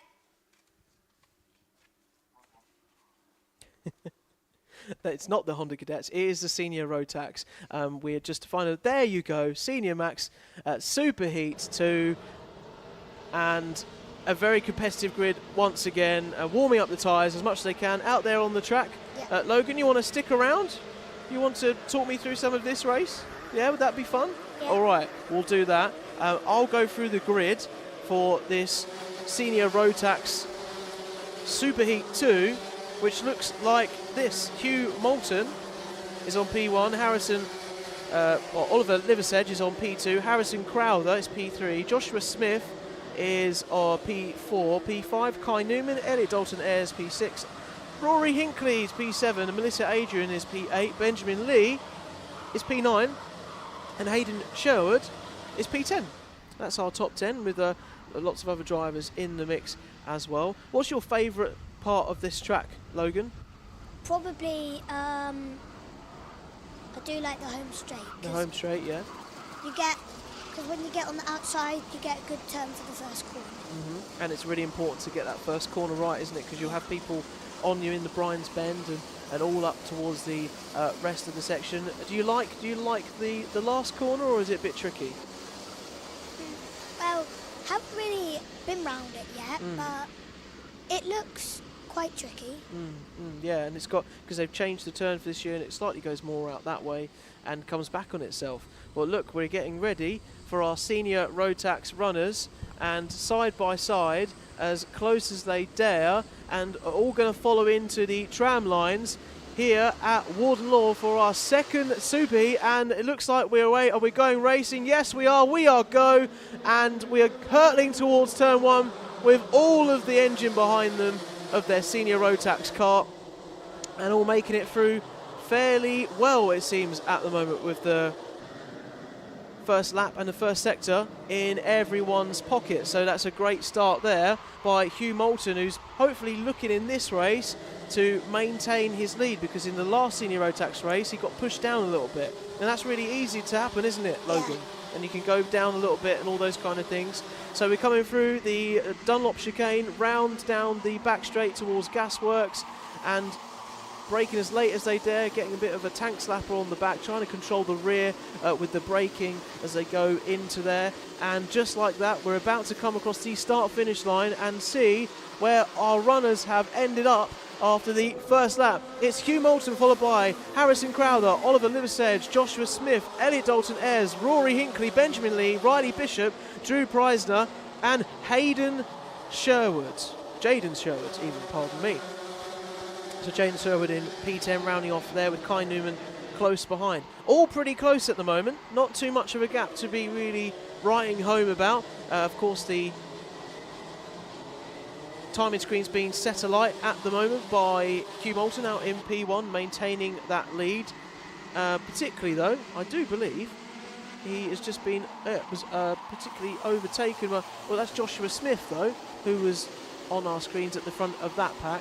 So it's all happening here in our senior Rotax, trying to pick up the leaders here once again as we come round for our second lap at Warden Law. Lots of hand instructions being pushed out from the paddock, and Harrison Crowther, I did think there was lots of changes on that lap. I couldn't quite believe the position changes, but it's now Harrison Crowther followed by Joshua Smith, and unfortunately Hugh Moulton once again in this senior Rotax Heat 2 going down the order slightly, as we can see a battle in between there. So first and second, third, fourth, fifth, you're all following there at the front of the grid and finding their way through the Dunlop chicane, and now looking to build a bit of a gap. Harrison Crowther, he's sensed a bit of an opportunity here, going through on the inside there. A nice move into Gasworks, I believe that was from Benjamin Lee on Riley Bishop, trying to make out between all of them and pick up the numbers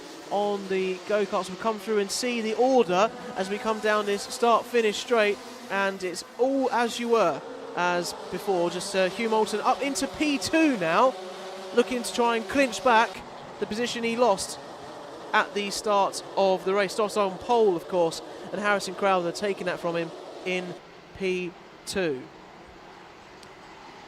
So all these drivers having a bit of a battle here, Logan. I mean, what's going through their heads at the moment? Well, they What are they might be like thinking they want to win this, but there might be a lot of traffic and you can't get through. Yeah, and you've got to be really careful when to pick your moment to do that. Because if you just do it too early, it could end your race. Yeah, and we don't want that, especially, you know, crucial points possibly go through to our finals later on. And we want to be in the mix for the finals, don't we? We come round again, and Harrison Crowther is really setting the pace out there. He is about a tenth and a half quicker than our driver in second of Hugh Moulton, the fastest second sector. It's a big gap, isn't it? Half a second in this speed of karting is really fast indeed. They're all very similar speed. Yeah, very similar speed, and to build that gap out the way they are, they're doing an almighty job out there at the moment. So, oh, a nice move up the inside there through one of the centres out to the Dunlop chicane. That was a lovely move from Riley Bishop on the inside of Benjamin Lee, making that stick there. So good progress being made by Riley Bishop in this part of the race of this senior Rotax Super Heat 2. And we're following this pack here, particularly all kind of, I would say, packs. We're all very close together. Nice racing going on between all of these drivers. Hayden Sherwood, we saw in there with Drew Preisner, Kai Newman, all amongst that. You can see our cafe with refreshments whilst watching probably one of the greatest things in the world. How much do you love karting, Logan? So much. Yeah? When did you start? When I was about before, so 3 years ago. You're doing some counting there. 3 years ago. And what do you love most about karting? Why do you like doing it? I like winning the trophies. Yeah, I mean that's because it brings memories. yeah, memories, nice feelings, isn't it? And what's your home track? Where do you normally go racing? Kimbolton and Whilton Mill. Kilbolton, Whilton Mill will be at Whilton Mill later this season, of course, for TKC. So it'll be good to see what you think about your home track round there as well.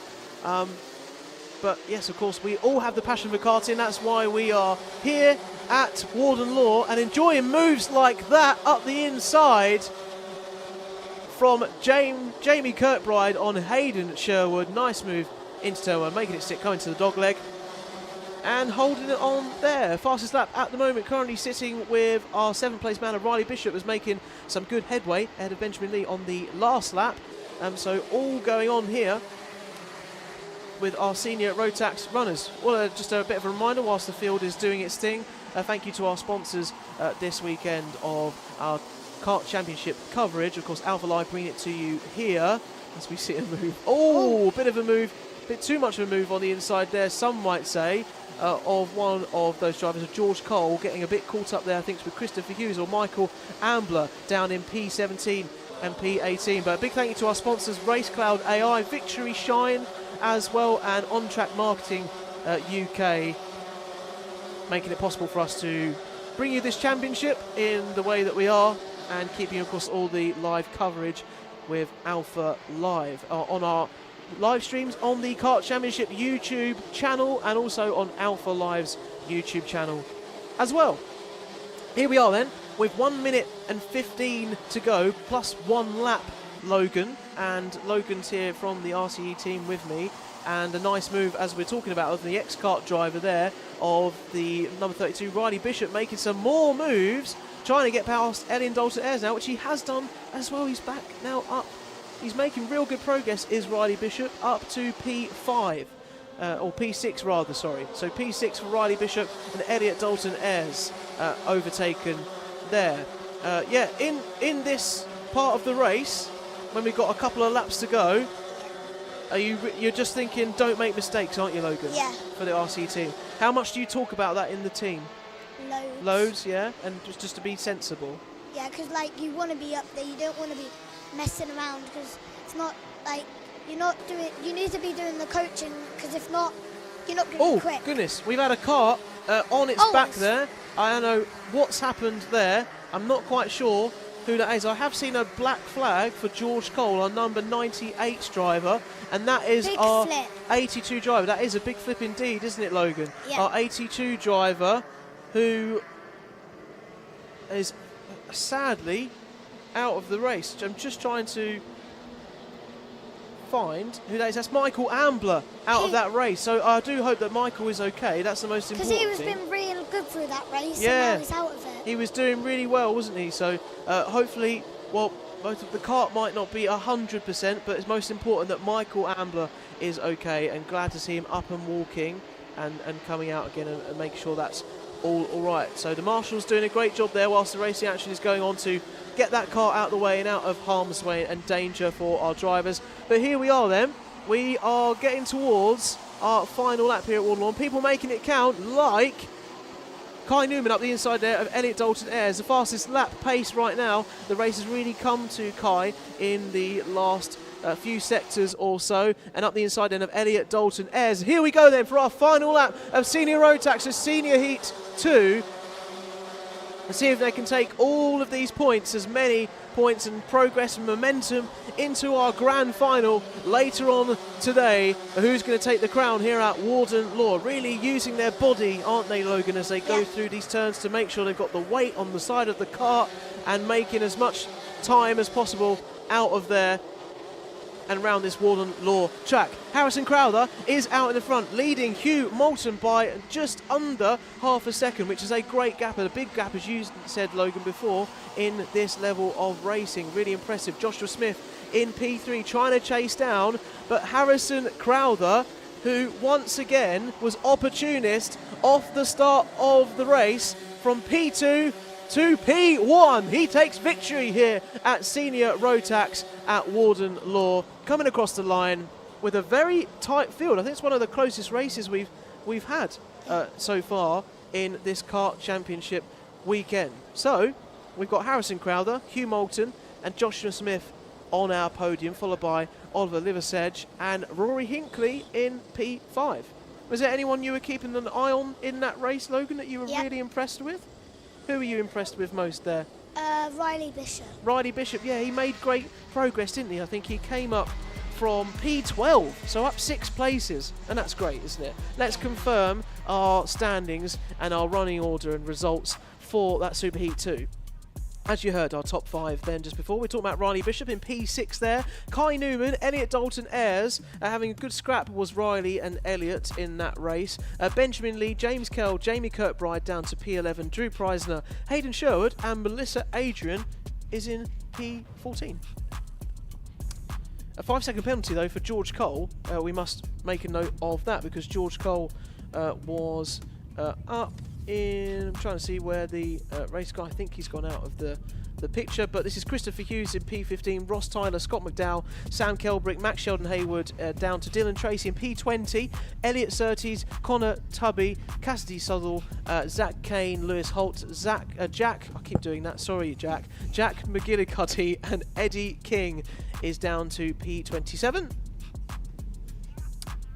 And there we go. Thomas Ambler, Oliver Lomax, Joshua Jarvis and George Cole with that 5-second penalty, but a few laps down unfortunately anyway. And Michael Ambler, great to see him walking away from that incident that he had out on track, and I think they could see the car in my periphery on the track being wheeled back now to the paddocks. So we're just making sure that everyone is okay out there on the track, but all fine. And between all of those different classes, we have one final super heat to go, Logan, and it's all been very exciting, isn't it? Yeah. All been happening. And what have you loved most about the racing here at this weekend so far?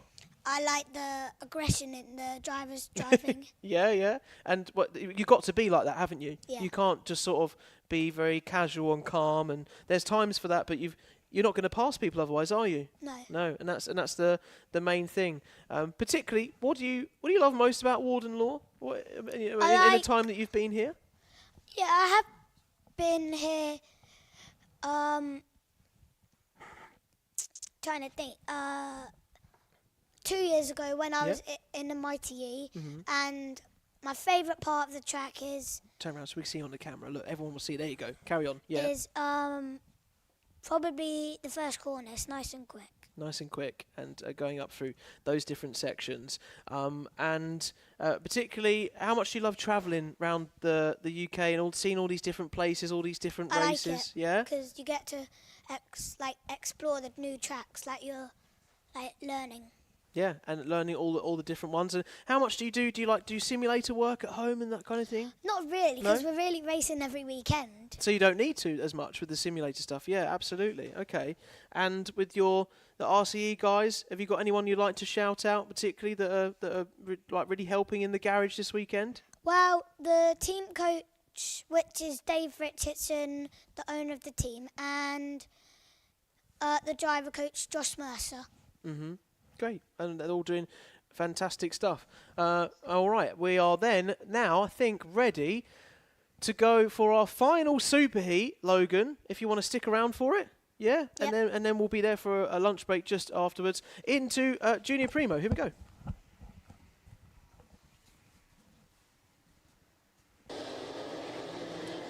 It won't be Junior Max, it will be Junior Primo, and we're on to our final heats then of the day. It's the final. Yep, and then we're on to all the finals. You're absolutely right, Logan.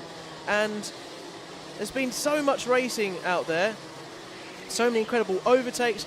Junior Primo earlier, when I was watching along, was very fiercely contested, and we had those couple of false starts. And that's really important, isn't it, Logan, not to have those false starts, because it's obviously takes a little bit of time out of the race, but also they want everyone to be disciplined going through the first tram lines. But everyone's, as you said, they want it to be aggressive, don't they? They want to be in front and they want to be out in the lead. So these are the most important things, to be aggressive and racing hard, but obviously keeping within the rules.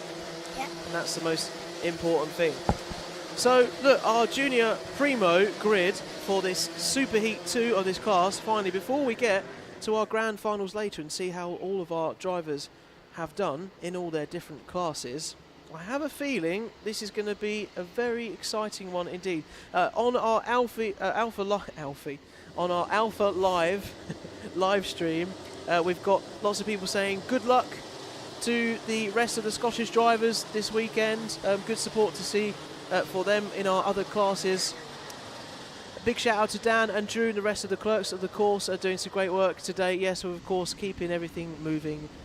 Dan, Ashton, amongst some of the teams there, all doing a great job for sure. And Keen Delaney, getting a shout out from Scott Monks.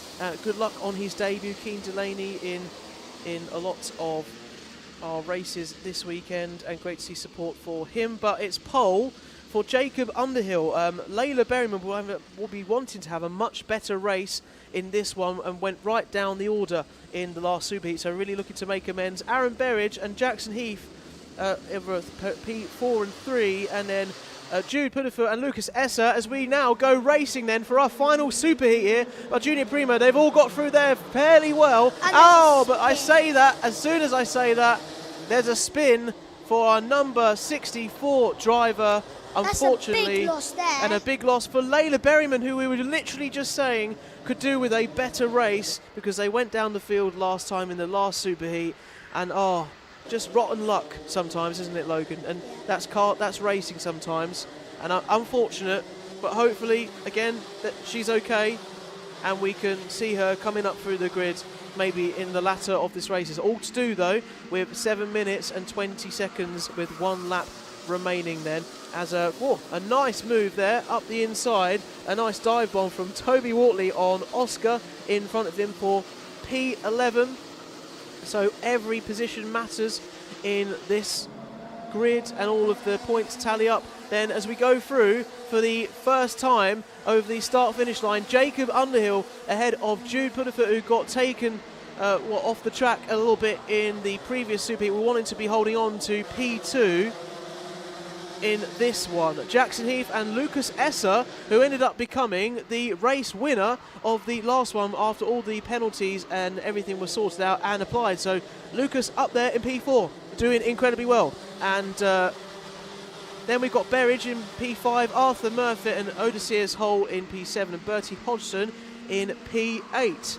As we now coming towards the Gasworks bend in this part of the track down into the third sector, and Aaron Berridge was looking, and there's a big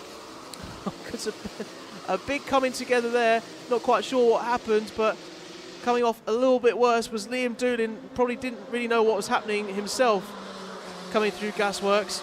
We'll try and see what happens there, but a bit unfortunate as they're coming in to trying to all find space on this track, aren't they, Logan? It's everyone's vying for the same racing line, trying to get past each other. Sometimes you are going to have to come together a little bit, aren't you? And all you can see Bertie Hodgson and Liam Dooding in the pits for one reason or another, maybe because of the damage to their karts. I'm not quite sure what's happened there and why, but they're in the pits. We've seen that. Lucas Esser setting the pace in P3 at the moment with the fastest lap. You can see now we're on board with this group here with Aaron Berridge leading the way in front of Jackson Heath and Arthur Murfitt at the moment. As we come through for our next lap around Warden Law, Aaron Berridge in P4 has gained that place ahead of Jackson Heath, and joining on board here with our race leader Jacob Underhill in full control, it seems, at the moment, coming through the two centres with Jude hot on his tail behind him. And a great start from Jude, by the way, up from P5 into P2 now. So gained 3 places. A nice start from him in this race. And making all the way down to Gasworks again. Oh, you can see a lovely move up the inside there for the 88 on. Who's this on our screen? I believe, is that Layla? I'm trying to figure out who this driver is here. And the number 75, it seems, walking away from their car. No, that's Ashton Bailey, unfortunately, out of this race. So Ashton, bad luck for him, wanting to, of course, be going a bit further in this particular superheat. But we rejoin the front here. We are on picture right now with Jacob Underhill, Jude Putterfoot behind, Lucas Esser. All of these three keeping each other in check, wanting to keep as far ahead of the chasing back as possible, Logan. Oh, and a lovely move there from Jude up the inside for the lead. How tempting is it to do that into a turn like that?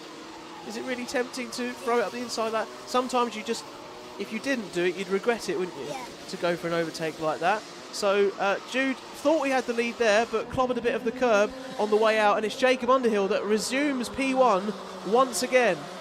And Logan, do you want to talk us through some of this action here for us? Yeah, very, a bit rough in the driving. Going over all the curbs, it's just a lot of grip. They have the experience to just go. Yeah, to just go and not be too bothered about it. And then, you know, Jude is back on it right now. He hasn't let that early clobs of the curves that he's taking unsettle him, and he's chasing still after Jacob Underhill. A couple attempts gap, but a little bit of a move there. Lucas Esser trying out a new line to see if it was going to provide any time for him. And actually, Lucas has dropped a little bit back, having taken that racing line and trying something a little bit new. So hopefully won't be wanting to try that again and can close up onto the back of our two front runners with 2 minutes and 20 to go plus 1 lap.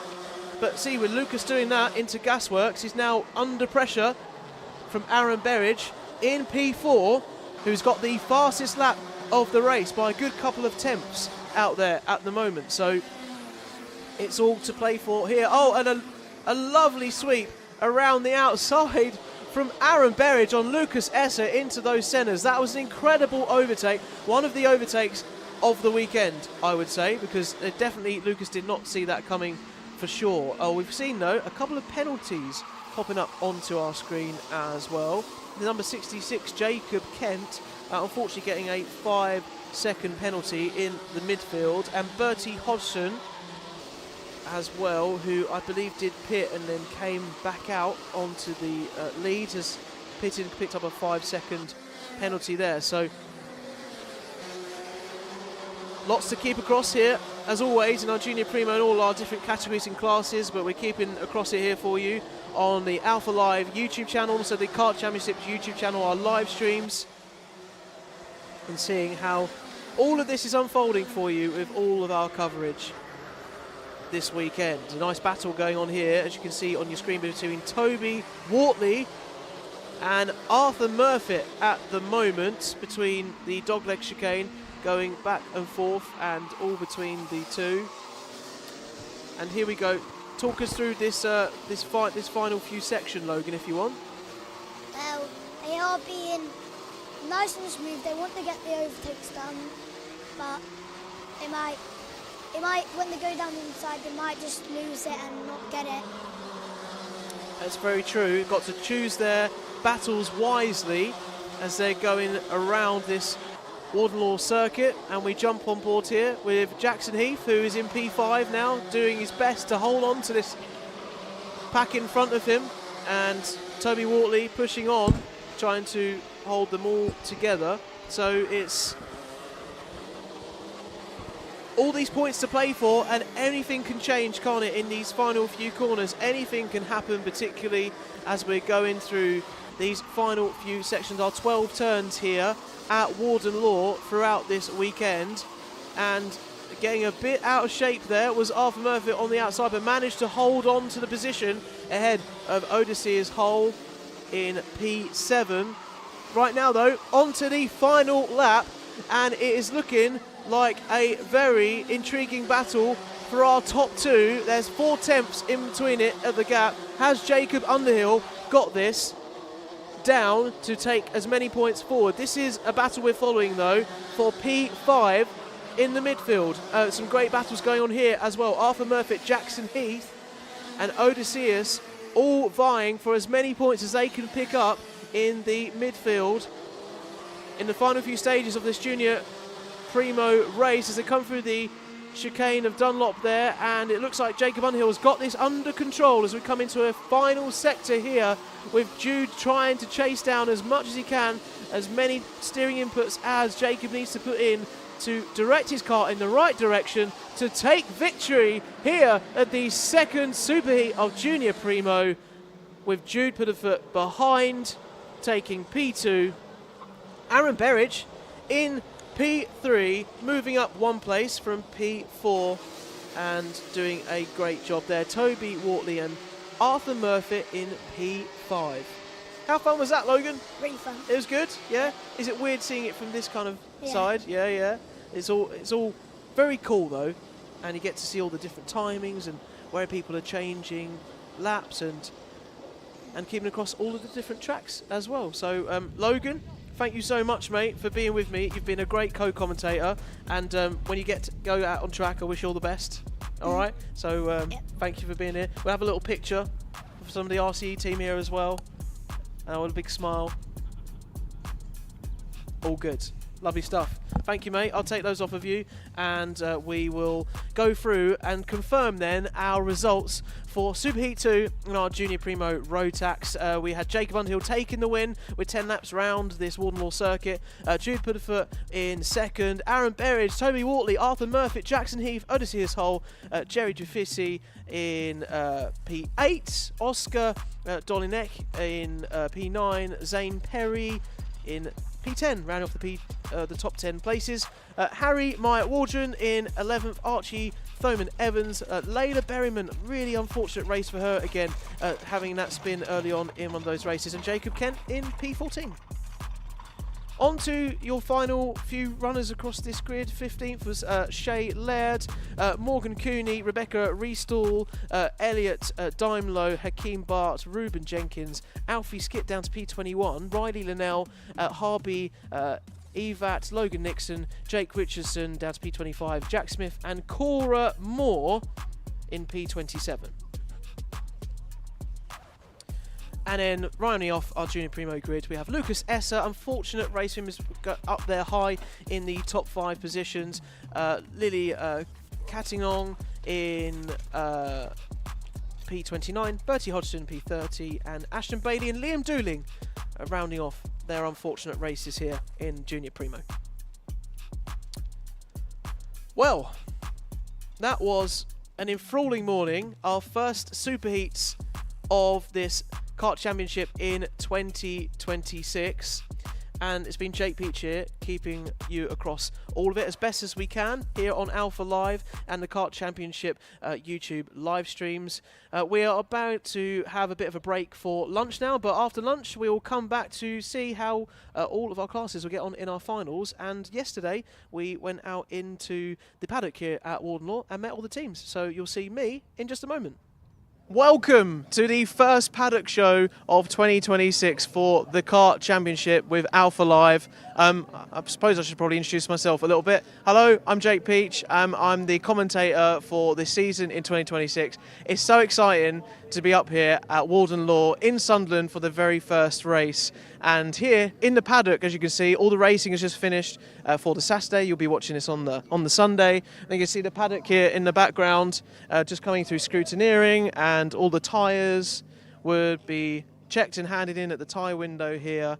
But a fantastic paddock it is here at Warden Law. So many awnings going down for all the paddock, and we're going to have a look through all of them if they'll let us in and just have a little catch up. But we're here at X-Kart, who have had a lot of drivers moving up from different classes this year, from junior into senior and vice versa into other classes. So we're going to pop in here and see if we can have a chat with a few at the X-Kart team. And it's looking really busy. Obviously just come off the back of our Saturday sessions. When you're watching this, all of the preparations to get them in for the race tomorrow is, well, all the drivers working on them with their mechanics, looking very well. Hopefully there's been some good performances in here today for qualifying and those kind of things. But let's come into this corner here and see what's happening over in this section. Hello, what's your name? I'm Chase. Chase, nice to chat to you. You're live on the Paddock show. So you're the first one and the first guest of 2026. This is pretty cool. So we're here in the X-Kart team, and tell me a little bit about your involvement with the X-Kart team. Yeah, so I'm driver coach for X-Kart. So this weekend I'm working specifically with our senior Rotaxes. So outside of this, I do my own racing. So I've done British F4 last year. I'm doing mini JCWs. So keep myself busy, and now I get to help all these lot out and hopefully get some podiums with these guys. So it's really cool. Yeah. And what kind of things are you coaching with the drivers? You've been through this kind of platform, haven't you, and now on to where you are. What are the key things that you wanted to extract out of this, particularly the Warden Law track that we're at? Yeah, it's quite a technical track, so it's really high speed, really flowing. So you've got to have the kart dialed in, but you've got to make the kart work as well. So it's quite hard to get the setup right around here with a lot of mixture of corners. So when the kart's not quite right, it's just keeping your head in the game and keep digging and keep pushing. So it's just keeping everyone in check, making sure that everyone's happy and hopefully getting results. And what are the drivers making of the track changes? We've had one of the Sennas altered, and also Paddock bend the very last corner. Has that been a challenge in the setup as well? It's been a challenge for everyone to learn the new corners, but there's been a lot of positive feedback from everyone. I think that the improvements have been really, really good. It's made the racing a lot more exciting, and it's given us all a bit of a headache on trying to work out the best way around it all. And for you, the season of racing you're going to be doing, you excited for 2026? I'm buzzing. I can't wait. I didn't think I was going to be racing until about a month ago, and then I ended up winning the Jam Sport Scholarship, so I get to do minis. So it's mega. So really cool. I can't wait to get started. Chase, lovely to meet you, mate, and best of luck with the rest of the season. And the X-Kart team is a hive of activity in here. We should probably get out of their hair. And James, cameraman, just bumping into one of the drivers here. If we can we have a chat with you? Hello, what's your name? Zach Jennings. Zach, I've seen you in my preparation for the notes. My first season of the Kart Championship. How has your preparation been going for Warden Law particularly? So we didn't do any pre-rounds, which was probably a mistake, but so far it's been good. Got a few good sessions in, made up a lot of places on the start, so it's going well. And how much do you like Warden Law? And there's been lots of talk about the track changes coming into this weekend. They've given you a little bit more space, maybe for some more overtaking in a couple of the corners. How have you found that? So I found that now the track's wider, you can go for moves a lot easier. But I don't really like the new tarmac. It makes it all slidey on the back. It's a bit of a hard time. If you came back in a year's time, there'd probably be more grip out there. Yeah, it'd be much easier to drive, yeah. And particularly for your goals throughout the year, obviously we'll be probably to check in with you throughout 2026. How do you want to build on 2025 and what maybe some of the aspirations for this year? So I want to be like maybe top 10 is the goal, but I don't know if I'll reach it because it's first year in main junior, but we'll see how it goes and hope it goes well. And I know the mechanic relationship is very important. Are they helping you out, doing all the things they need to do? Yeah, my dad's my mechanic, so we've got quite a good relationship. There's a few. Oh, here he is! Look, he's filming us. This is very meta. So we're doing the Paddock show, and you're filming us. And then there's going to be another camera filming us soon, and it's just, I can't cope with that. There's too much filming going on. What's your name? My name's Ali. Ali, and I'm sure Jennings is the surname. Yeah, there we go. And what's it been like to have Zach coming into 2026? Has it been exciting? Looking forward to the year? It's been interesting. So we done Primo last year. That was his first year in junior, and then this year obviously we're going straight full junior. But as we got the cameras, we obviously vlog a lot, and we record his journey throughout the whole year to help other parents understand what karting is all about and those next steps. But it's been interesting, although you've been challenging this week or this weekend with your setups. But yeah, we've got it. We'll see what happens. We'll find out tomorrow. Proof's in the pudding, of course. And then your dad referring to the setups there. I mean, not to give anything away because people may be watching this during the Sunday. Don't want to steal anything, but how do you like to set up your kart particularly? I like it so that when you turn in, it's pointy, but I also don't like a slidey rear because of it. So it's got to be like a mix between the two, so that it's balanced. So basically, it's got to be perfect. Yeah. Yeah. Zach, it's lovely to meet you, mate. Best of luck, and thanks for being on the Paddock show. And we'll get out of your hair. Have a great rest of the weekend, and I'm sure we'll see you soon. Thanks a lot. So X-Kart team in good spirits there. That's Zach Jennings there, who has moved up the class. hopefully has got some good momentum and some good morale behind the team. There's a good atmosphere there in the X-Kart team, as there is probably down the whole paddock, as you would imagine. But as you can see, the paddock goes on for a long way here at Warden Law. We're in the sunset, it's golden hour, it's gorgeous along here. And the Kart Championship, if you haven't watched this before on Alpha Live, maybe comprises of the sort of 4 age classes. You have Bambinos, you have a Junior Karting Championship, you have the Senior Karting Championship, and I think I forgot the Cadets Kart Championship as well. So we've got those 4 classes and people racing in Honda Cadets. We have the Junior Rotax, Senior Rotax, we have Junior Primo as well. So all really competitive grids, and we have the Bambinos doing the Mighties as well, and the all-electric go-karts, which is really interesting actually, and hopefully we'll get to go into the Mighty awnings down the paddock. So James, if you want to follow me, let's see what's going on in Apollo karting. And came in here earlier today and had a chat with some of the guys. It was all a great atmosphere at the time. Let's see if we can poke our heads in a little bit and see if anyone's around. No, looks like they're pretty chill, but Apollo were very keen at the start of the weekend that they're going to have some great results here at Warden Law. Let's particularly go into this garage here, the Cadets, and I know there are some people avoiding the camera because they don't want to be on the paddock show, but unfortunately this might happen because we're going around the paddock particularly. Oh look, some people are avoiding it. What's your name? Uh-oh, I've done it to you. Ellis, it's Jake, nice to meet you.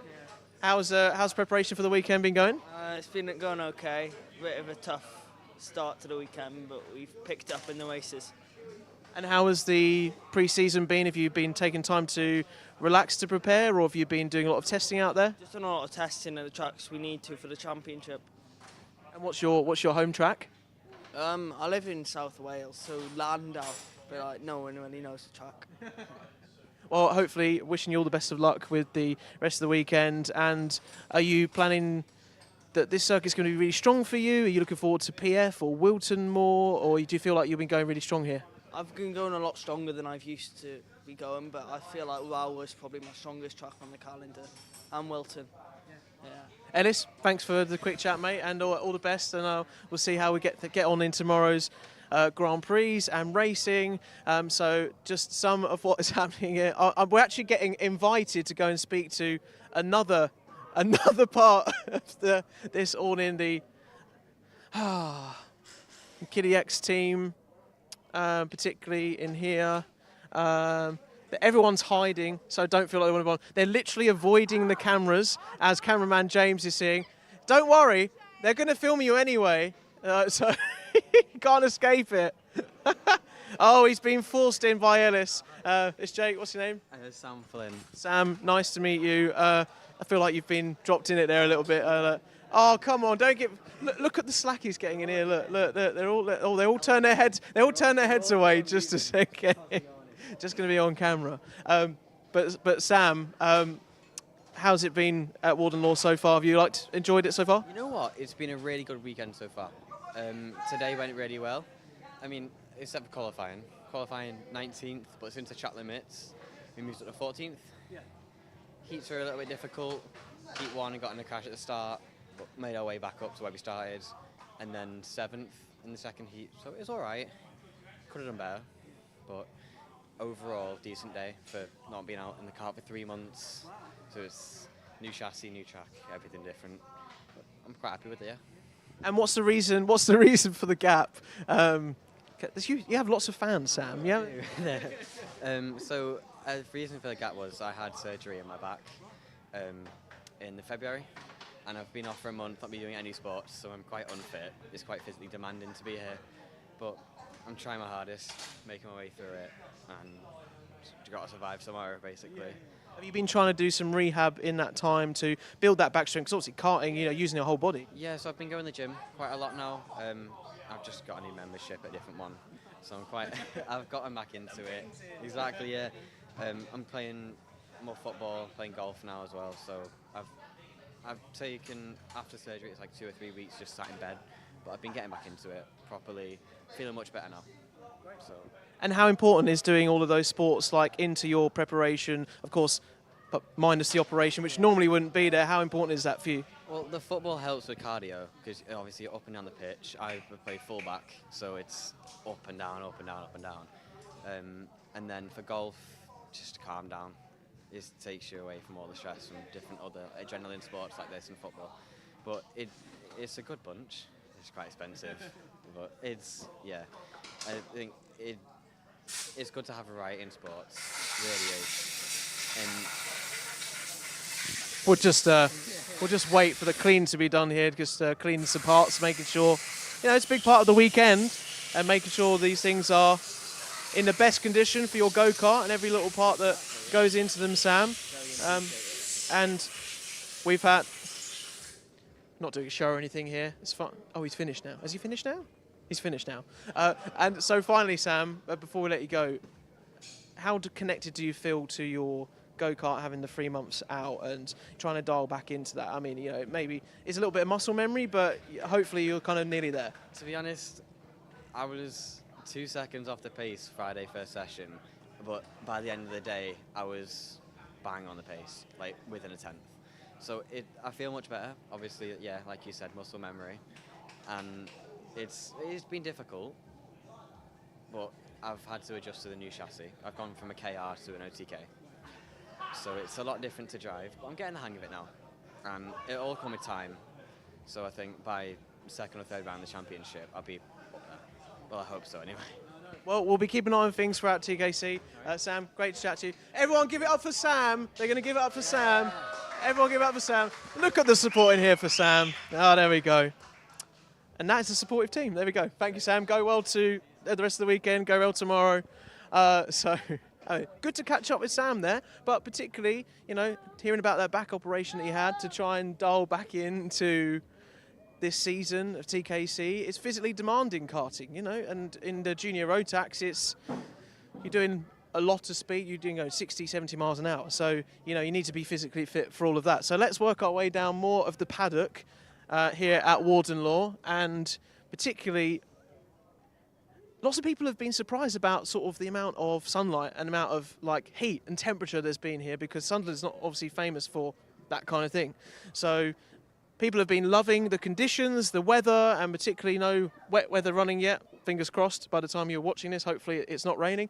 But we've got so much going on throughout the paddock. Everyone's sort of dialing down for the day, and particularly will want to hopefully get their car in the best place for setup for Sunday. We've got the superheats that have been going on that you've been watching right now. We've got obviously the grand finals in each of our classes as well. So lots happening here, and particularly maybe for the JWR team who might want to talk to me or avoid the camera. We will see. Hello, welcome. We're doing the Paddock show live here at Warden Law. Does anyone want to jump on it? Yeah? Jake, what's your name? Rory. Rory, nice to meet you. As we've seen throughout the paddock in every awning, there's been a lot of support for the person that's on camera. I wouldn't know why. I finished P7 in that race, so did quite well. I was P9 in Heat 1, P6 in Quali, so it's been a pretty productive day so far, so yeah. Rory, tell us a bit about your home circuit, where karting started for you, and the journey to this point to being TKC this year. Yeah, so I started at Team Sport karting indoor Warrington.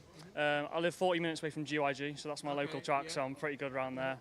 3.5 hour drive here today, so oh my god, yeah. So, yeah, don't get me started on that. But I'll say my favourite track's GYG. I've only been to Warden Law once, and I'm P7 novice, so yeah, quite happy.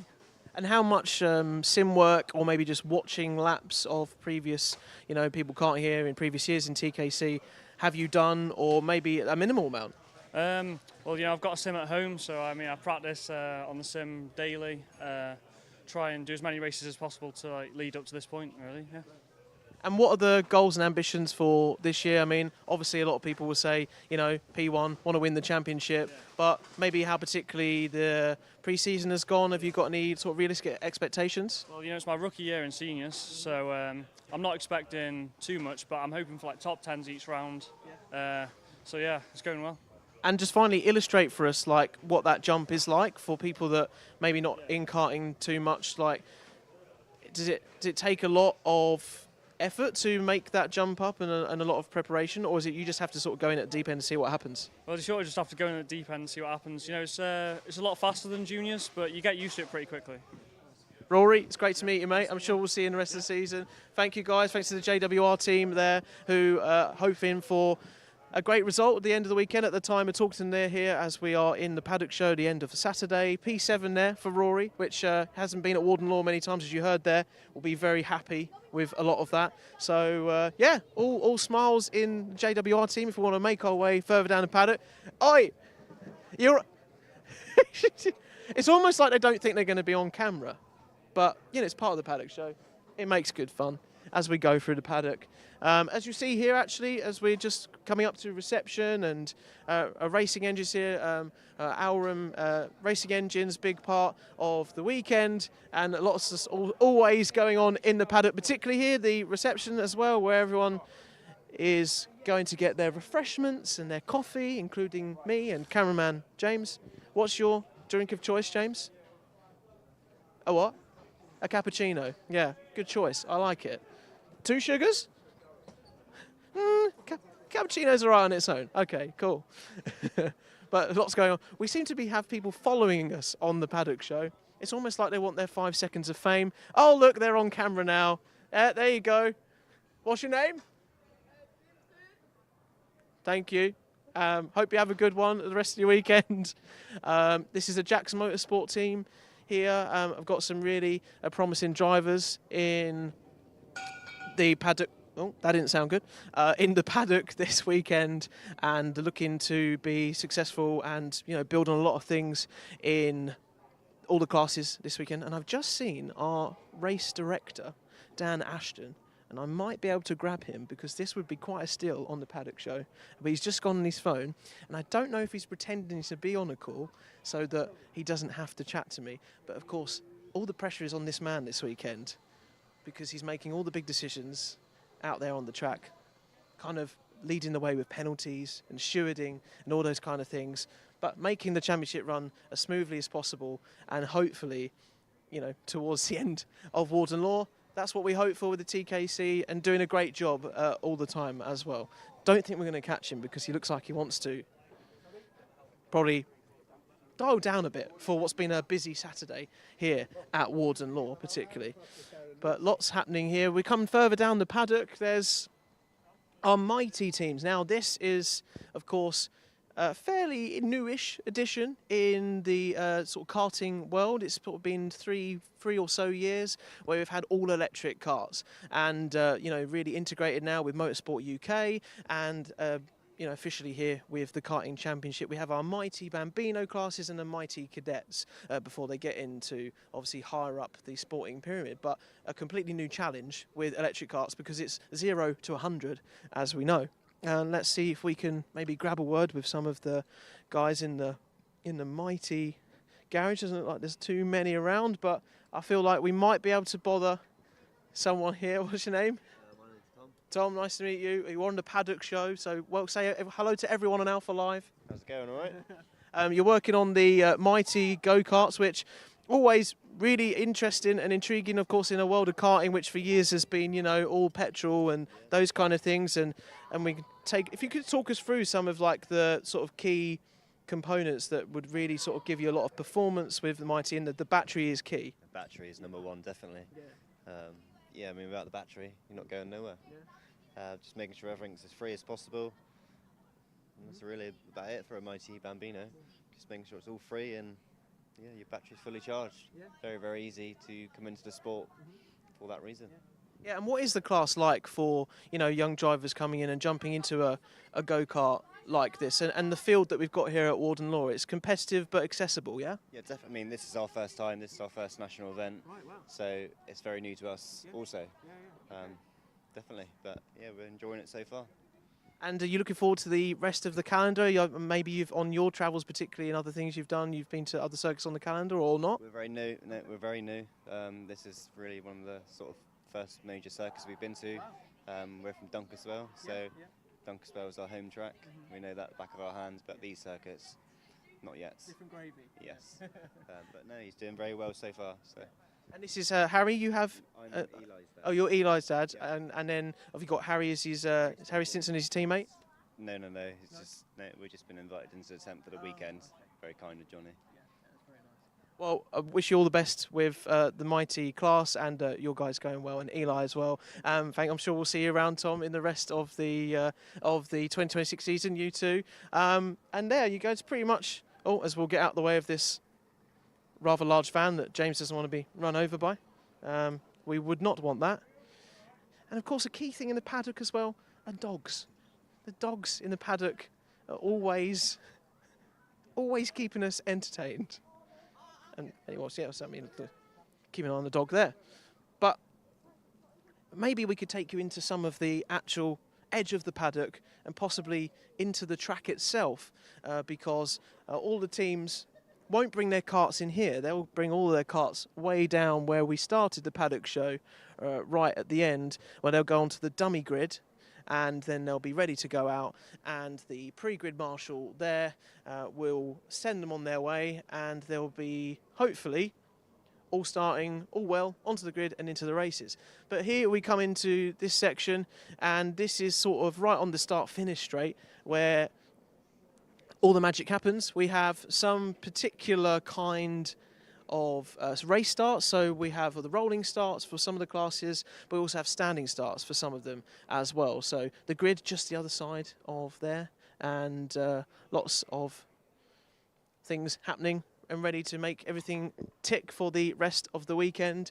We could perhaps maybe go down further to the paddock. We also, it's important to say as well, there are many great teams here as part of the Kart Championship in this 2026 season, but lots of great privateers as well. You know, people doing it themselves, are their one-man band and making sure their kart is just as great as maybe X-Kart or one of the other teams that we paid a visit to earlier on. So, you know, it's always good to remember kind of the impact, the effort of our privateers as well.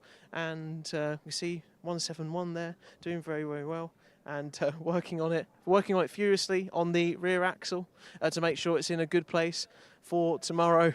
People do not want to be in this paddock show. Other people really want to be in it. It's kind of a mixed bag, to be honest, and I don't blame them, to be honest with you. It's it's a highlight. I would see it as a highlight potentially.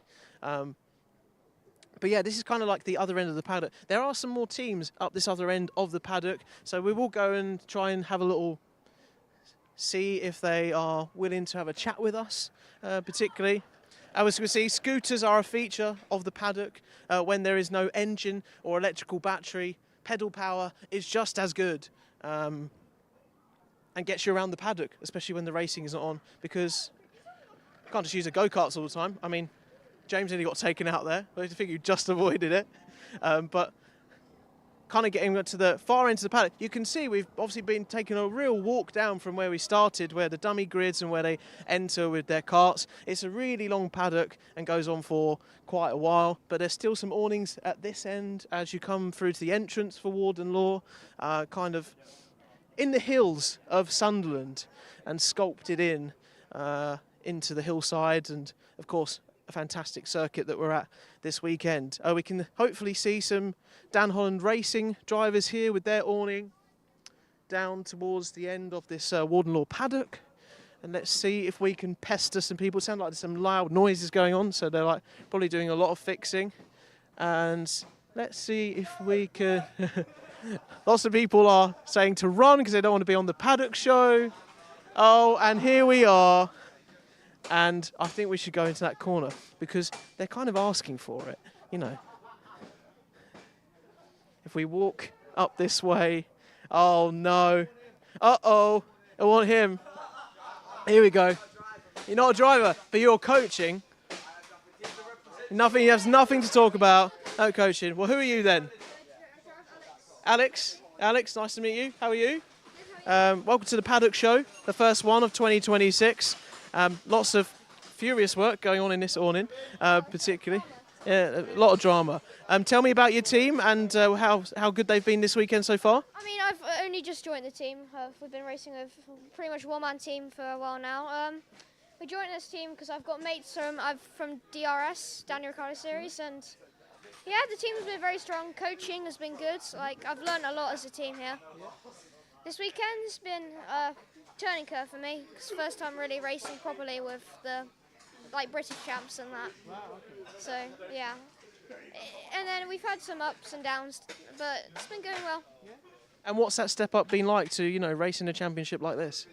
It's been a big step. It's been really hard. It's been really tricky, but yeah, I'm learning still. It's going to take a while, probably till the end of this year, to be going really fast, but yeah. And Warden Law's the first track of the calendar, but we've got some great tracks on the calendar. We've got PFI, we've got Whilton Mill. Where are you of all the other circuits, and particularly this one? Yeah, I mean, some great circuits to come up. I mean, quite far from me, but yeah, all around the UK, which would be lots of fun. And where's home for you? Where have you come from? Oxfordshire, near Oxford. Wow. Yeah, so like 5.5 hours from here. So. Putting in the miles, but we will be all season as well. So what are your aims and goals? Because you were very honest there, like you've come into for the first time into this kind of level of karting, but I'm sure you'll want to do as well as you can. I think my aim for tomorrow is really to make it to the grand final, because there's no repechage, so just fingers crossed I can make it. So far I'm on my way there, but just hope for the best. And can you talk to me about your go-kart? Can you tell me about what you love about the most of it, like the livery and the paint? And maybe you could talk me through some of the things that you might work on or that you might like to change?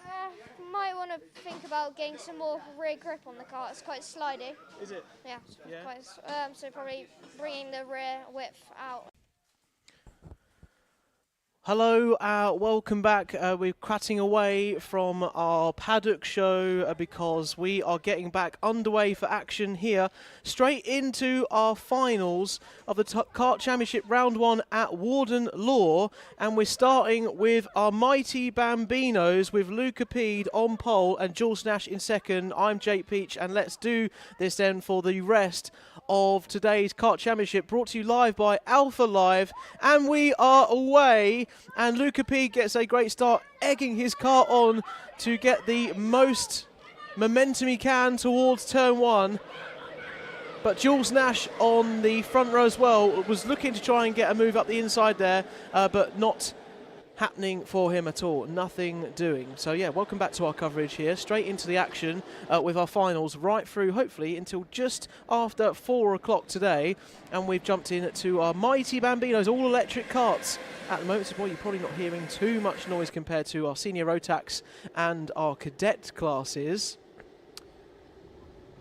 But you're hearing plenty of wheel noise as well, and plenty of tyre screeches as they try and maximise all of the grip out of their tyres in their mighty Bambino chassis and karts as well. And in our final, of course, we have a bit longer for our races in our finals, 12 minutes plus 1 lap. So 4 more minutes to play with than our super heats that we had earlier on, and all to play for again. And who's going to be crowned the champion of this first round in Warden Law for mighty Bambino? We're going to find out over the next 10 minutes or so together as we come across the line then for the very first time. And Luca Pede, Jules Nash and Teddy Smith are your top 3 with that S-plate, trying to hold that prestige into this Bambino grid, and going forward with Eli Parkhouse in P4, Aidan Castleman in P5, Rafe Verdi in P6 had a mixed bag of super heats and has ended up in P6 now, so not a bad result considering all things. Oliver Reynolds in P7, it's 7 and 7 and 7, 7 heaven as I said earlier on. Arthur Everington even in P8, and Theo Azzopardi in P9, and Edgedera in P10. That's how we're looking at the moment, and all pretty, if I'm not mistaken, processionary in some regard as to how we've started this mighty Bambino race. Let's see how everyone gets on though in the next 10 minutes, and make sure that you are on our live stream on Alpha Live and leaving your comments in our live chat, also on the Kart Championship live stream as well. If you're here at Warden Law, we'd love to hear and see your comments on there. If you're watching from home, supporting from afar, we'd also love to see your support for whoever you're cheering on as well. So Luca Pede out in the lead with a pretty just honest gap of just about 1/10 of a second in this mighty Bambino class, which is really all quite close and bunched together. Jules Nash though with the fastest lap with a couple of tenths quicker, a tenth and a half quicker than Luca Pede in front of him. And all looking to see if they can become the first champion of our Kart Championship calendar this year, a champion of a certain track, of course, which goes towards all the points tally. The rest of the season has become the ultimate Kart champion in our Bambino Kart Championship as part of the Kart Championship family, which comprises of all of our different classes here. Kicking things off in Warden Law this weekend. It's been really enjoyable, thoroughly enjoyable to see all the racing action today and over the weekend. I hope you agree the same as well. And looking forward to seeing more action throughout the season. We've got lots of you getting in touch though on the Alpha Live YouTube chat, particularly Chompa Purea, I think that's how you say that. He's saying Oliver faster, and I think you mean Oliver Reynolds. So Oliver Reynolds, go faster. It's great help, isn't it? Go faster round a kart race. I'm sure I'll pass it on to him if I can. I'll try and get a message to him, seeing if we're going round here in this circuit all through the different sectors. I get a note to him maybe. No, we won't distract the drivers. I'm sure he is fully concentrated on the way he wants to go forward with this race and maximise his result. Oliver Reynolds there and doing his utmost to challenge after Ray Furdy at the moment in the midfield battle really between P6, 7 and 8 with Arthur Everington, privateer, as well as Theo Azzopardi, also a privateer this weekend and sitting there in P9. But now some racing action starting to bubble up a little bit in this mighty Bambino class, and you can see them sort of making their way through that section there. Aidan Castleman out in front of Rafe Verdi and making the move stick all around our circuit there.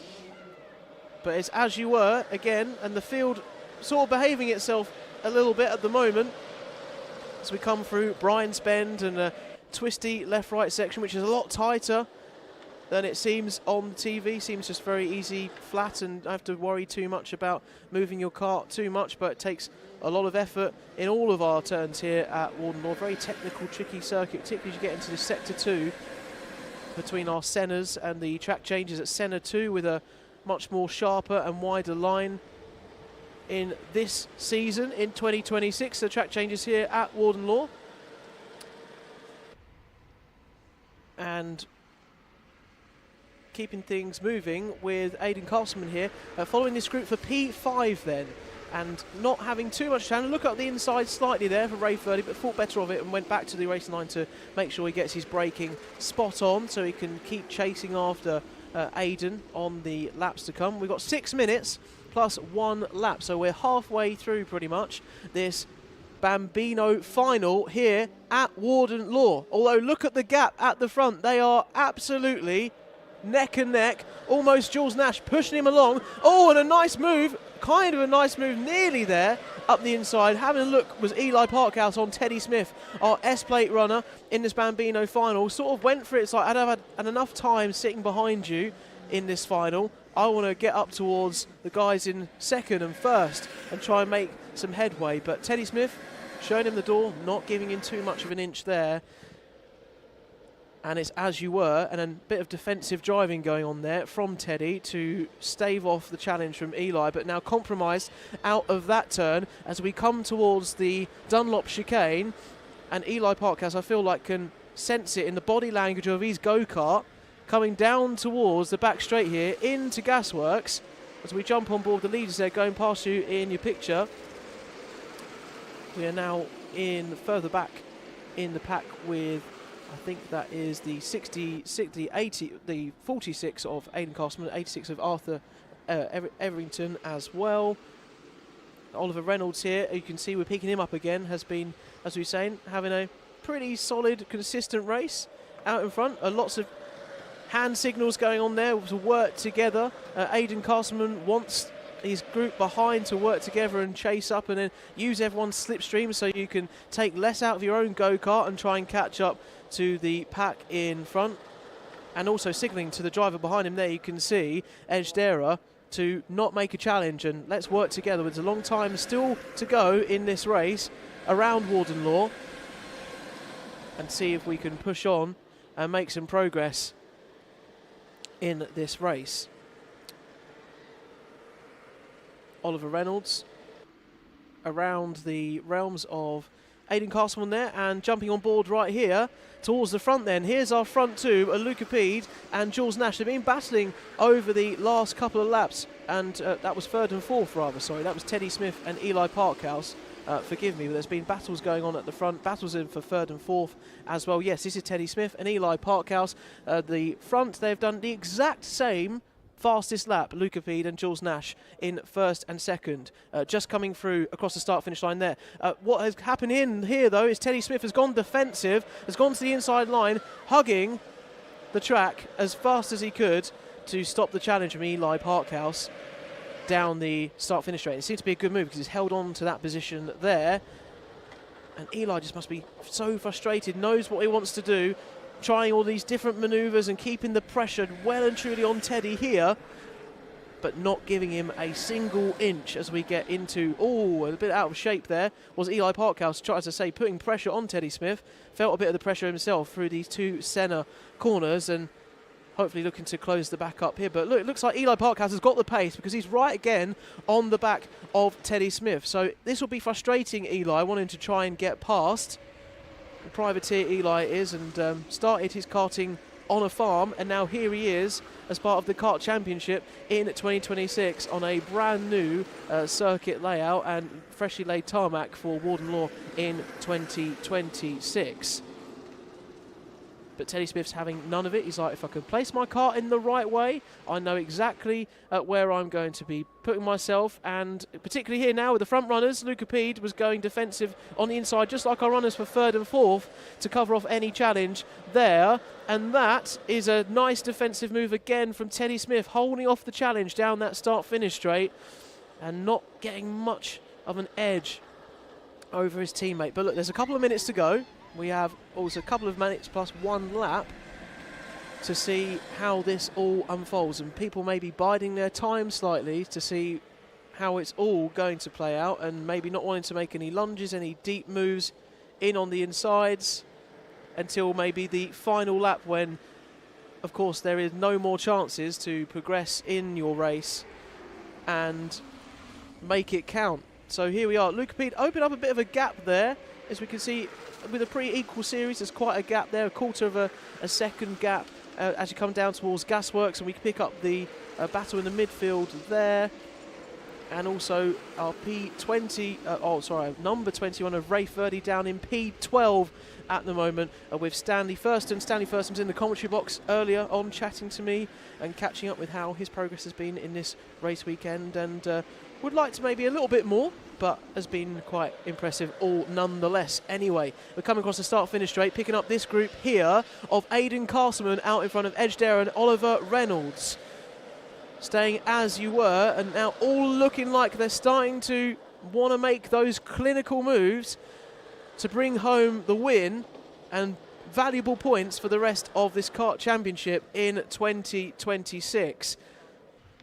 30 seconds on the clock though, plus one lap. We're going to have this lap, a lap and a half to go. Oh, there's a nice move up the inside there. I don't know if there was a bit of a slow getaway, as that driver got a problem. We've got the back markers right here, but this is the leaders battling side by side, because this is Luca Pede and I'm pretty sure, and Jules Nash. Yeah, Jules Nash out in front there, as you can see now. So Jules Nash, just picking that up, going through the traffic, is out in front of Luca Pede and has completely been clinical, as I was talking about just not too long ago, to take advantage of the traffic they just had and get back in front. But Luca Pede does not like that as we go on to our final lap here. Who is going to be crowned the winner of our Bambino final here at Warden Law this weekend? They come through Brian's Bend for one final time this weekend. And Jules Nash, who's been sitting on the back of Luca Pede for the last few corners, the last few laps,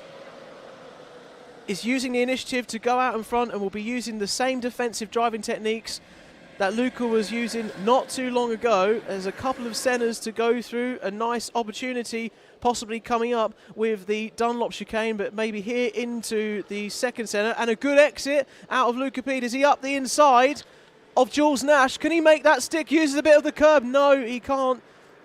And out of the Dunlop chicane, it is all to play for now. Who is going to make that clinical move? Is Jules Nash going to hold on here into the third and final sector, or is Luca Pede going to sweep round the outside? He's trying his best. Is there any grip out there in that part of the track? It doesn't look like there is. Jules Nash, who has been patient for most of this race, going round the final couple of corners now and through Paddock Bend for the final time. It's going to be a very close finish. They're going to the line. Luca Pede's on the inside, but it's Jules Nash who takes the victory here in the Bambino final at Warden Law. The very first race victory and final win of this TKC Championship, and what a great battle that was out the front with Jules and Luca. Nice to see that there, and coming home in P3, I think Teddy Smith will be pretty happy with the battle he was having with Eli Parkhouse. Just checking if there's any penalties that could affect the situation. No, it's all looking like that running order is going to be as you were. Well, there you go. Exciting first final indeed, and this is how it looks. Jules Nash, Luca Pede, Teddy Smith, Eli Parkhouse and Oliver Reynolds, who was getting a lot of love on the live stream, bringing it home in P5, Edge Dara in P6, Aidan Castleman in 7th, Max Tetlow in 8th, Arthur Errington in 9th, and Theo Azzopardi in P10, unfortunately down from 7th, and you're losing a few places in that race. Ray Furdy's P11, 12th is Stanley Thurston, Beretta Stevens is P13, and Joshua Chung is P14. P15 is Artin Urujla, Max West is P16, Aurelio Capalonga, P17, Jensen Harris, Archie Watkins and Noah Curtis rounds off your 20 drivers in this race.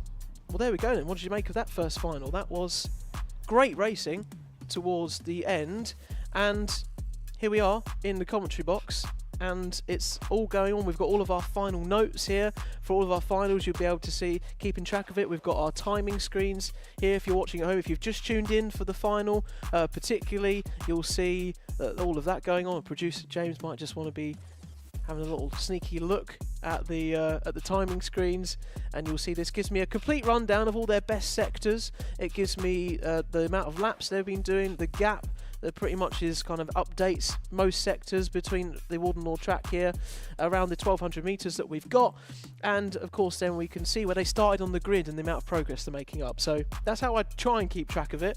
That race up until the end was pretty one by one, but it got very spicy towards the end and was very great to see. So congratulations to Jules Nash, who was probably not expecting to get past Luca Pede at some stages in that race. However, brings home a first final win and the trophy for Warden Law at Warden Law here and the TKC for 2026 for the very first time. So let's have a look at some of your comments if you are sharing your support on the Alpha Live YouTube stream here. So we've got just this one.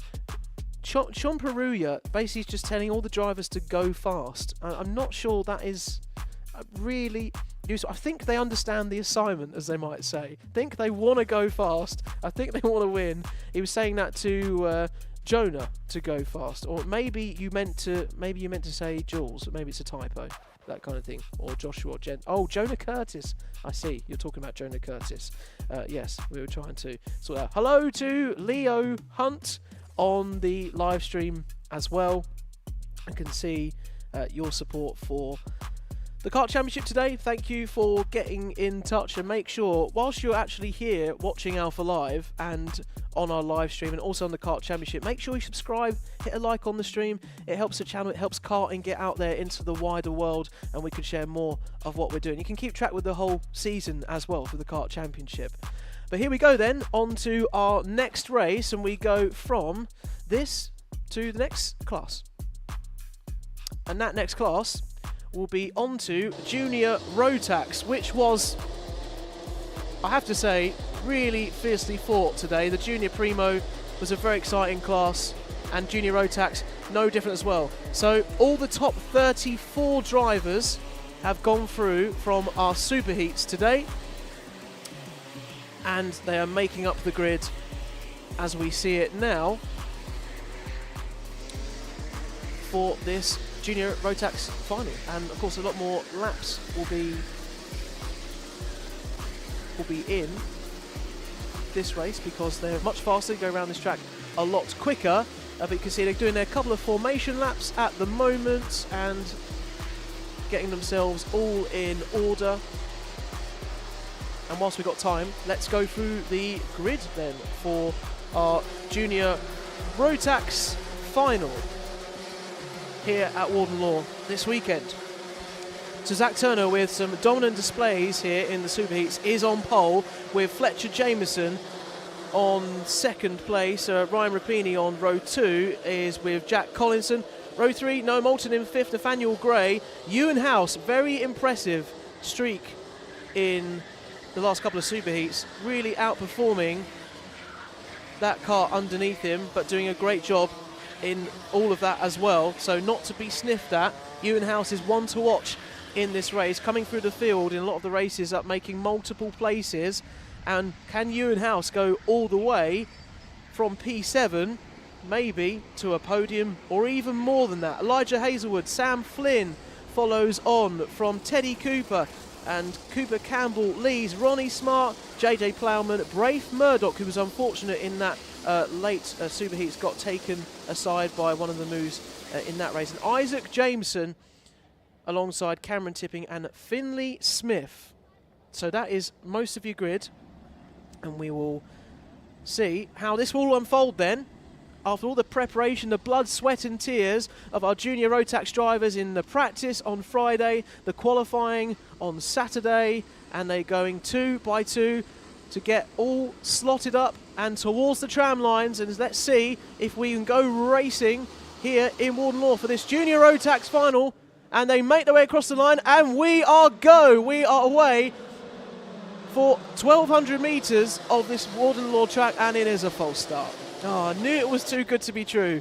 I knew it was too good to be true. So another opportunity then for our Junior Rotax drivers to get some heat into their tyres if they feel like that they need it, or just take care. It looks like with the weaving that's going on at the moment, they definitely want all the heat that they can get in those karts of theirs. And Fletcher Jameson on pole, looking to hold on to that position.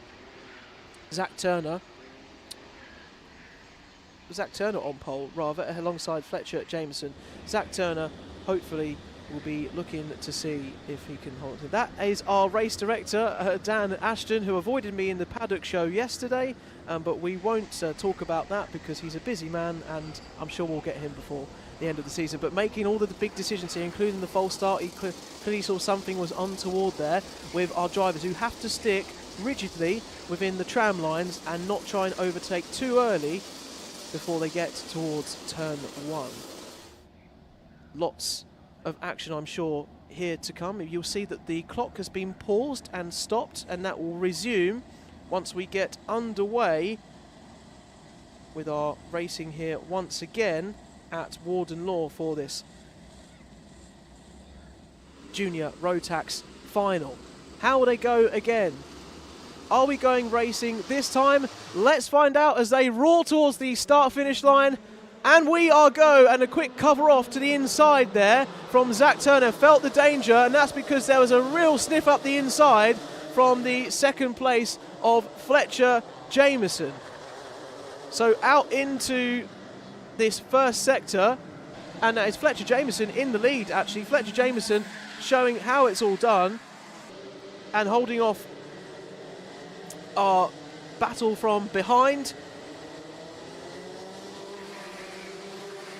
And all coming through the first couple of centres and trying to fill through all of our top 34 racers in Junior Rotax. There's a nice move up the inside there, moves happening aplenty, and using all the curb and the exit there on the outside was Jack Collinson trying to make up a place as we go through, and then on to our first proper lap there at the end of this. We have Fletcher Jameson out in the lead with Ryan Rapini up to second place. Zach Turner, Ewan House already up to P4, starting from 7th. So I said Ewan was a fast charger today, and it looks like that is the case here in this Junior Rotax Final. Noah Moulton, Nathaniel Gray, Jack Collinson, Sam Flynn up to 8th. 2 places up for Cooper Campbell-Lees as well in P9, and Teddy Cooper in P10. That looks like, though, that Ryan Rapini has got past Fletcher Jameson. So Ryan Rapini up into the lead now and trading places even with 10 minutes on the clock.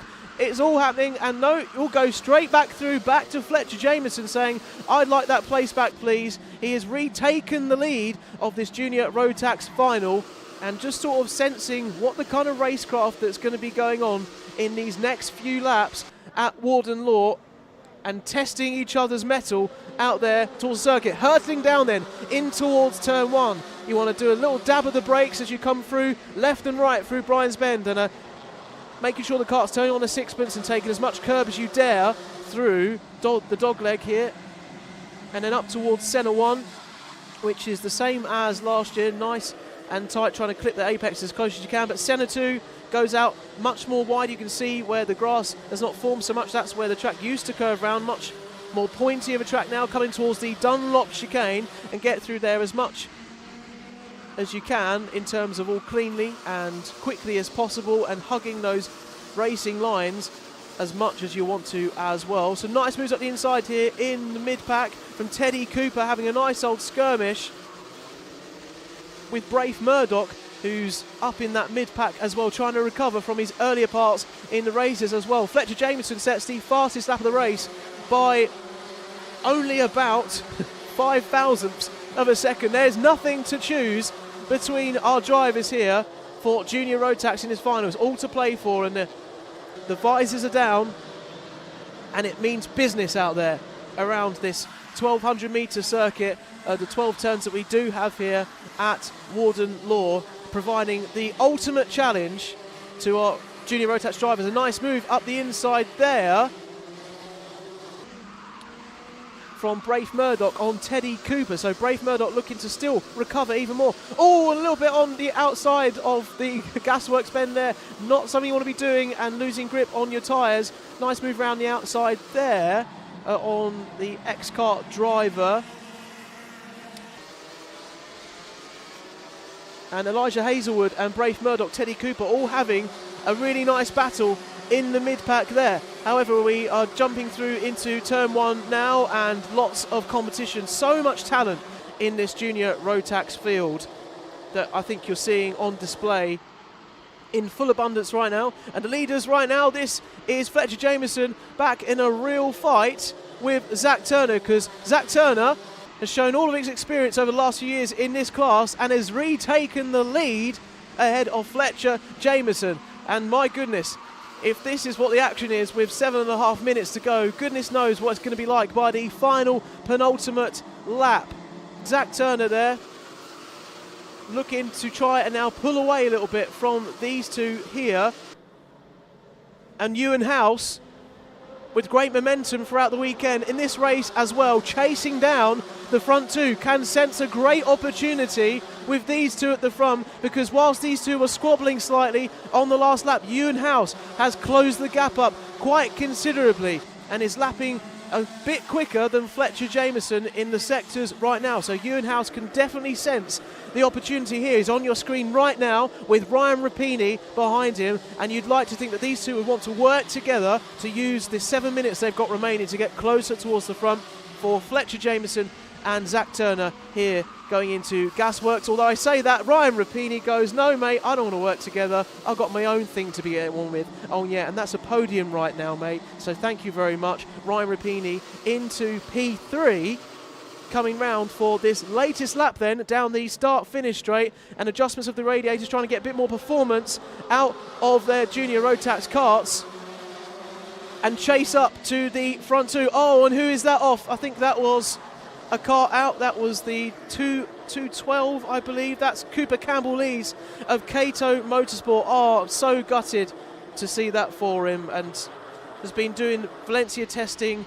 He was been doing some endurance racing recently as well, down at Buckmore Park in January, and something completely new for him as well. So unfortunate that he's out of this race and won't be taking any further part in the battles going on there on the circuit. So wish him all the best. I hope he's doing okay and is out that kart right. Looked like the case as well. But back to our leaders here and our front four now. It was a bit of a two-group race, but now it's becoming a bit more of a four-horse race between Zach Turner, Fletcher Jameson, Ryan Rapini and Ewan House. And here on the screen, we're going further back to see a nice move up the inside there from Sam Flynn, I believe, on Jack Collinson.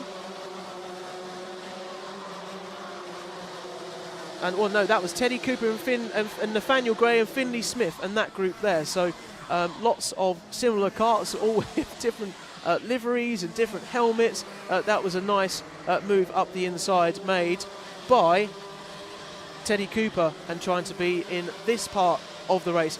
Contact warning you can see there from race control from Joseph Berkery down in the other part of the order at the moment and trying to make his way up from a 30th place on the grid. But nice moves you're seeing here all the time on the inside there, particularly nice moves there from Finley Smith in this mid-pack around about 11th, 12th, 13th and 14th. Charlie Very in the mix as well with this. Brave Murdoch wanting to make amends for the superheats and how they went, and people really using, we see all the drivers getting out onto that curb, coming through the dog leg, really making the most of all the track space that they can as we come through. A nice dive up the inside there from Isabella Stansmore Wilson for P16 on Alfie Forrester. So great racing even in the earlier packs down through the order of the grid. And on board with this battle right now, looking pretty hairy over those positions down towards the mid-pack. But here we are then with Zach Turner and Fletcher Jameson. We're back to P1, P2, and a fierce battle out front here.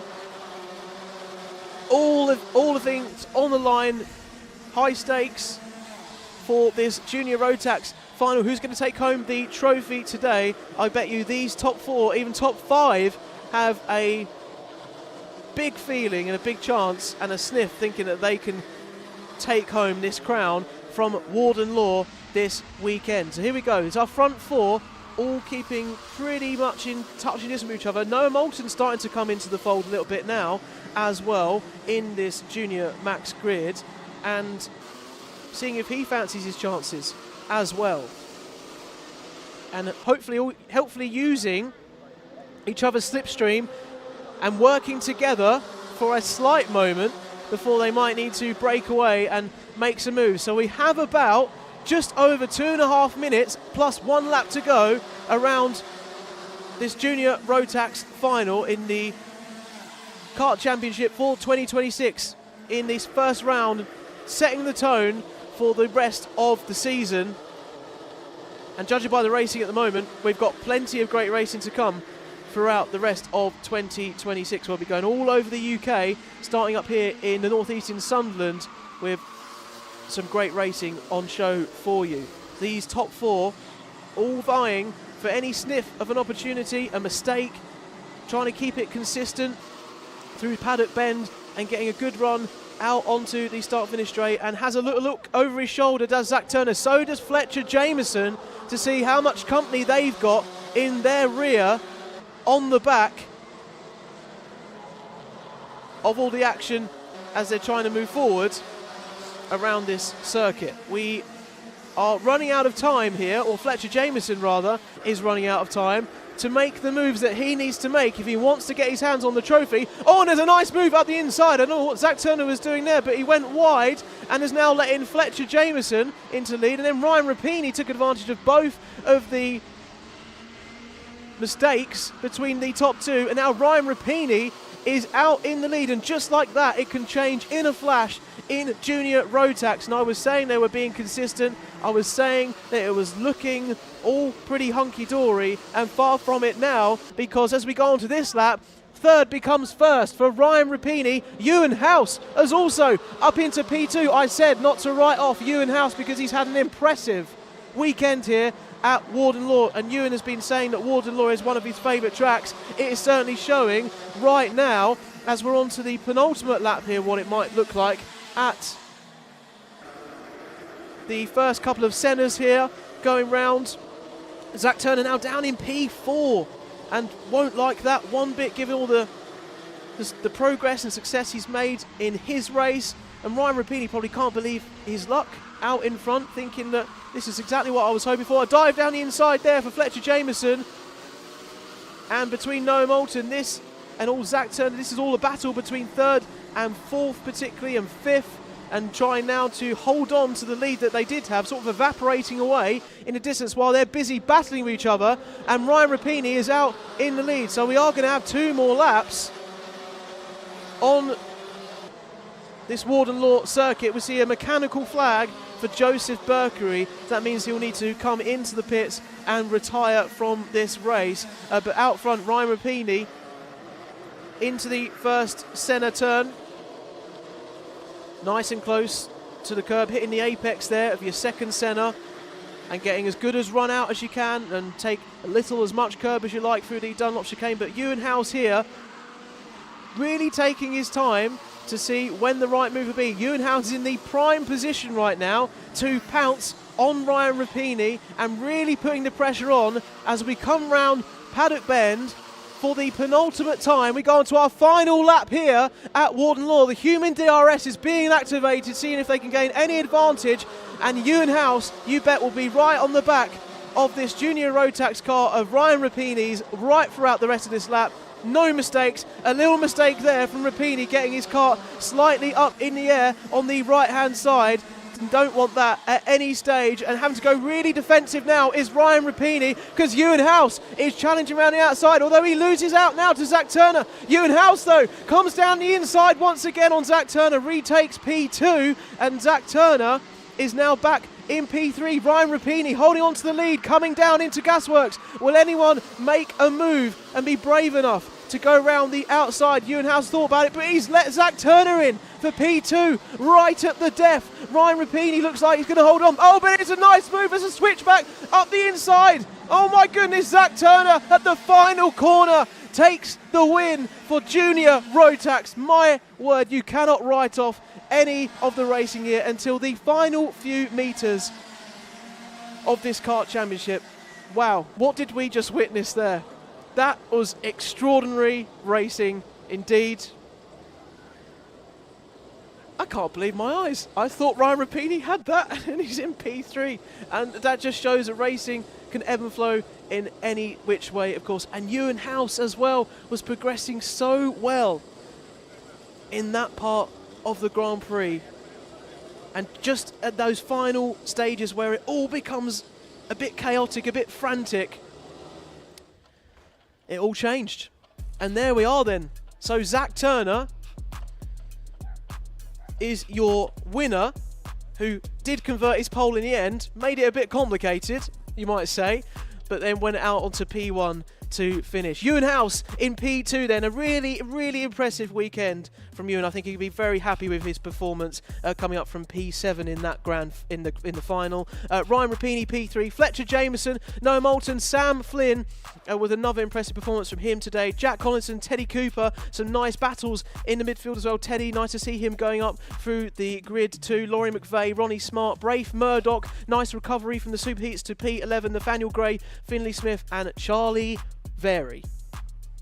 P15, Isabella Stansmore Wilson, some nice overtaking moves from her in the race that we patched to with our cameras. Isaac Jameson, Jackson Lane, Larry Price, Adam Churchek. Alfie Forrester is your top 20. Harrison Bishop, Elijah Hazelwood, Cameron Tipping, Thomas Harper, JJ Plowman, Jake Anders and James Tate is your P27. And Lewis Gilbert, P28, Zach Waddle, P29, Amy Peacock, P30, Thomas Wellsford, Noah Stamp Clark, Joseph Beckery, who got that mechanical flag and had to come into the pits. And unfortunately, Cooper Campbell-Lees out early in the race with an issue. Couldn't partake in any more of the junior Rotax final. I'm just seeing how this might play, though, into the last positions. So Larry Price down in 18th on the classification at the moment as a 5-second penalty. Fletcher Jameson has also been penalised for a jump start, it was seen then, right by race control. So Fletcher Jameson in P4 at the moment will have a 5-second penalty, and that might see him drop down the order somewhat, maybe even towards P8, around there. Adam Churchek as well with a penalty in that race. So it'll all come out in the wash, but we're on to our next category just like that.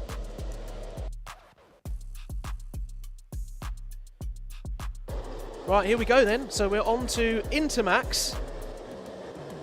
And there's been some great racing in Rotax Inter today. Logan Rolfe joined me in the commentary box earlier on in our super heats. Very confident about his performance. Has been performing very well, as you've seen, in the 2 super heats.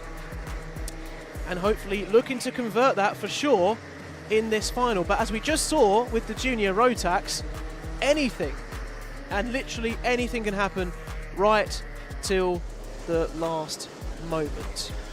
Let's go through your grid then for our Intermax final. Here we go then. So Logan Rolfe on pole, Max Abrahart is second, Lewis Cacaldi is third, Hugo McCluskey is P4, Lewis Herbertson is P5, and Jensen Sale P6.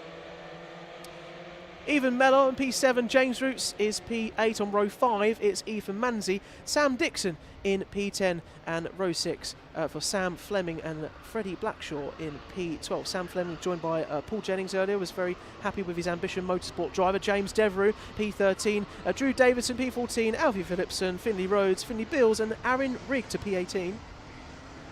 Ethan Lloyd, Dexter Petty, Hamish Gordon, Adam Bart, Rio Panayitu, and Jamie Walsh to P24 of our drivers to P25, Felix Sheldon Hayward, Logan Stanley Jones, Eli Owen, Jensen Skeff, and Ayrton Goldsworthy.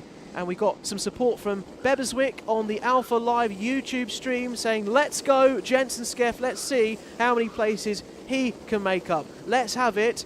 Evan Mellor in P7 says lime potato on the live stream on Alpha Live. Make sure you get on the live chats on both the Kart Championship live stream and on the Alpha Live live streams too. Sponsored by Victory Shine here, the Kart Championship throughout 2026, and also Race Cloud AI and OTM On Track Marketing to make all of this possible and bring it to you in its full HD glory that you're seeing right now on your screens. Well, I'll just take a couple of breaths, because the junior Rotax was enough to recover from. Let's see how Intermax plays out and whether Logan Rolfe could convert an impressive display right across the weekend here for his KR Sport team. And let's see how things will pan out. We've got support for Maximilian in P2 as well on the stream, and they come through the tram lines. And are we racing? Yes, we are. We are go for the Intermax final, and we're into turn 1, and it's a very, very brave defensive move from Logan Rolfe, holding that inside. It's a spinner to the right of screen then onto the grass. We'll try and find out who that was for you. That was the number 112. Unfortunate for Alfie Phillipson there, going off the grass. Not the ideal start that Alfie would have wanted. Maybe how he can recover in this race. How many positions can he make up from where he is? A bit longer in this race. There's 11 minutes 20 on the clock plus 1 lap. So as we know, anything can go down in that time that we have. Nice move early up the inside there, it seems, from Jensen Sale on Lewis Herbertson. Impressing very much so is Jensen as a privateer this weekend, and really outperforming his car and going really well round here at Warden Law. So they come across the start-finish line for the first time. Logan Rolfe in P1, Max Abrahart in P2, Lewis Cacaldi in P3, Jensen Sale up to P4 now, up 2 places from the starting grid, performing so well. Is Jensen Sale on for a potential win here and challenging with the likes of Max Abrahart and Logan Rolfe? It's all to be seen over a series of the next few laps. All making their way pretty well though in these first couple of laps as we come now through the Dunlop chicane. and hugging that inside curb as much as you dare to get the best racing line down towards the back straight and into Gasworks. A nice move there up the inside. Beautiful move on the brakes by the 134, I believe, James Roots on Freddie Blackshaw. That's for P9 in the midfield there. So a great move we're seeing on display now. But we've seen also, as we panned away from that, Jensen Sale up to P3. The charge is on from Jensen Sale because he is wanting to prove a point and back up the words we had from Paul Jennings earlier in the commentary box that he's impressing this weekend, and he wants to do that with a trophy in his hand. Let's see how it all unfolds throughout the next few laps. On board here with Jensen Sale, as we can see, talking about him, he's not far off P1 and P2. That Rotax underneath him performing really well for him right now, and looking to chase down Max Abrahart, also looking over his shoulder a little bit because he's got Lewis Cacaldi and Hugo McCluskey for company as well, trying to chase down equally after him. Oh, a bit sideways there, managed to hold on to it as the battle between Evan Meller and Lewis Herbertson plays out there through Paddock Bend. But just about keeping it all in the right direction with all four wheels on the track. Surprise, surprise, Jensen Sale with the fastest lap of the race so far, a tenth quicker than the leaders at the moment. So it's looking like great momentum for Jensen Sale at the moment. Elsewhere in the back of the pack, you can see some great racing going on here with James Roots again up the inside of Evan Meller, I believe that was, going for a move into the first Senna. And as they come out of Senna 2, Jensen Sale hunting down through the Dunlop chicane and maybe using his time to think, right, I've got myself into this position. How can I capitalise on this? How do I choose my moment and not outbrake myself, and also hunt down Max and Logan out front in P1 and P2 right now. Logan Rolfe has got a 6/10 gap to Max Abrahart, which is pretty substantial at this part of the race. As you can see, it's starting to open out a little bit across the field here. But some impressive racing on show here and some great progress. Jensen Sale, as you see there, the back of your picture is coming through the dog leg, looking to keep on that, and so is James Roots. He's making some great progress up through the field, skirmishing again with Lewis Herbertson between P6 and P7. Great racecraft on show here from James Roots, doing his best to make his way up the field, that is for sure.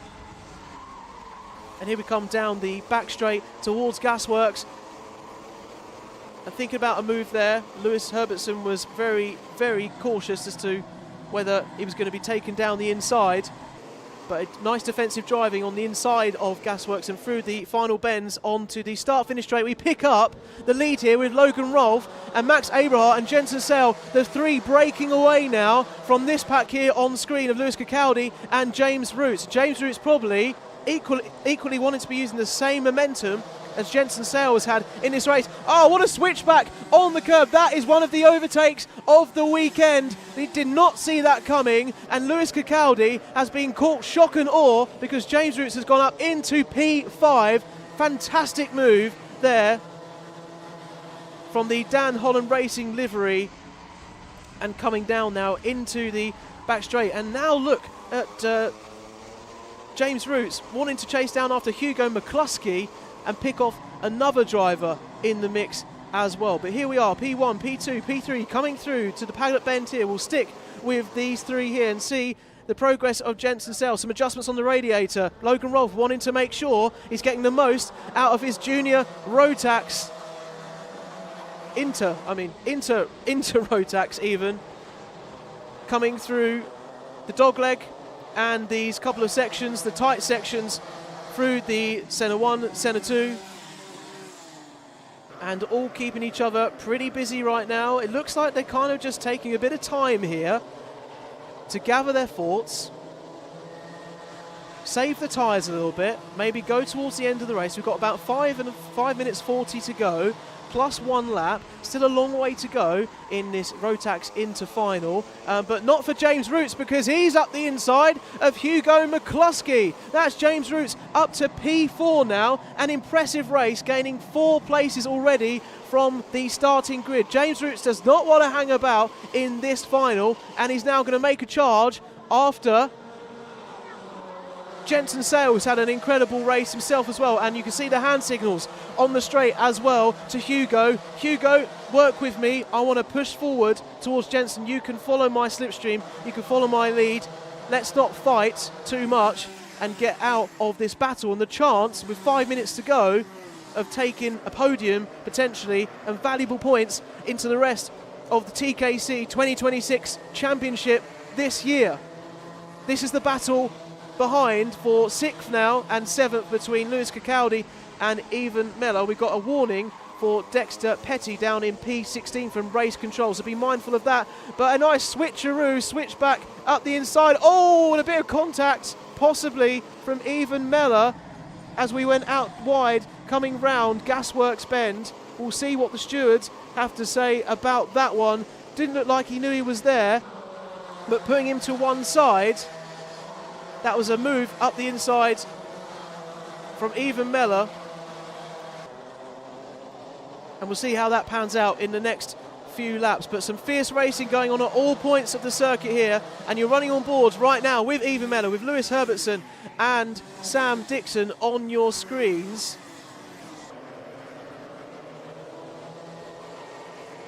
And little bits of bumps to people encouraging the other to get on with it. Eva, oh, some fierce racing going on there. Gets put across the chicane at the Dunlop chicane and then has to take avoiding action.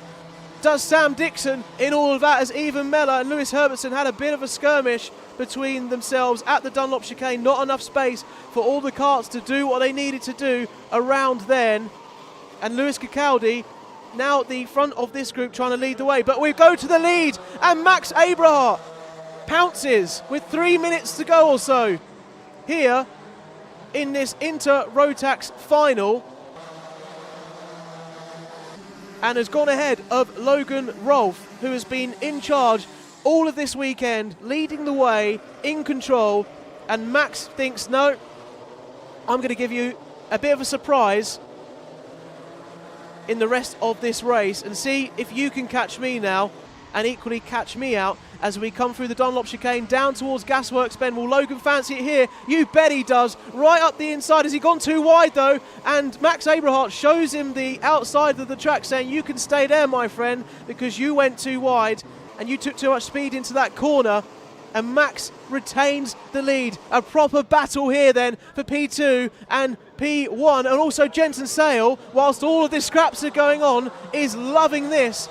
Maybe waiting for an instant to happen with the two of them in front, and Jensen Sale could come on, pardon the pun, sailing through to take the victory. Who knows what is going to happen in the rest of this Inter final for our Rotaxers here at Warden Law.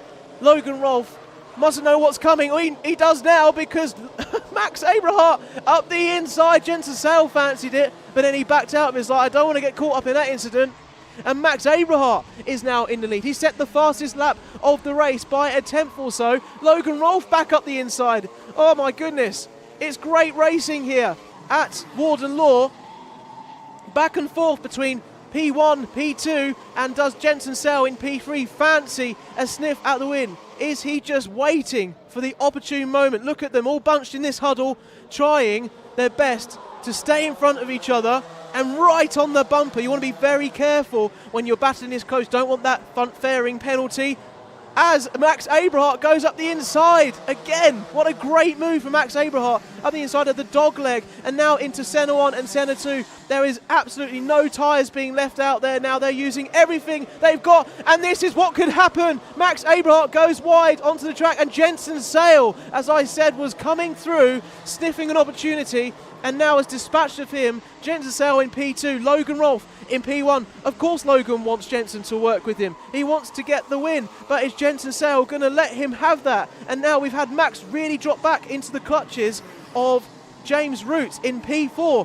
So it's really ebbing and flowing in this last Rotax Inter final of the weekend. We have probably 2 laps to go round this Warden Law circuit to see who becomes the trophy winner for this class.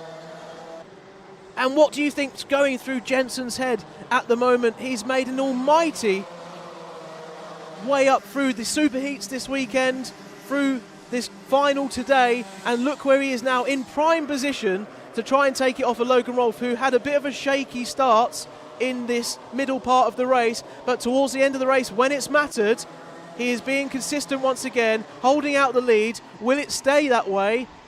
Is Jensen going to go for a late lunge into Gasworks now, or is he going to leave it a little bit? James Roots, what a great race from him up the inside, but gets pushed out wide by Max Aberhart, shows him the door and says, no, you're staying behind me for now, thank you very much. And here we go then, we come round Paddock Bend for the penultimate time onto the start-finish straight, the final lap of our Rotax final, and Logan Rolfe is out in the lead, coming through Brian's Bend now, left and right, picking the most optimum racing line as he can, doesn't want to make any mistakes as he goes through the final few turns of this circuit and wants to use every single one of those 1,200 metres as best as he can to not let Jensen Snell snatch up the inside, take advantage of a bit of oversteer, out-braking himself, picking up a curb. The pressure is on right now to take home the crown for the very first round of the Kart Championship here in 2026 in the Rotax final. Jensen Snell, I don't know, maybe looks like he's settling for P2, but maybe he senses an opportunity up the inside of the final corner. We all saw that happen in the junior Rotax just before, but it looks like Logan Rolfe is going to come across the line to take victory here for the Rotax final. Jensen Snell just sadly didn't have enough left in the tyres and in his car at the end. And what great racing again from our Rotax final. And I said, could it get any better? Well, arguably, yes, it did. Great racing from all of our runners there, some changing of positions in our top 4 and 3, and even down with Hugo McCluskey, James Roots as well. Great performance there. Let's run you through the final result then for our Intermax this weekend. Great performances all round from all our drivers. Logan Rolfe takes that dominant victory that he's had all weekend. Jensen Snell, an incredible P2, I think it must be said. Really making some progress up there from P8 and really hunting for the win, but Logan Rolfe had the mettle to hold him off at the end. Max Aberhart in P3, sadly losing out that battle for the lead. James Roots in P4, an incredible race from him as well. And Hugo McCluskey in P5, Evan Meller in P6, Drew Davison in P7, Lewis Cacaldi in P8, Sam Dixon P9. Your top 10 is Ethan Manzi, followed by Sam Fleming, James Devereaux, Lewis Herbertson, and Freddie Blackshaw in P14. P15 is Ethan Lloyd, 16th, Hamish Gordon, Adam Bart is in P17, Finley Beals is in P18, 19th is Dexter Petty, Aaron Rigg, P20, Jamie Walsh, P21, Logan Stanley Jones, Felix Sheldon Hayward is in P23, Eli Owen, 24th, Rio Panayitu is P25, and Alfie Phillipson is 26th, followed by Ayrton Goldsworthy in 27th, Jensen Skeff in 28th, and Finney Rhodes in 29th. Just seeing if there is... Oh, I've literally just seen this. Logan Rolfe, 5-second penalty has just come up on our timing screens. That's extraordinary because he held the lead out for quite a while. Not too sure what that's to do with at the moment. But if that is the case and that does go through, then Jensen Snell has come up all the way from where he started in the race in about P6, P7 to take victory for our Rotax final. We'll confirm those results, but we're pretty sure with that 5-second penalty that Logan's had, it looks like Jensen Snell has taken victory. Well, that is when you thought it was over and when it was all happening, it all changes again because that's karting and that's all the fun of it. Luke Jardine is with us in the commentary box. Hello, mate. How are you? Hello. How are you doing? Good. Yeah, good. And tell me what team you race for. How have you been getting on this weekend? I raced I race for JWR and in Junior Primo. Nice. And Junior Primo has been, very hotly contested this weekend. It's been a fierce battle, isn't it, throughout the weekend? Yeah, definitely. So, to be watching the final, how did you feel like your weekend went to this point? I think it was going good so far from our first ever race in Junior Primo. And yeah. But you had a bit of a crash yesterday, didn't you? Which that sort of took you out of it. But I think you were doing pretty well up to that point, and you're finding your feet. And how are you finding the class? Is it really exciting? Yeah, it's a lot faster than since my last class, which was in Honda. And the difference in speed, where you're trying to sort of gather between those kind of, the differences, how your kart reacts, and the different braking points. Has that been like tough to get your head round? Yeah, it's a lot different now. Yeah. Well, here we are. Look, we're in the commentary box, and we're here for our finals, and we're on to the next race. Do you fancy sticking around? Yeah, I do. Let's do it. All right, so look, we are on to our Micromax final. So you're in a Junior Primo right now, but at one point you would have been in Micromax, wouldn't you? No, I was in Honda. Did you skipped it? Sorry, you were part of the Honda categories, but this kind of speed, and then hopefully it would be good to have your perspective on this kind of level. Now you've taken a jump up. Let's go for our grid, shall we, for the Micromax final here at Warden Law. Sebastian Crawford is on pole with Arthur Rhodes on P2. Freddie Baker is third, Milo Taylor in fourth. Will Hatton is P5, and Zach Andrew is on P6. And then further down the field, you've got Jensen Darlow with P7, Max Armit in P8, Benjamin Finley in P9, and Theo Jepson rounding off your top 10. And here we go then, as they all come round through the tram lines pretty well. And who's going to take the lead and hold on to it? Sebastian Crawford uses that inside line, it seems like, unless Arthur Rhodes has got up the inside through the next turn. I do believe that Sebastian Crawford has held the lead. Yes, he has. He's held the lead through the dogleg and through the first centres. And coming through this section of the track, what's been your favourite sections of the track this weekend, Luke? Where have you feel like you've really performed well? Probably the first corner. Maybe the chicane. Yeah, and this chicane are going through here, the Dunlop chicane. How hard is it to get those corners right when you're out there and amongst it? It's pretty hard since you can't take the curb anymore. Yeah, and you used to be able to, did you? Yeah. How do you feel about the curbs around? Do you wish they were still lower?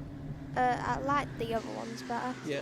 You can't really take the curbs anymore because it just slows you down. Yeah, but with all these changes I've said with the previous drivers, hopefully it's the same for everyone, so it's the same conditions, and we're hopefully going forward then through our first lap of this Micromax final around Warden Law. And Sebastian Crawford has held on to his lead, although there's been some changes at the front. Arthur Rhodes, as we were catching up about your racing, Luke, has dropped down to P5 in the meantime. It's now Freddie Baker in P2. Will Hatton had a great start, up 2 places into P3 on the podium. And Jensen Darlow in P4. So all happening here equally in this Micromax final. So it's now Sebastian Crawford being hunted down by Freddie Baker. A really defensive line there. You can see the extra speed that Freddie Baker was able to carry through Gasworks there, and on the bumper, right on the bumper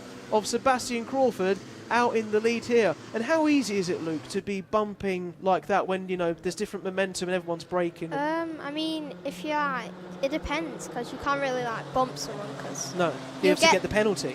You'll get a nose cone if you're not. I mean, you might give them a little nudge, but it's fear of getting a nose cone penalty, which is 5 seconds. And how are you finding going over that curb out the dogleg section? You've got to get it bang on, haven't you? Yeah. Because otherwise you probably feels quite unstable anyway, doesn't it? Yeah, it does. But it gives you about 3 tenths. Is it really 3 tenths? Not that much time? Maybe not. I don't really know. But something in those realms that just proves that the racing line is what it's all about. You can see Freddie Baker there signalling to say, "Come on, I want to work with you, Sebastian Crawford. I want to get ahead and try and see if we can push ahead away from this pack here in the race, because they're all on the tail. There's like a group of about 4 or 5, really not going to break away. About a group of 5 there on the tail, and anything can happen here at this stage of the race, Luke. And how many times in the race will you be pointing ahead going, "So I want to work together with you"? Not many. No, you keep to yourself. Yeah. Yeah. Do you feel it's like mind games when drivers are doing that, trying to throw you off? Yeah. Not really. It's just so that they could advance and you don't overtake them. Yeah. But then some drivers don't listen to that, do they? I mean, I'd only really do it with my teammates. Yeah, so you wouldn't do it with other drivers that you are out in front of. That's fair enough. So here we are with a very a close run thing coming towards Dunlop chicane there. Freddie Baker was trying to go up the inside of Sebastian Crawford. You can see this line that Sebastian's taken much tighter, isn't he, into the gasworks section, because he wants to be defensive, and he was, you could argue, maybe going a bit too defensive, but the amount of braking you can do straight line there, you could probably gain a lot of time, can't you, into that particular section. And here we are then, side by side on the home straight. This is a nice battle. 82 and the 26 car of Jensen between Darlow. Arthur Rhodes and Jensen Darlow, and Arthur Rhodes comes out on top. Great racing and fair racing between the two of them there, and coming into the dogleg here in the mid-pack with Will Hatton in P3, Arthur Rhodes and Jensen Darlow, as we were mentioning there, in P4. The fastest lap of the race at the moment sits with Max Armit, the S-plate holder, a privateer with us here at Warden Law in the paddock this weekend, and really showing his mettle as well, along with his fellow countryman Archie Cannon as well in another Class 2. But we've got some radiator adjustments as well in these karts at the moment. Are you doing that a lot in your race, or not bothering too much with the radiator? Have you got the radiator to your left or in your? Yeah, I do. Yeah. And do you change it too much, or? It depends if the heat. It depends what the heat temperature gets to. Yeah, and you don't want to overheat the engine, do you? No, it depends. If it gets over 55 or something, you just open it and then close it. Yeah. And when's the best time to adjust the radiator? Is it when you're on the straight? You can get loads of clean air into the radiator. Not really. I mean, it's hard to do it through the corners because you could make a mistake. Yeah. It's better just to do it on the straight. Yeah, want to be focusing, don't we, at those times particularly. So here we are then through Senna 1 and Senna 2. And here's where the old track was before then. It goes out much wider now, much tighter through there. Through the Dunlop chicane, one of your favourite corners on the track. Nice right-left coming through there. And here we are then, the front two here. Gasworks? Yeah, break into Gasworks. And the 82, Arthur Rhodes and Will Hatton batting. But Will is staying out in front, and he's doing his best for sure out in the lead at the moment. I see a 5-second penalty for Sebastian Talbot, who is down in P12 at the moment, so that's not going to help his race going forward as well. See a place moving there as well for Zach Andrews, gone ahead of Milo Taylor around for P6 and gaining a place there. Taking this curb as well, got to take it instead of gaining the time. There is a warning, a contact warning out there for Arthur Rhodes at the moment in P4, so he has to be careful, but he wants to keep in this mix for P3 and P2 and possibly the win with Sebastian Crawford. Very close out front between Sebastian Crawford and Freddie Baker. There's literally 0.03 of a second between their best laps around here at the moment, and they are not hanging about out there for sure. The front two starting to break away a little bit at the moment. Number 8 of Sebastian Crawford and the 92 of Freddie Baker seem to pull a 1.23 second gap. Yeah, and when you do pull a gap like that, how valuable is it to just give yourself a bit of a moment to rest and gather your thoughts? I mean, you can really never rest because they could pull it back almost instantly. Yeah, absolutely. And Will Hatton coming into turn 1 here, not really too bothered by Arthur Rhodes behind him, but Arthur Rhodes should be more, careful and more bothered about how his race is going to go through. Oh, a bit wide there from one of the drivers. I think that was the 26 7 of Zach Andrew and Milo Taylor was following through, went a bit wide. But then coming in here to the couple of centres, plenty of space to be doing what he wants to do. Sebastian Crawford seems to be pulling away from Freddie Baker. The gap has built a lot, hasn't it? We've gone up to half a second now and really putting down the miles and metres around this Warden Law track. And in the in 31 there, Will is getting a nice old time of trying to catch up to the back of Freddie Baker. So Sebastian Crawford will be loving this, and we've gone into the sub 1 minutes now into this part of the race as the fuel burns off, the tyres are starting to be in their optimum range. A 59.71 for Sebastian Crawford, with Freddie Baker the best of a 1 minute dead behind him, of Arthur Rhodes at a 59.8 in P3. So not too much to choose between, but there's almost 2 tenths between P1 and P3's fastest laps at the moment as we go round through the couple of centre corners here. And this is Arthur Rhodes we're seeing now battling with Will Hatton again. This group for 3rd, 4th and 5th, with Jensen Darlow, who was having a bit of an argy-bargy earlier on in the race, but now these three look fairly comfortable in their pack, in their group. We have 3 minutes to go, plus 1 lap, and when you're in this position, Luke, are you aware of how much time you've got left, or are you just full focus on what's in front of you? I mean, you have to look at the time, because you'll want to get forward to try and overtake them, but at the same time you want to overtake the people in front of you, just in case there's no time left. Yeah. So on the last lap you'll see a bit of some moves, yeah? It's got to be done, hasn't it? Because it is the last opportunity to do that. A few more opportunities here, but time is running out a little bit for our Micromax drivers around this circuit right now. And important to say about the elevation change, the amount the track goes up and down. When we come into Gasworks, there's quite a hill down, isn't there? Even if it's quite little. Yeah. And do you feel that on the kart? You feel it unsettle you a bit? Not really.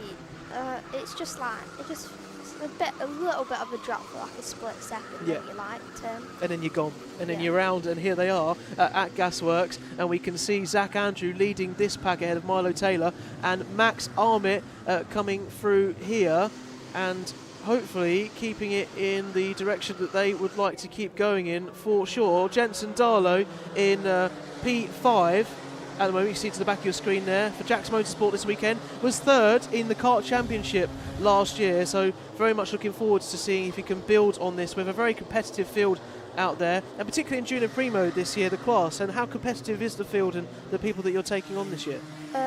Really competitive. Yeah. For the definitely. It'll just get more competitive when I go to Junior Rotax. So use it while you can. Yeah. in Junior Primo. That's the importance, though, why there's that extra class, so you're not making that huge jump up, are you, straight away, with, and also the heights and all the different things. You get used to the chassis and those kind of things. So here we go. We've got a minute pretty much to go, plus 1 lap for our Micromax Final here around Warden Law, brought to you by Alpha Live as part of the Cadet Kart Championship in the Kart Championship family for 2026 and the season here. Sebastian Crawford has just pulled a 1 second gap on Freddie Baker. And that's huge, isn't it? And where do you think he's finding the time out there from where you've driven around here this weekend? And Warden Law's hard to find time. Yeah, it is. He just might be braking late. Braking later, more confident with his car. Yeah. The rear's more stable. You can feel like you can hustle it way more. Absolutely well spotted. But Freddie Baker now lapping pretty much exactly equal to Sebastian Crawford and his fastest lap. Although, as you say, there's a second gap ahead. We'll see how that is going to pan out as we come down now towards Gasworks Bend once more, and we can see this fight further back here with Will Hatton and Jensen Darlow. Jensen Darlow going up the inside. Coming around the horseshoe. And coming through the horseshoe, yeah. And this is a great opportunity to almost like shut the door, isn't it, as you come back towards Paddock Bend and make that move stick. It's a nice opportunity now to do that rather than sort of hanging it round the outside. So Jensen Darlow up to P4 with Will Hatton in P5, Zach Andrew in P6. Will Hatton, as we're following on the back of here, wanting to claim that place back, having to think about, look up the inside of the dogleg there, nothing doing. There'll be a move maybe down here at Senna. You think? Here we go. Have you predicted right? He's predicted right. He knows exactly what's going to happen. That's Will Hatton gone into the side. Will Hatton's beaten Jensen Darlow in the contact. In a Jensen Darlow, yes, in the moves between each other. Right, look at this. Sebastian Crawford, but he's loving this, isn't he? Yeah. There's nothing behind him. Unless he makes a mistake. Well, this is true. Spin. We don't want to curse it, as the commentators curse, as we know. But Freddie Baker is probably thinking, what have I got to do to try and stick with this guy? I'm pulling ahead. I'm doing all I can. Sebastian Crawford wins Sebastian the Crawford, race. and he's going to take the victory here ahead of Freddie Baker and Arthur Rhodes, Will Hatton, Jensen Darlow, Zach Andrew, Milo Taylor, Max Armitt, Benjamin Finley, and Theo Jepson. It's your top 10. What do you make of that then? It was a good race. Yeah. To be fair. There's some good overtakes in there, but yeah. A cemented victory in the end by Sebastian Crawford. Look at that gap. With 1.5 seconds. 1.5 seconds. And just illustrate to me, 1.5 seconds, right? A lot of us maybe watch Formula 1. 1.5 seconds in Formula 1 is a lot, but 1.5 seconds in this class of karting, how impressive is that? Really good, because most of the times basically everyone's got near to enough the same times. Yeah. So we can see here then, we see the gap. So Sebastian Crawford will confirm the result unless we see any other penalties that could hamper anyone here. We've got under investigation for Lanny Eden. Lanny Eden under investigation, P14, so might not change too much of the victory, but we'll go down. Sebastian Crawford is your race winner and taking home the trophy for Micromax here at Warden Law. Freddie Baker, Arthur Rhodes, Will Hatton, Jensen Darlow with some nice battles in there, I think we agreed on. Zach Andrew in P6, Milo Taylor, Max Armitt, Benjamin Finley, Theo Jepson is your top 10.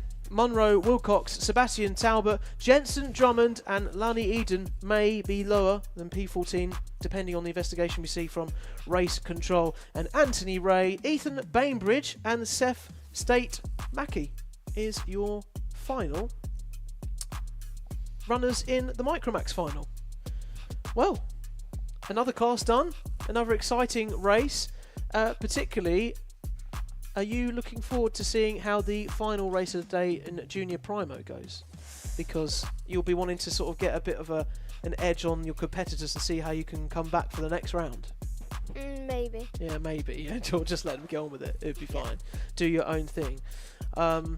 Luke, tell me about your time in the paddock here this weekend. How do you sort of relax and stuff? You got like some games to play or meeting friends? I just like sit in the tent and just like just talk. chill, talk. Yeah. With families here as well, are they this weekend? No, just my dad and me. Just your dad? Nice, cool. Well, that's all you need, isn't it, to get out there and compete? And you felt pretty good about your go-kart this weekend, apart from obviously where we've finished? Yeah, I wasn't doing so well, but I mean, I was doing all right for my first race, but the brakes on it's really good, to be fair. Okay, well that helps, yeah, because you don't want to be not braking into a lot of these corners, and you're doing what, excess of 50, 60 miles an hour almost, pretty much? Around like 60 to like 70 down 70, the straight. Yeah. Is that a bit scary? Is that a bit mad, or? Not really. You got over it, haven't you? It's fine now. Yeah. It's good fun. Well, look, we'll be on very shortly onto our next race, which is the Honda Cadets. Yeah, it is. Here we go then. Our Honda Cadets, which you've got experience in this field, as you were telling me. Yeah. And how much did you enjoy the Honda Cadet class? Really good, but it's changed a lot since last year. There's only like 5 or 8 carts that people who are in it still. Okay, all right. Well, we'll see how it all plays out for our Honda Cadet final here. Let's go through your starting grid. Archie Cannon, Luca Biocchi, Sawyer Henderson, Marcus Cooper, Deno Rowlands, and Archie Loveridge is P6. Joshua Bailey, Jensen Kula, James Murphy, Freddie Drury, Sebastian McCarthy, and Keane Delaney down to P12. Mason Becker, Bradley Sutton, Jensen Drummond, Ben Bowers, Ollie Knox and Alistair Saunders down to P18. Henry Colburn, Finley Thursfield, Joshua Doherty, Seth Wright, Reggie DeFisi and Jacob Jones down to P24. Oliver Ratton, Luke Hamill, Aubrey Harrington Evans, Phoebe Shelton, Eric Grisbeck and Finn Hollis down to P30.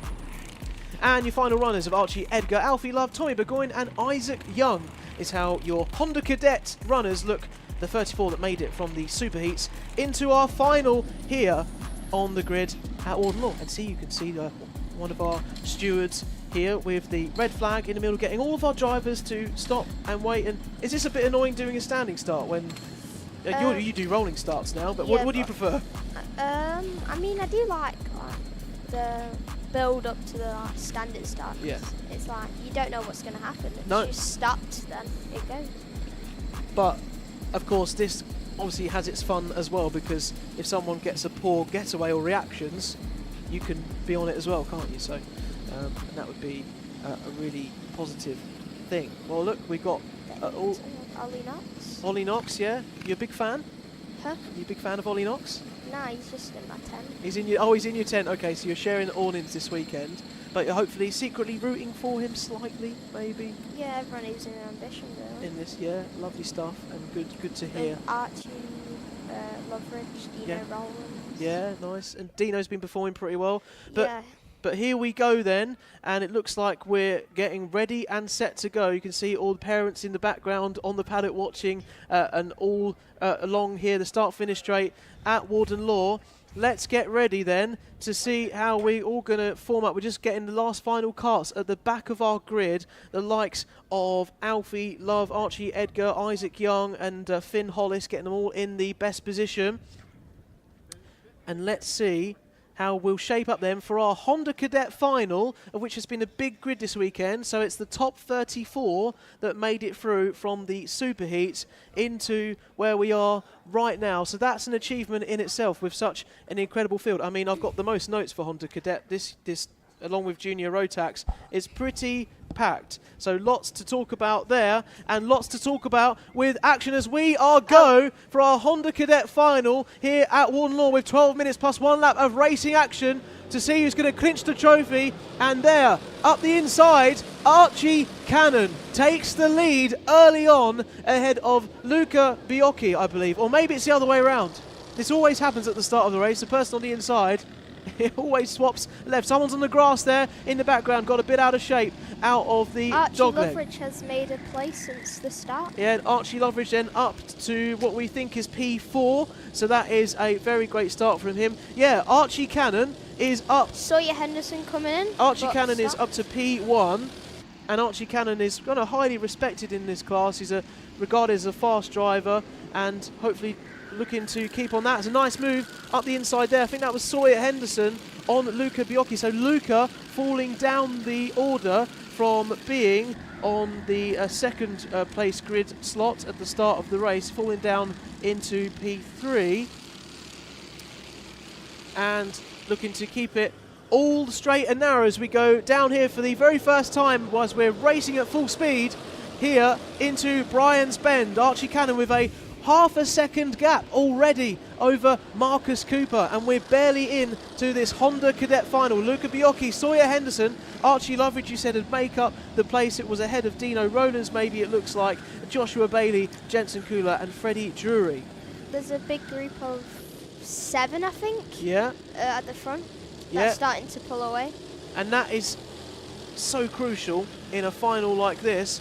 And you'd think that Archie Cannon had it all his own way, and he doesn't really, because you've got Marcus Cooper on the background, you've got someone having a sniff up the inside. in the inside of Marcus Cooper. Sawyer Henderson coming round, but gone backwards. And Luca wants to have, another sniff at basically getting the position back of where he was in P2 and wants to be challenging. He's been up there all weekend, though, through the Superheats and into this final right here. And we've got the fastest lap then for Jensen Kula down in P8 with a 1 minute .99, breaking into the 1 minutes this early in the race. Very impressive pace from him at the moment. And coming through the dogleg section there, Luca Biocchi all over the back of Archie Cannon then. So that half a second gap has pretty much down. Evaporated. Sawyer and Henderson gone. on the inside of Marcus Cooper. Yeah, that's a great move there for P3. Well spotted, Luke. So Sawyer Henderson in for P3, for Marcus Cooper for P4, and making their way down then for the next time. A very defensive Archie driving. going down on the inside of Marcus Cooper. Yeah, that's a great move. Great move, looking like trying to make it there. Didn't quite make that stick, did he? And we've got Archie Cannon then with Luca Biocchi all over the back as we go on to this next lap. Luke, why don't you talk us through it, my friend? Archie Cannon and Luca Bayaki just over the line, which are starting to pull away from Sawyer Henderson and Marcus Cooper and Archie.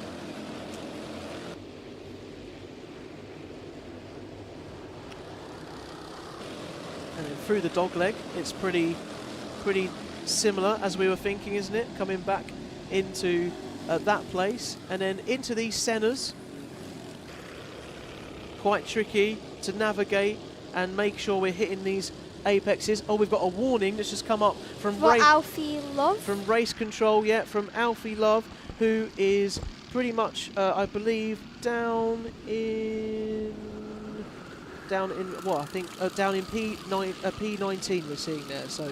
Or P28 even, sorry, so not too much to be Archie worried Cannon about. and Luca Bayaki is starting to pull away from Sawyer, Marcus and Archie. And will these two be working together here? Looks like they certainly are. Probably, since they're in the same team. Yeah, same team, of never course. mind. All Luca Bayaki coming down. He's thinking, the inside.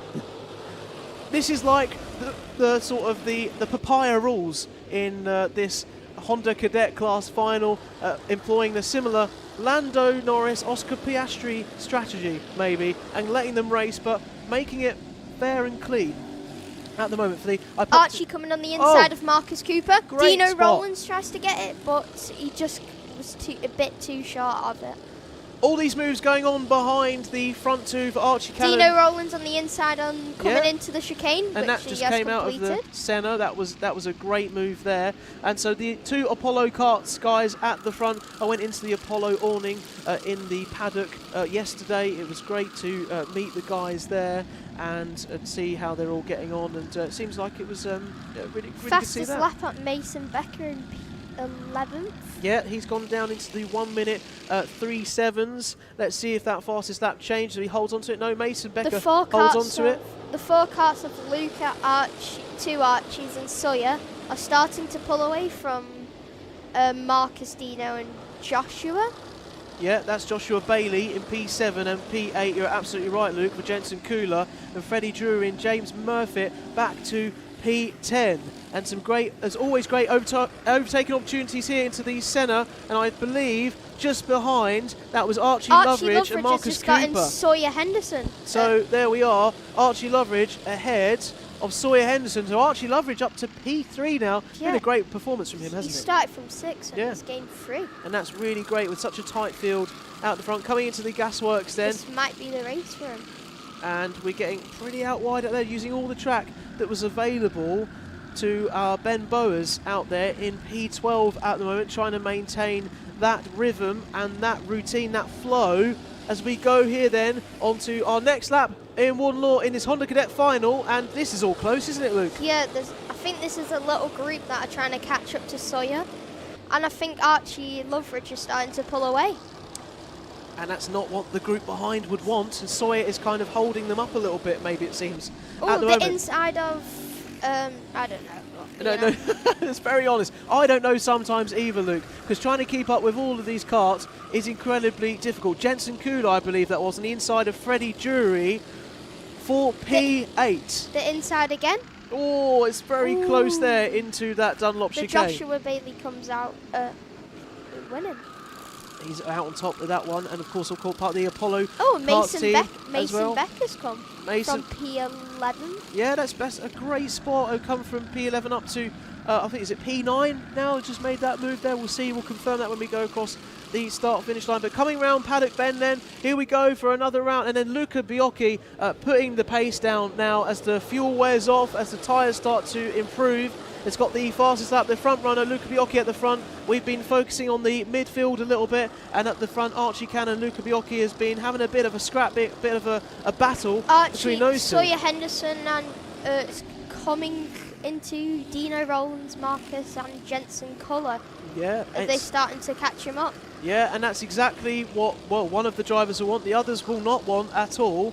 And coming through this section here. Whilst Archie Loveridge pulls away from Sawyer, and I think he's getting close to that group of Luca Biocchi and Archie Cannon. So this is here, they come into this gasworks section 55 there of I believe that was Freddie Drury looking to make a move on the inside, and as you kind of were coming through, confirm all these places as they come through the start-finish line. Yeah, everyone's staying in a very similar position, but Dino Rowland's looking over the shoulder there of Marcus Cooper to see about where everything is going on. Freddie Drury, Mason Becker, as you've been mentioning, Luke as well, doing a great job at sticking and not giving up too much time. Dino Rowland's right on the back of Sawyer Henderson right now. Yeah, he's really pressuring him. Must be careful. Oh, with the nose he's going cone on the inside. He's up the inside. Centre, and he has completed that move.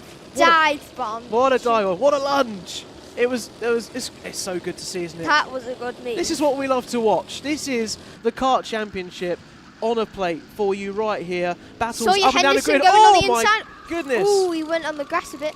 But Marcus Cooper has took the advantage, as well as Jensen Culler to So take Sawyer Henderson there has really lost out because he took the risk or tried to go on the grass. They run out of room, there was no space, and now Sawyer Henderson, I think, will be down in sort of P7, P8 right now. And she said lots of people taking advantage. P4. And Dino Rowlands, yeah, absolutely right, up to P4 there. Marcus Cooper, Jensen Kuhler, and Sawyer Henderson, yeah, down to P7. Nice move up the inside there, it looks like, from Mason Becker, or good defensive driving against Joshua Bailey. Mason Becker's had a good race so far.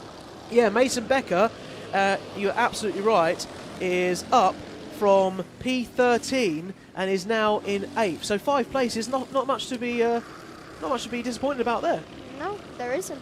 And on Dino Rowlands here, we're focusing on these 3, Dino Rowlands and Marcus Cooper, and we've got Jensen Culler on this battle here.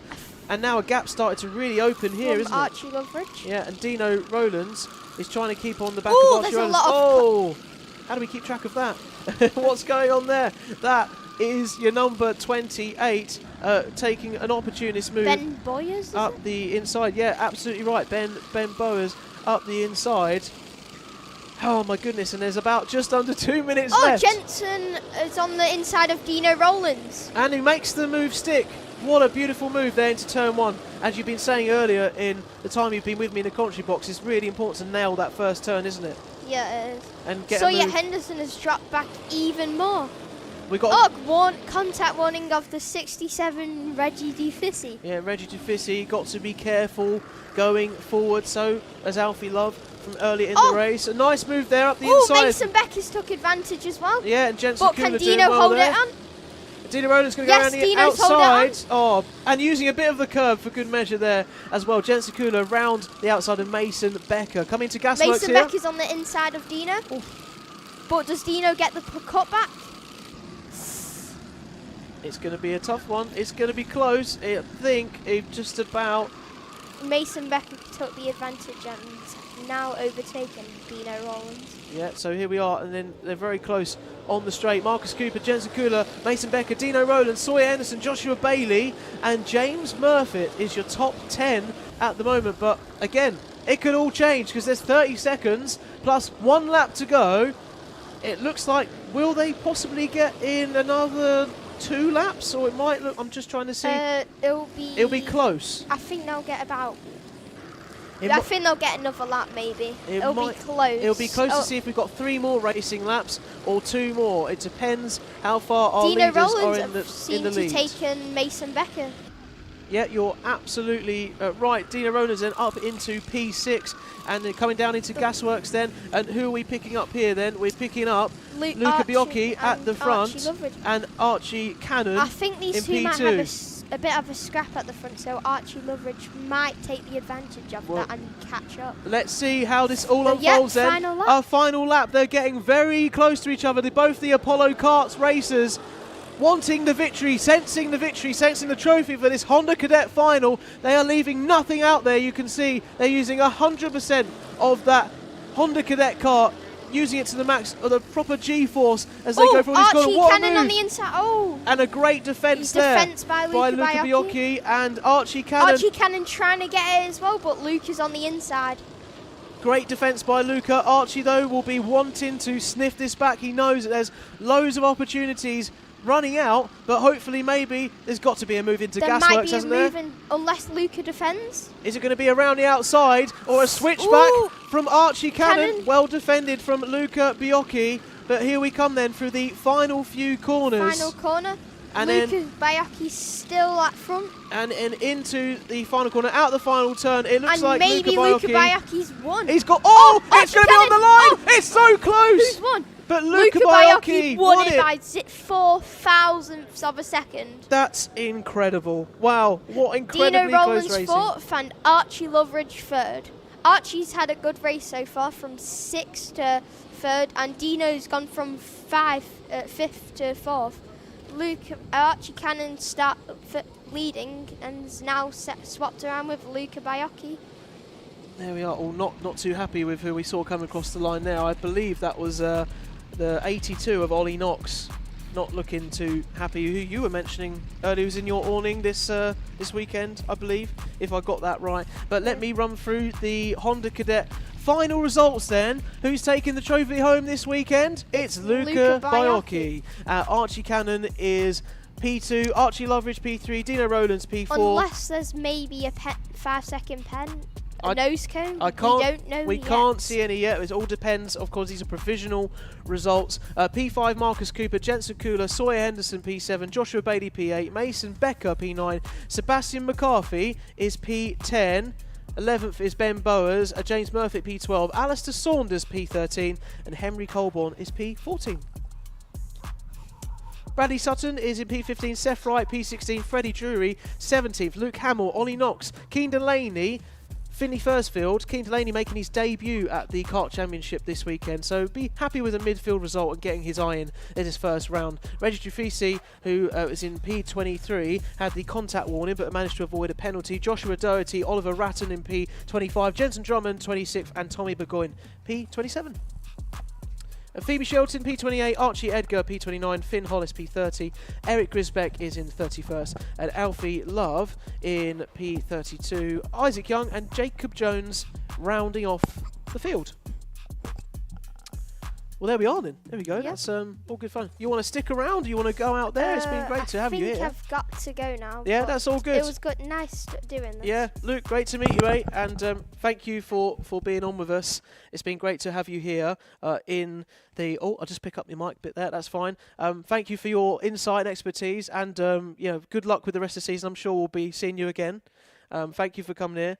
So we'll let Luke go out the commentary box, as you can see on me now, and we will be moving shortly on to our next race. We're flying through them here at the moment, and all to come in the near future. Just sorting out my papers here as we do between each race, and we are going to be next on to our mighty cadets. However, I am hearing just now that it might be starting to rain, which is very, very interesting indeed. First mixed conditions then of this 2026 championship, possibly, and between the mechanics and the drivers, who will have maybe both sets of tyres ready on their trolleys in the dummy grid, they'll be wondering whether to fit those dry tyres and risk it and see if it's wet enough, or whether they'll need the wet tyres to be able to get through towards the end of this, final. Few different mixed messages out there on the circuit.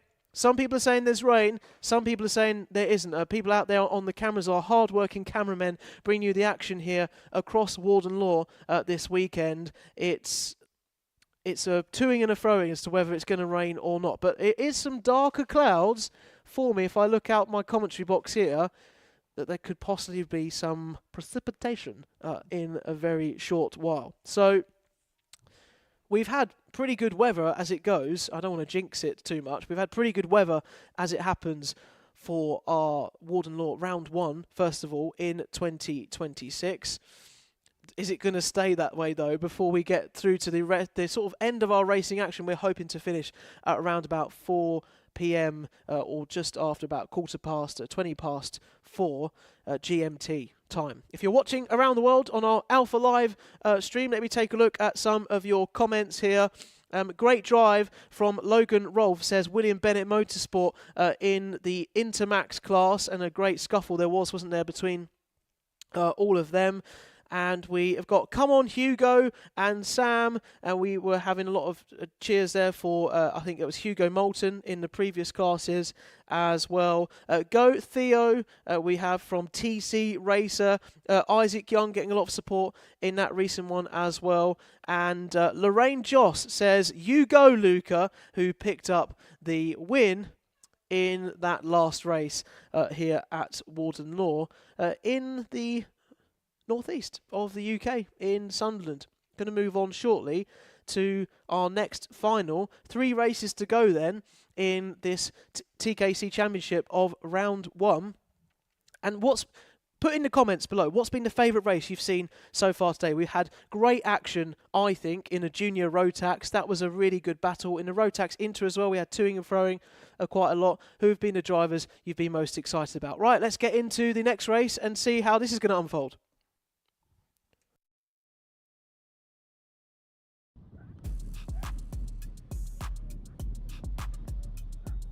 Okay then, so let's go in to our Mighty Cadet final, all electric karts for this race. Ansel Murray on pole ahead of Harry Stinson and Heath Smith. Henry Hales is in P4. Elliot Hitch, Freddie Dye is in P6. Jax Wong in P7. P8 is Arthur Thompson. Junior Wright is in P9. Jacob Amos Pierce Gauntlet is in P11. And P12 is Frank Pearson. And on to P13 and 14. To 14 runners in this Mighty Cadet race. We've got Arthur Bath and Hadley Jarvis rounding off those final few. As you can see, making their way out of the paddock here. And just whilst they go round and sort themselves out and go round for a starting grid, a start from the grid, no rolling starts here, a standing start, getting away from there. Just want to tell you about our sponsors for the TKC throughout 2026 are Race Cloud AI, the one-stop shop and platform for all of your race management needs between crew, kit and setup improvements and times, and using AI to do all of those kinds of things there.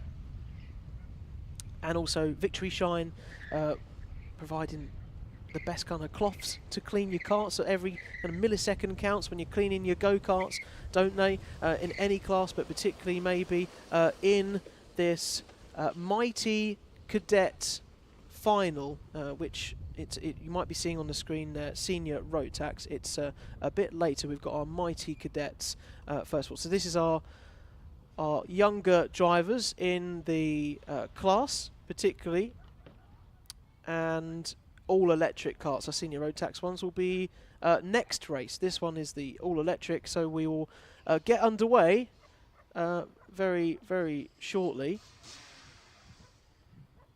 and doing a rolling start somewhat here, and for the final, and all bumping each other, trying to get into position. And it looks like it's a rolling start then for our runners. I thought it was going to be a standing start, but here we go then. And we got a driver out there to one side. Confusion, sorry. We thought this was going to be the Mighty Cadets, but I think we've gone into this is the Mighty Cadets.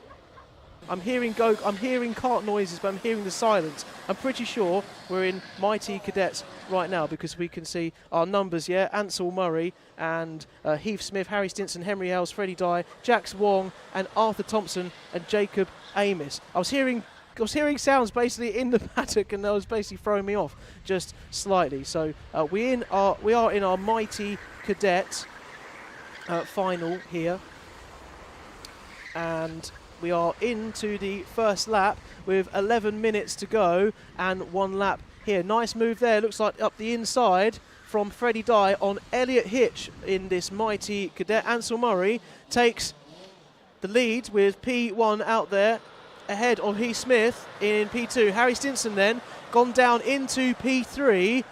for this first part of the race and looking to hopefully recover then going forward in this Honda into this mighty final. And pretty close in the middle of the pack here, and that's Henry Hales trying to size up Freddie Dye there on the inside and coming through the Dunlop chicane now and round onto the back straight. We have Ansel Murray out in the lead, and then lots of chasers trying to chase him down. Nice move up the inside, it looked like there, from Jacob Amos on Arthur Thompson, who's been enjoying himself in the paddock this weekend. Was chatting to dad and driver as well, very much enjoying all things going on this weekend. The RCE, they're coming through turn 1 of Heath Smith then in P2, and now right, very well, kind of close through to P1, but we've got right on the back there Harry Stinson all over him, and making a move then is Harry Stinson up the inside of the second and first Senna's, the second one coming now, and getting a good run then Harry Stinson out of this into the Dunlop chicane, and then we'll probably want to work together to try and close down towards Ansel Murray, who has got the fastest lap at the moment by a good 3 to 4 tenths of a second. Whilst these lot battle, Ansel Murray is enjoying building a lead out in front once again here at Warden Law in this mighty final, and taking home the trophy as well. So they come down the start-finish straight and into turn 1 we go. Can you spot the braking point? Yes, they can, and carry as much speed as they want into there with Harry Stinson trying to keep all across that. You can see Ansel Murray now, though, building a massive gap in terms of mighty Bambino, because all these karts are pretty similar. And Ansel looking over his shoulder thinking, lovely stuff, I can breathe a little bit, I can control the pace. However, it can all change very quickly. No mistakes you will need out there around this Warden Law circuit. You can see the 117 Freddie Dye coming through the chicane of our Dunlop chicane at Warden Law and of our mighty karts. And who's this? Having a little look up the inside, it looks like that Henry Hales, that's a fancy move on Freddie Dye. Who's going to come out on top then as we come into the horseshoe? And it looks like Henry Hales has held on to that move and then is going to go up into P4 here round this Warden Law track as they come hurtling then down the start-finish straight. The sound of the rolling of the tyres with these all-electric karts reverberating around the paddock and into the dogleg section. A bit of a screech of tyres as they come into the first Senna and the second Senna, and all keeping each other pretty in check with what's happening at the moment.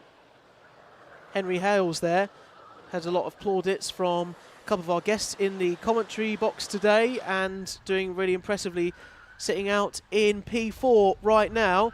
Although it looks like there's a great run from Henry Hales, looking to go up the inside of Heath Smith, and he's done just that. Might have got a bad run, did Freddie Dye, out of, that was Jax Wong going up the inside of Freddie Dye rather. So that's Jax Wong getting a nice move there onto P5. And as we go down the start-finish straight once again, you'll see that Henry Hales now has the fastest lap of the race, a 1 minute .127, setting the pace by a good sort of half a tenth out there with our mighty Bambino final at the moment. And they come now through the dogleg into Senna 1, Senna 2, and these two here kind of pulled away and peeled back from the drivers in front of them. So Jax Wong want to catch up maybe to Henry Hales and bring Freddie Dye with him to try and see if they can battle along. So you're now seeing the front of the pack here is, I'm pretty sure, near the front of the pack. No, that is, so there's P1, P2, P3, P4 in your shot, and the back of their P4, this is third place at the moment. Heath Smith trying to battle off Henry Hales at the moment and trying to see who is going to make the first move and the first mistake. Looking over the shoulder is Heath Smith to see if Henry Hales is going to chance it down into turn 1. Might look up the inside for the first centre into the dogleg, but not really happening there for him. A nice taking of the curb there from Henry Hales. Looked like he gained some time trying to make a move, but then Heath Smith says, please, can we work together? The RCE driver trying to push along to catch up with Harry Stinson, who is 8/10 off Ansel Murray. The gap coming down slightly, but Ansel maybe just taking a little bit of time to gather his thoughts and take a little bit of pressure out of his tyres and a bit of wear and a bit of, well, energy, not just from his body, but from also the karts that are hurtling around with their chassis and all of the things going on there. So lots happening here as we come through turn 1 and go into Brian's Bend once again, and let's just listen to some of the tyre action here, because you can hear just how much they're physically pushing it. And then you will come back to centre 1 and centre 2, and picking up on shot here is the down towards Jacob Amos and Junior Wright. Jacob Amos down in P8, Junior Wright in P7 at the moment, and we've got a contact warning of Arthur Thompson earlier in the race, and Junior Wright with that contact warning in P7 as well. So we are looking at a very interesting midfield scrap going on here, particularly, and now got the gap of Heath Smith and Henry Hales here, looking like it's going to be a really strong couple of corners for them. And all the while, though, they're bothering with people like themselves driving into this part of the track. They're letting Harry Stinson and Ansel Murray get away. Who do we want to see come out on top in this one on our Alpha Live YouTube live streams, and also on the Kart Championship as well? Let us know your comments on there on the chat, and we'll get some of your reaction and support read out as we go through our last races and finals today. And we're coming down into the gasworks again, and Heath Smith again signalling earlier, wanting to work on going forward as much as possible. And Henry Hales, though, trying to work with him and might be getting a bit frustrated in his machine, wanting to push ahead and saying, I've got more pace, I want to use this, I want to get ahead, and you're not going to let me through. We want to see really what unfolds in the next couple of laps, but we've got support for Harry Stinson in P2, who's trying to close down to Ansel Murray. The gap right now, latest gap, is down to 3/10, so Harry Stinson is probably buying his time up at the front. And here we are then with the front two. The gap was about 1.4 seconds earlier on in the race, and now Harry has really closed up on Ansel. Does Ansel have the answer to hold off a charge from Harry Stinson behind him in this gasworks section now coming through the horseshoe? We've got Roisin Stars on the Alpha Live Chat YouTube channel in our stream saying, go Harry, to try and chase down after Ansel Murray. Thank you to everyone that is watching along with our coverage today. As we come down then into turn 1, the gap down to 0.2 of a second. Absolutely nothing to choose between these two drivers now, as we're getting into the closing stages of this mighty Bambino final. And these two have always been the ones to watch, and that looks like you will be watching this as well, because Harry Stinson up the inside of Ansel Murray. That support there on the live stream, he might have heard from thousands of miles, hundreds of miles away, because it's worked in his overtake towards getting past Ansel Murray. But you bet Ansel Murray's not going to just lie down and let that happen. He's going to stick to the back and now try and see if he can become the hunter that was hunted just a moment ago. Here we are then with probably about a couple of laps left in this mighty Bambino final, as we come across the start-finish line. We are focusing on your top two with Harry Stinson setting the fastest lap, a couple attempts quicker than Ansel Murray right now, but it looks like Ansel is starting to dial in and really hunt down the best he can to make Harry Stinson now make a mistake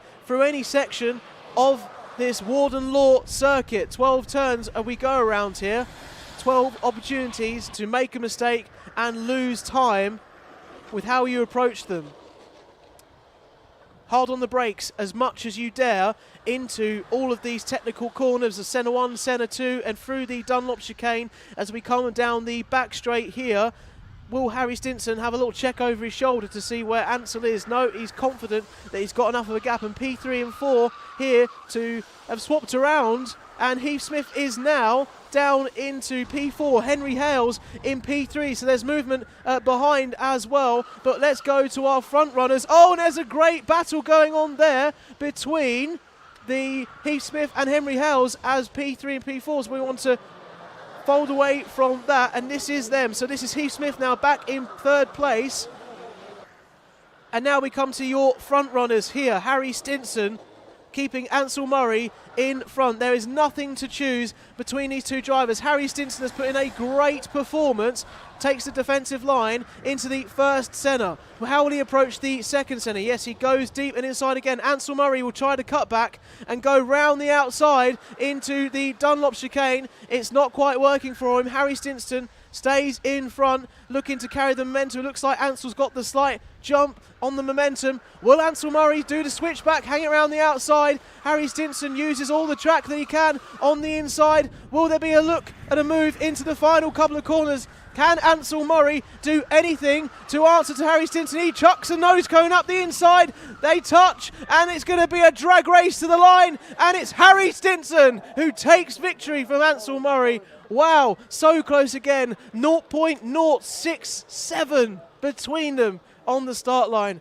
Where's the photo finish? Because I think we need to see it. Wow, incredible. Quite remarkable races here at the Kart Championship. This is what it's all about. This championship is becoming known and loved for a reason, and that's because we have such a competitive field, and you've just seen it there on show in our mighty Bambino final. I've enjoyed myself so much the last few races. I'm going to be totally honest. I'm going to take a drink because my voice is struggling.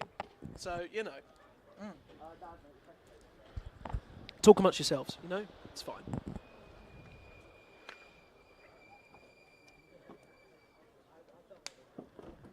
Okay, right. Now that that's a bit better, you know, commentating for the whole day, which don't get my tiny violin out. It's great.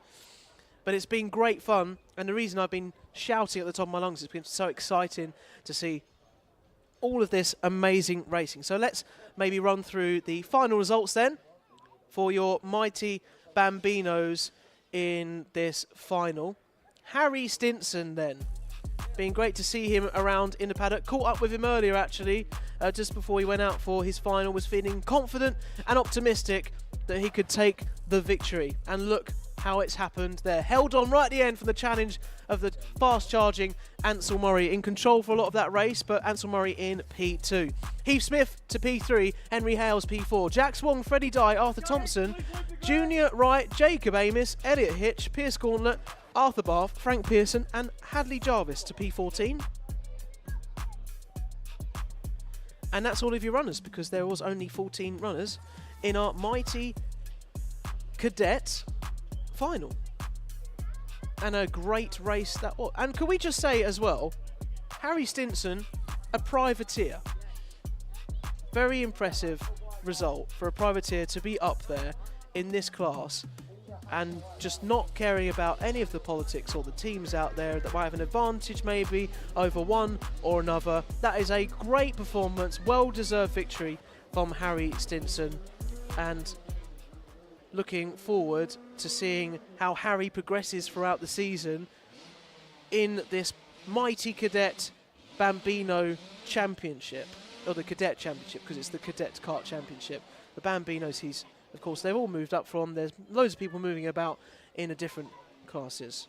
And we're going to try and see if we can look back at some of the incredible action we've just witnessed. And here we go then. So this is a battle between the two right at the front. This is Harry Stinson keeping Ansel Murray honest. And this is the last moments of the corner. Ansel Murray trying everything, getting his kart on the inside. As you can see, just about going here. And you see how close it is coming across the start-finish line. There is nothing in that. And that, my friends, is a photo finish, if you needed one. Just in front. Harry Stinson bringing it home. And now on to our penultimate final of the day for Senior Rotax.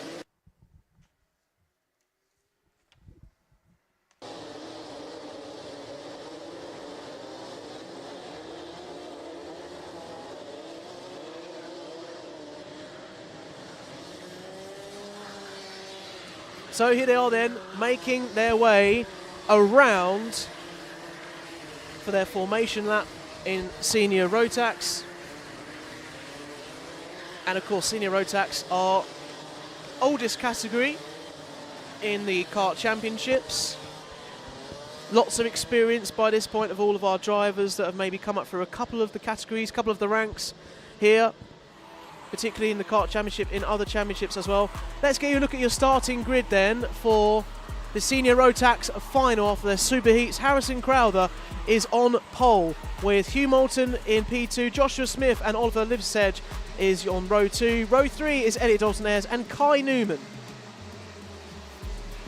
Row 4 is Rory Hinckley and Riley Bishop is on a row there on P8. Row 5, Benjamin Lee, Melissa Adrian, Lewis Sumner and Drew Friesner down to row 6. Jamie Kirkbride, Scott McDowell, Christopher Hughes, Hayden Sherwood, Ross Tyler and James Kell is on P18. Part of the Ultimate R team there, the vice champ in Junior KC last year, looking to build on that. And Senior Rotax, Max Sheldon Haywood, Sam Kelbrick, Dylan Tracy, George Cole, P22, Lewis Holt, 23, and Cassidy Southall, 24th. Connor Tubby, Oliver Lomax, Zach Kane, Elliot Surtees, Joshua Jarvis, and Jack Gillicuddy, and Eddie King and Thomas Ambler rounding off. And Thomas Ambler had to peel off and was out of the previous races, I believe, in earlier on in the super heats, if my memory serves me right. So great to see Michael back out racing, getting the karts ready back in one shape, and hopefully can make a few places up in this Senior Rotax final, which we are about to commence here. Who is going to take home the most treasured trophy of all here around Warden Law? And we're going to go racing.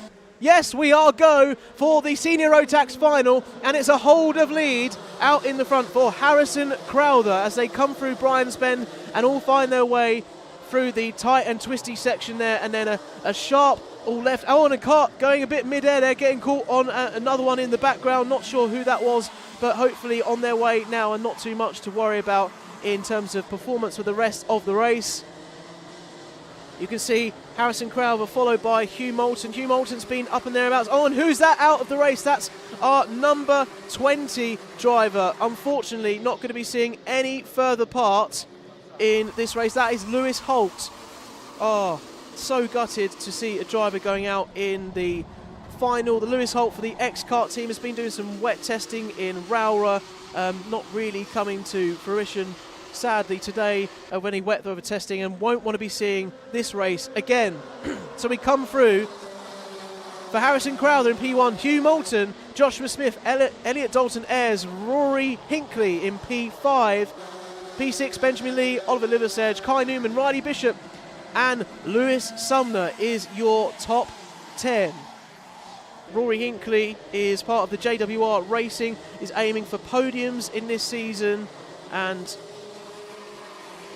as I said earlier on in some of the super heats, Rory Hinckley's first time in owner-driver competition, so doing pretty well up there in P5, if you do say so myself. And going there, then a nice move from Benjamin Lee on Rory Hinckley for P5, and just like that, the midfield starting to take its course and see it shaping up for frenetic action here round this Warden Law circuit, which is the fastest we have of the weekend. Benjamin Lee into P4 as well. And a fastest lap for Joshua Smith at the moment of 53.17, a smidge faster than the competitor out in front of Hugh Moulton. On screen right there, Benjamin Lee leading that charge in P4. Nice dive down the inside there from Kai Newman on Elliot Dalton Ayres up into P6. They won't mind that at all. Kai Newman, the Ultimate R team, hoping to maybe gain back that ground in this race. Elliot Dalton Ayres is looking for an impressive follow-up to his 2025 campaign, P3 in TKC Championship in 2025. So hopefully that's going to push on from P6 where he's sitting currently, but a competitive field right now as we come across the start line. Another fastest lap set now, training of fastest laps for Hugh Moulton in P2. So all setting the pace, throwing tenths and seconds back towards each other, and the gap is about a quarter of a second between him and Harrison Crowther out front in this senior Rotax final. Number 31 diving down the inside, you saw there Lewis Sumner having a look at Riley Bishop for a move there as we come through and out of the two centres into the Dunlop chicane. And you can see Elliot Dalton Ayres, the leader of this pack, trying to keep everything in the right order that he would like, and using all the curb and the runoff onto that left side out of Gasworks to gain as much lap time as you can through there. You can jump on board with number 17, Harrison Crowther rather, leading the way ahead of Hugh Moulton. Here we go then for our latest run through the start-finish line, and let's see how Hugh is shaping up. A possible move, but with 8 minutes and a lap to go, might be wanting to hold off on that at the moment. Looking very composed is Harrison Crowther out front as he comes for the, as I say that, comes for this section of the track, and a nice dive down the inside then. Hugh Moulton makes his move to take the lead here, going down towards Gasworks. Will he retain the lead? It's a nice dive up the inside again, but not nice enough because Harrison Crowther has lost out to positions behind him. Joshua Smith getting in on the action now as well, but managing to hold P2. And Benjamin Lee also wants a piece of the action as well. Hugh Moulton then in the lead. Harrison Crowther, P2, Benjamin Lee, Joshua Smith, P4. Joshua Smith with the fastest lap of the race, down to James Kell now in P21. Fastest times being traded right throughout the field. And coming through into the centre sections, there are ample opportunities all over, including that one right there. Joshua Smith up the inside of Benjamin Lee onto the podium then. A great performance and drive from him at the moment. Just had a contact warning there from Harrison Crowther in P2, battling with P1's Hugh Moulton right now. So wanting to be very careful as to how the racecraft goes from here on in, and the stewards have their eye on Harrison Crowther, who's had an impressive weekend up to now through the superheats and into the final. Some adjustments of the radiators on the straights, get some cool air in that go-kart and that engine so it can perform to the best of its ability and give it more performance in these tight, twisty sections here. Great acceleration and giving you the best traction and grip out of the technical, tricky, twisty corners here we have in the second sector. Centre 1, Centre 2 coming through here out of Centre 2 and towards the Dunlop chicane. So we're all sort of settled out a little bit though. As I say that, it looks like a bit of a move was having a look at Harrison Crowther there on the back of Hugh Moulton, but nothing doing as we come through in the horseshoe and into the newly created Paddock Bend this year in 2022. A warning for Lewis Sumner down the way in P8 as well. Got to watch his contact. And defensive manoeuvres being made. One move being made to defend your racing line and stop your rival behind diving up the inside. Got to be very careful not to leave that too late, but great racing and fair racing out there at the moment. Defending the inside and a nice move round the outside there, it looked like, from Rory Hinkley on Benjamin Lee, trying to make the most of this traffic jam that's starting to form at the start of the field at the moment. Hugh Moulton looks like he's really backing up the pack at the moment, and Harrison Crowther all over the back of Hugh, trying to see if he can spot an opportunity. And meanwhile, that's letting all of these drivers closer into the race, into this top three. You've got Joshua Smith on the back of the front two as well now. It's closed the gap. There is nothing to choose between, tenths of a second between all of them. We come over for another lap and a look up the inside. Is he going to make the move stick? He certainly is. Harrison Crowther takes the lead again from Hugh Moulton for P1 in this senior Rotax final. And it's all change here at Warden Law, and all to play for here as we go into our penultimate final of this weekend at the Kart Championship. Not disappointing at all, or a little bit of a bump into the back there of Harrison Crowther, who is now in P1. Did Hugh Moulton. Got to be careful that that nose cone doesn't take too much of a hit and damage, because you'll be getting that nose cone penalty that we do not want to be affecting things towards the end of the race. The last thing the teams and the mechanics want, with all the hard work that's gone in over the weekend here in the paddock and through qualifying and the practice on Saturday and on the Friday. Here we are then across the line once more. The confirmation that Harrison Crowther is in P1 with Hugh Moulton, Joshua Smith, and whilst all these three are battling, they're letting a whole gaggle of karts come in behind them. Rory Hinckley, Benjamin Lee, Lewis Sumner, Kai Newman. It's anyone's race at the moment, all within pretty much a second of each other. This is fantastic close racing here at Warden Law into the Senna 1 and Senna 2. Harrison Crowther might want to breathe a little bit here if he can, but it's not going to be any let up for him coming through the Dunlop chicane.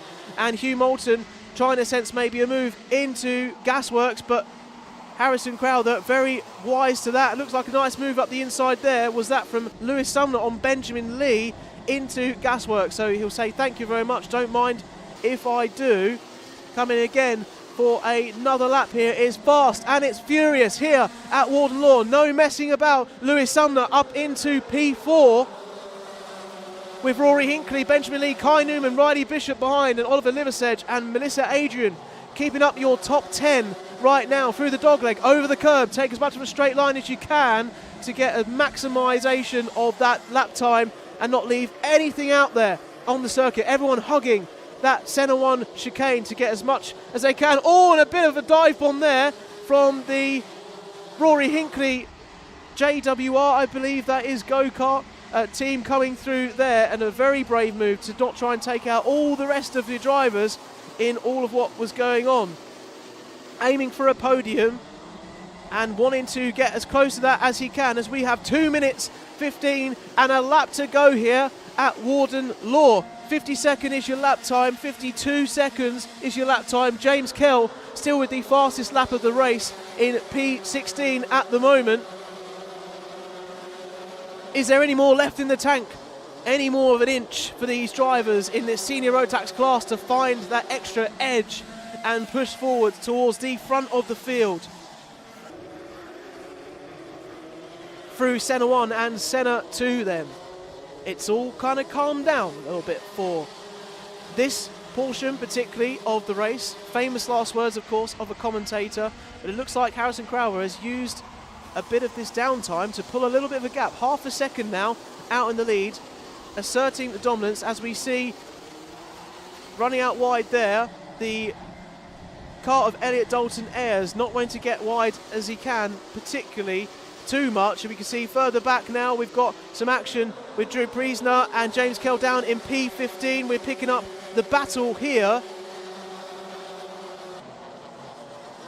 I believe, for Elliot Surtees, and a bit further down Elliot Dalton Ayres down in P11 and P12. Battles happening all throughout this field, whilst the 3, 4, 5, 6 or 7 scrap at the front, and every point, every finishing position is vital going forward in the Kart Championship in this season of TKC, where we'll be off to PF International in our next weekend very, very soon.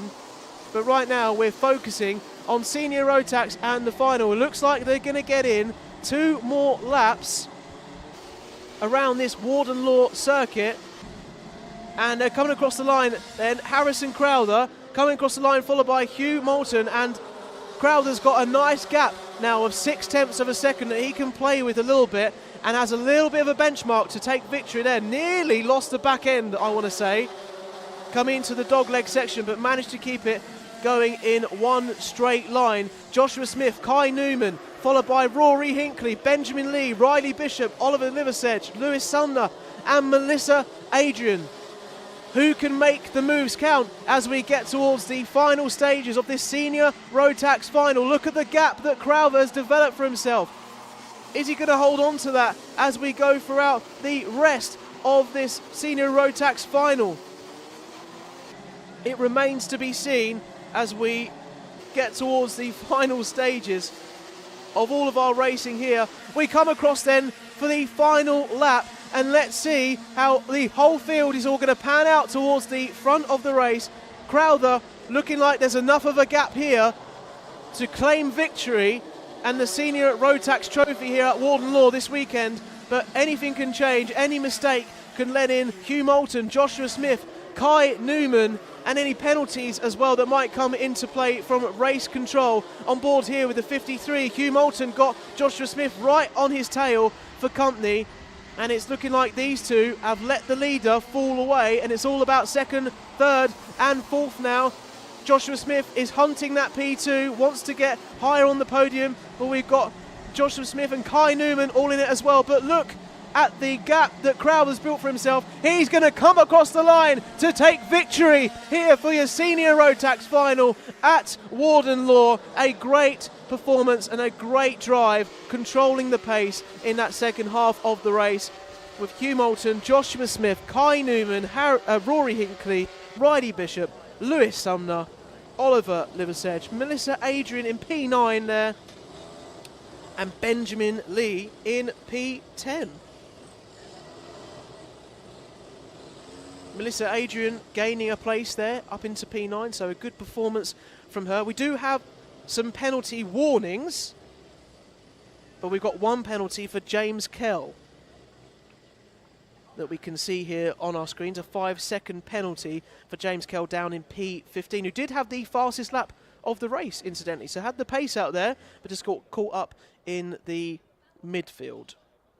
It might drop James Kell down a little bit into the P20 positions, but here is your provisional result then, and final of the Rotax seniors here at Warden Law. Harrison Crowther brings it home to take a trophy here at Warden Law. Hugh Moulton, Joshua Smith, Kai Newman and Rory Hinckley are your top 5. Riley Bishop, Lewis Sumner, Oliver Liversedge, Melissa Adrian, Benjamin Lee, Elliot Dalton Ayres, Jamie Kirkbride, Ross Tyler and Drew Preisner is your top 14.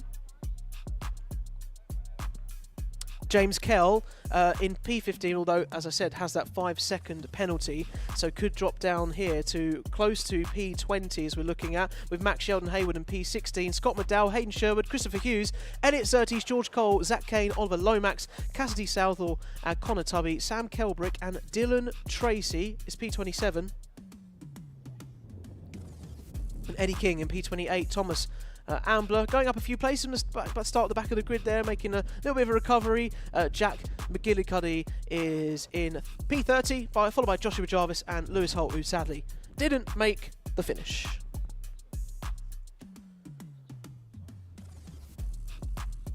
Well, here we are then. We have gone through a whole day of karting action, and it's been frenetic in here. It's been absolutely crazy, and so many of you have been getting in touch on our live stream. We've got Charlie France, go on Rory, he says. Rory Hinckley was vying for in that race in P5 for the JWR team. I think a very impressive performance in that race for sure. It was great to see him come up a couple of places from P7, so that was really nice to see. We've also got a good fight with Henry and Ansel in the Mighty Cadets earlier on. That there from Beatrix Strangerun 7707. Classy surnames or usernames even for our Kart Championship live stream. And great to see your comments keeping coming in. So we've got our final race of the day very shortly. if you would like to let me know who you think your driver of the weekend has been on the live stream, I would love to know. Get that on the Alpha Live YouTube stream and channel on the Kart Championship as well. Let's go into that final race.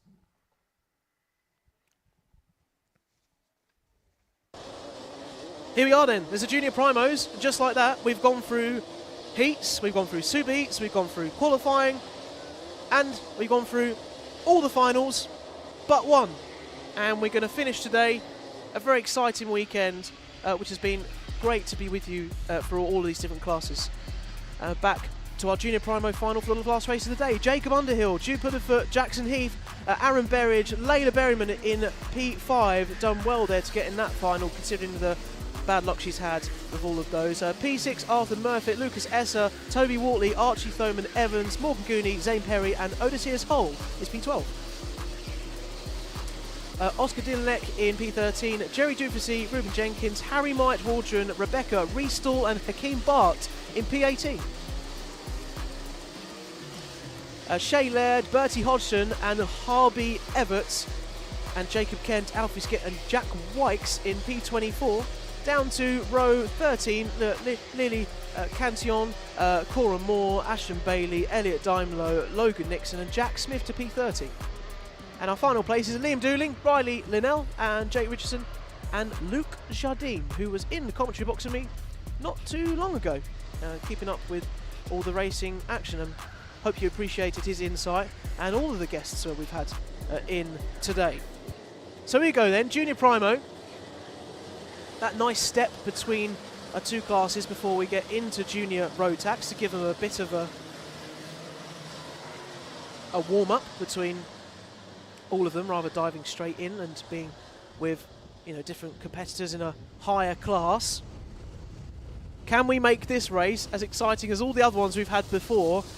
Is this going to be the race of the weekend? The Junior Primo, as we had earlier in our Super Heats, had a couple of false starts with lots of people vying to try and get that edge at the start.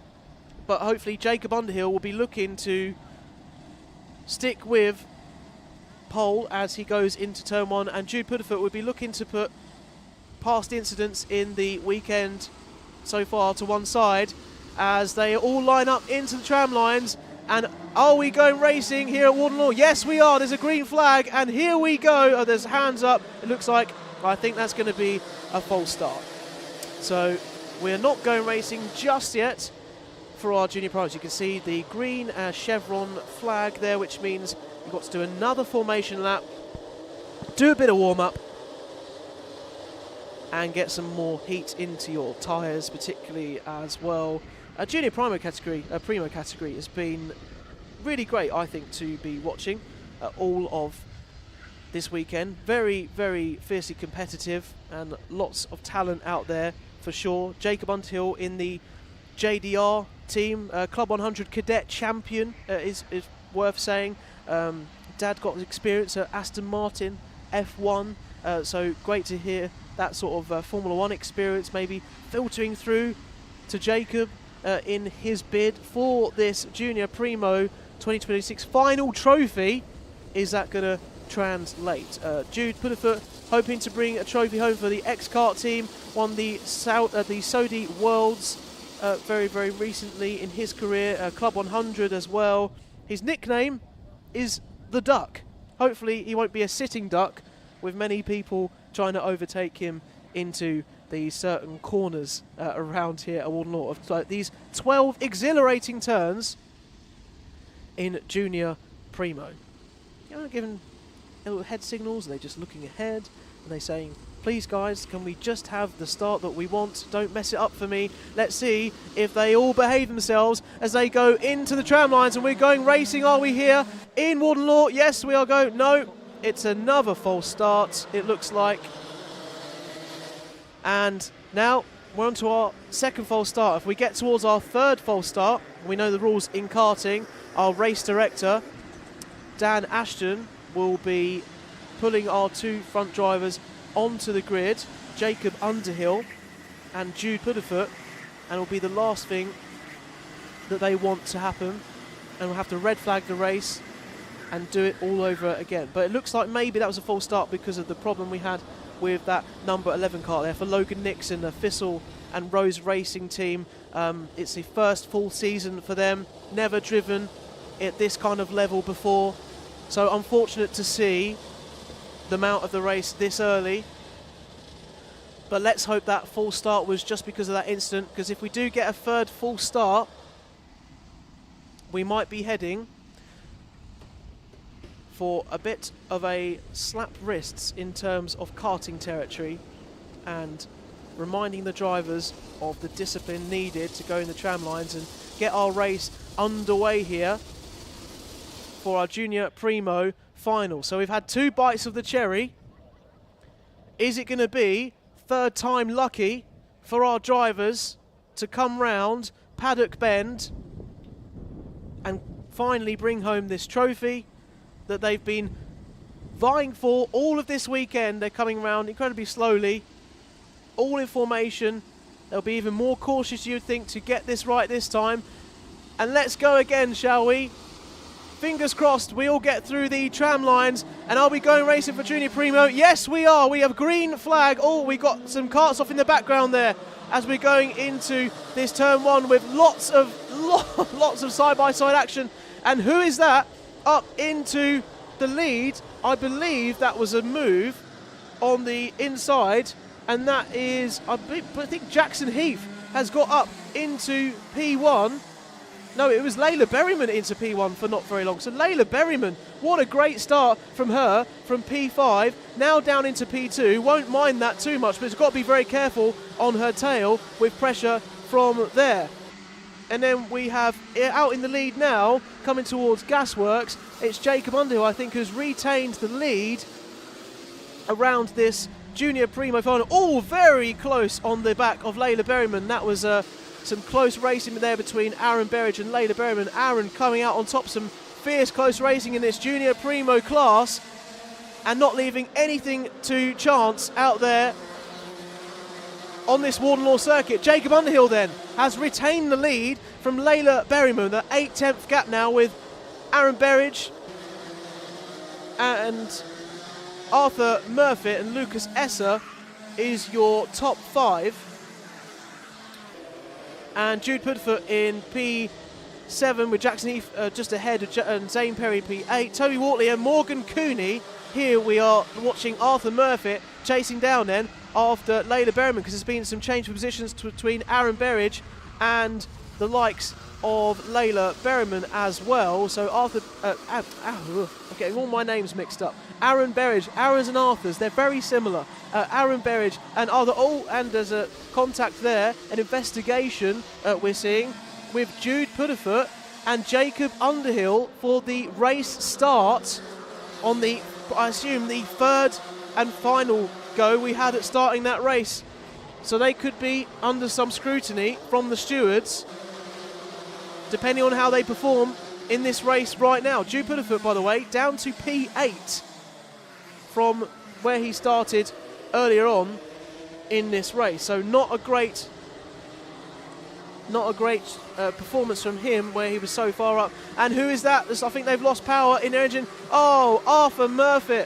You feel so bad for Arthur Murphy. I think there's been a bit of a crash and a coming together there between the two. I think we just maybe missed that, but there's been a bit of a crash, and maybe Arthur Murphy involved in that, as we're watching Lucas Esser leading this group round here with Jackson Heath, I believe, behind, trying to keep that all straight. But hopefully we can keep racing here. That's Jackson Heath with Lucas Esser, Zane Perry, Jude Pudderfoot and Oscar Delenick, and Toby Wortley and Morgan Cooney is your top 10, with Layla Berryman in P3. Aaron Berridge and Jacob Underhill leading the way out front with an 8/10 gap as Jacob Underhill, using all of that experience to his advantage with the Club 100 Cadet Championship under his belt, knows how to bring home a trophy and bring it all in. So they come through the Dunlop chicane and all trying to find their way again, see if they can sniff a move up the inside, and very much fancied there by Oscar Delenick on Jude Pudderfoot, it seems, in through Gasworks and now through the Horseshoe and into Paddock Bend, looking like they've made the move stick. Jacob Underhill has got the fastest lap of the race, and a 5-second penalty just popped up on screen for Toby Wortley down in P10. So we'll need to capitalise even more if Toby wants to stay within the top 10 finishers with that penalty to come later. Move up the inside, thrown up the inside there by Jude Puddifoot on Lucas Esser. However, Lucas keeps ahead as there wasn't enough space really to be playing with. Jude up the inside though, makes it stick out of Senna 1 and closes the door and finishes the move in Senna 2, coming then through to the Dunlop chicane. Nice driving there from Jude, and Lucas though will be wanting to make amends and get right on the back. Maybe into Gasworks. Do you have a look up the inside? No, he stays line astern and comes through into the horseshoe and back towards Paddock Bend. But Jacob Underhill, by the way, building up a great gap out front. 1.2 seconds, 1.4 seconds now, the lead. Look at that gap at the top of your picture up ahead as we battle on and look at this battle for 5th place between Jude and Lucas Esser and Zane Perry and Oscar Delanic. Very close racing here in this part of the field. Trying to go around the outside there as one of the teammates get caught on the curb. That is Zane Perry trying to get around the outside of Lucas Esser. And then coming out of our centres, it's a bit of maybe putting the power down relief. Here is Aaron Berridge though with pressure from Layla Berryman right now. Layla doing all she can to put a lot of pressure on Aaron Berridge, the privateer of a first year in TKC for Aaron, so doing very well up there in P2 at the moment to stave off Layla's charge behind as we come into turn 1 there, and we pick up this group here of 5th again with Jude, Lucas and Zane, all keeping each other very honest through the Brian's Bend dogleg section into the first Senna 1 and Senna 2 tight turns we're coming into now. And Zane Perry looking to try and stick with Lucas Esser and Jude at the front of this pack, hoping to bring home some valuable points for his ex-kart team. Closest awning to the dummy grid, not far of a walk for the ex-kart team there. But is it going to come off all of that effort and more relaxing of that awning, particularly going to come to fruition here for Jude, who's working away at the steering wheel there. You can see through Paddock Bend, a very twisty and tricky section now, an adjustment of the radiator as he comes down the start-finish straight to get some air into his Junior Primo go-kart. A nice battle between these two. They're really consistent, not letting up at all, at the pace being kept on firmly by Lucas Esser. If you see behind, you've got Zane Perry also wanting to get in on the action, and Morgan Cooney having a nice look up the inside, maybe nothing doing there out of Senna 2. So with some strong racing going on here between all of our runners. Morgan Cooney at Cato Motorsport, joined by Cato himself, team boss in the commentary box earlier, talking about a very impressive weekend he's happy with. They've been doing some practice at Warden in the pre-season. Morgan Cooney particularly wants to compete, wants to be up here in the best of these classes, and wants to be finding his way forward in front of P8. And this battle, strong battle we got in the midfield, all close together. As you can see on your screen there, the white helmet, the black race suit, and soaring away at the wheel there into the dogleg section and trying to hustle over that curb as much as you can. Picking up Jude here, and Lucas Esser going through there, back down towards Morgan Cooney, towards P8 and P9, and Oscar Delanic, Toby Wortley, all in on this action here at the moment in this midfield. You've got Jacob Underhill, by the way, now with a gap of almost 2 seconds out in front in the lead. Battle for second here, though, with Aaron Berridge, who can't really close that gap down yet to Jacob Underhill, because he's got Layla Berryman for company, down in P3, and finding it quite a challenge to activate the human DRS that's might be needed to get down this home straight even faster. But Layla is doing a great job here, putting so much pressure under Aaron Berridge, trying to force a mistake through these curbs, through the dog legs, through the centre. Would he go a bit wide? Would he go defensive here? No, it is as you were. Layla not taking the opportunity to have a massive dive yet, with 3 minutes or so on the clock, plus 1 lap left of this Junior Primo final. We've got a mechanical flag for Ruben Jenkins, the number 39. Ruben Jenkins, unfortunately, going to have to retire there. And also Lily as well. Lily Cantillon is going to have to retire as well. Another mechanical flag for her. So they're going to have to pull off into the pit, sadly. That's the end of their Junior Primo final. But we're here in this battle with Jude Pudderfoot for P4, who's just set the fastest lap of the race, with Lucas Esser and Jackson Heath all trying to make their headway up the grid in this Junior Primo final. Coming to the dogleg section over that curb once again, taking as much a straight line as you can. You don't want to unsettle your kart too much as you come through there and into these centre sections as well. Oh, Jude struggling to get on the power there. Lucas sensing that and right on the tail there. Looks like he had a bit of oversteer, a bit of a snap as he come out of the second centre and wanted to get the power down. And that is showing right here because Lucas Esser senses the opportunity that he was struggling out of that turn. And now Lucas Esser up into P4. So that purple pace we were seeing from Jude not really meaning much out in position of the track now. And it looks like Lucas Esser is going to chase after Laylee Berriman if he can and put her under pressure. Now back on board with second and third here. We're seeing Aaron Berridge, the privateer driver, really trying to hold off Layla as best he can and having a little look over the inside. He's gone defensive now, decided to go more defensive, felt like he needed to hold off the charge of Layla Berriman, and that's going to let Layla in for a little bit of a sniff of an opportunity.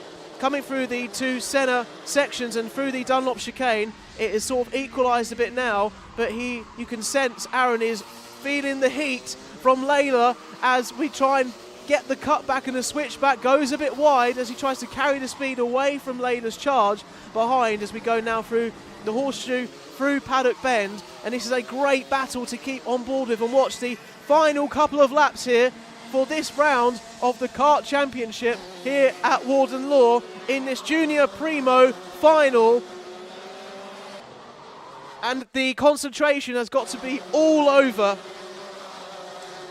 the front of their karts at the moment. Full steam ahead, don't get distracted. He's gone defensive though, has Aaron Berridge. Layla Berriman senses that up the inside, she takes second place, and Aaron must be kicking himself inside that helmet because he could sense the opportunity was starting to happen. And look at the gap that Layla has pulled as a result of that move. She has got an absolute C now between Aaron Berridge, who will be looking to close that gap back up. Oh look, and we're back on the battle here for Jude Pudderfoot and also Lucas Esser.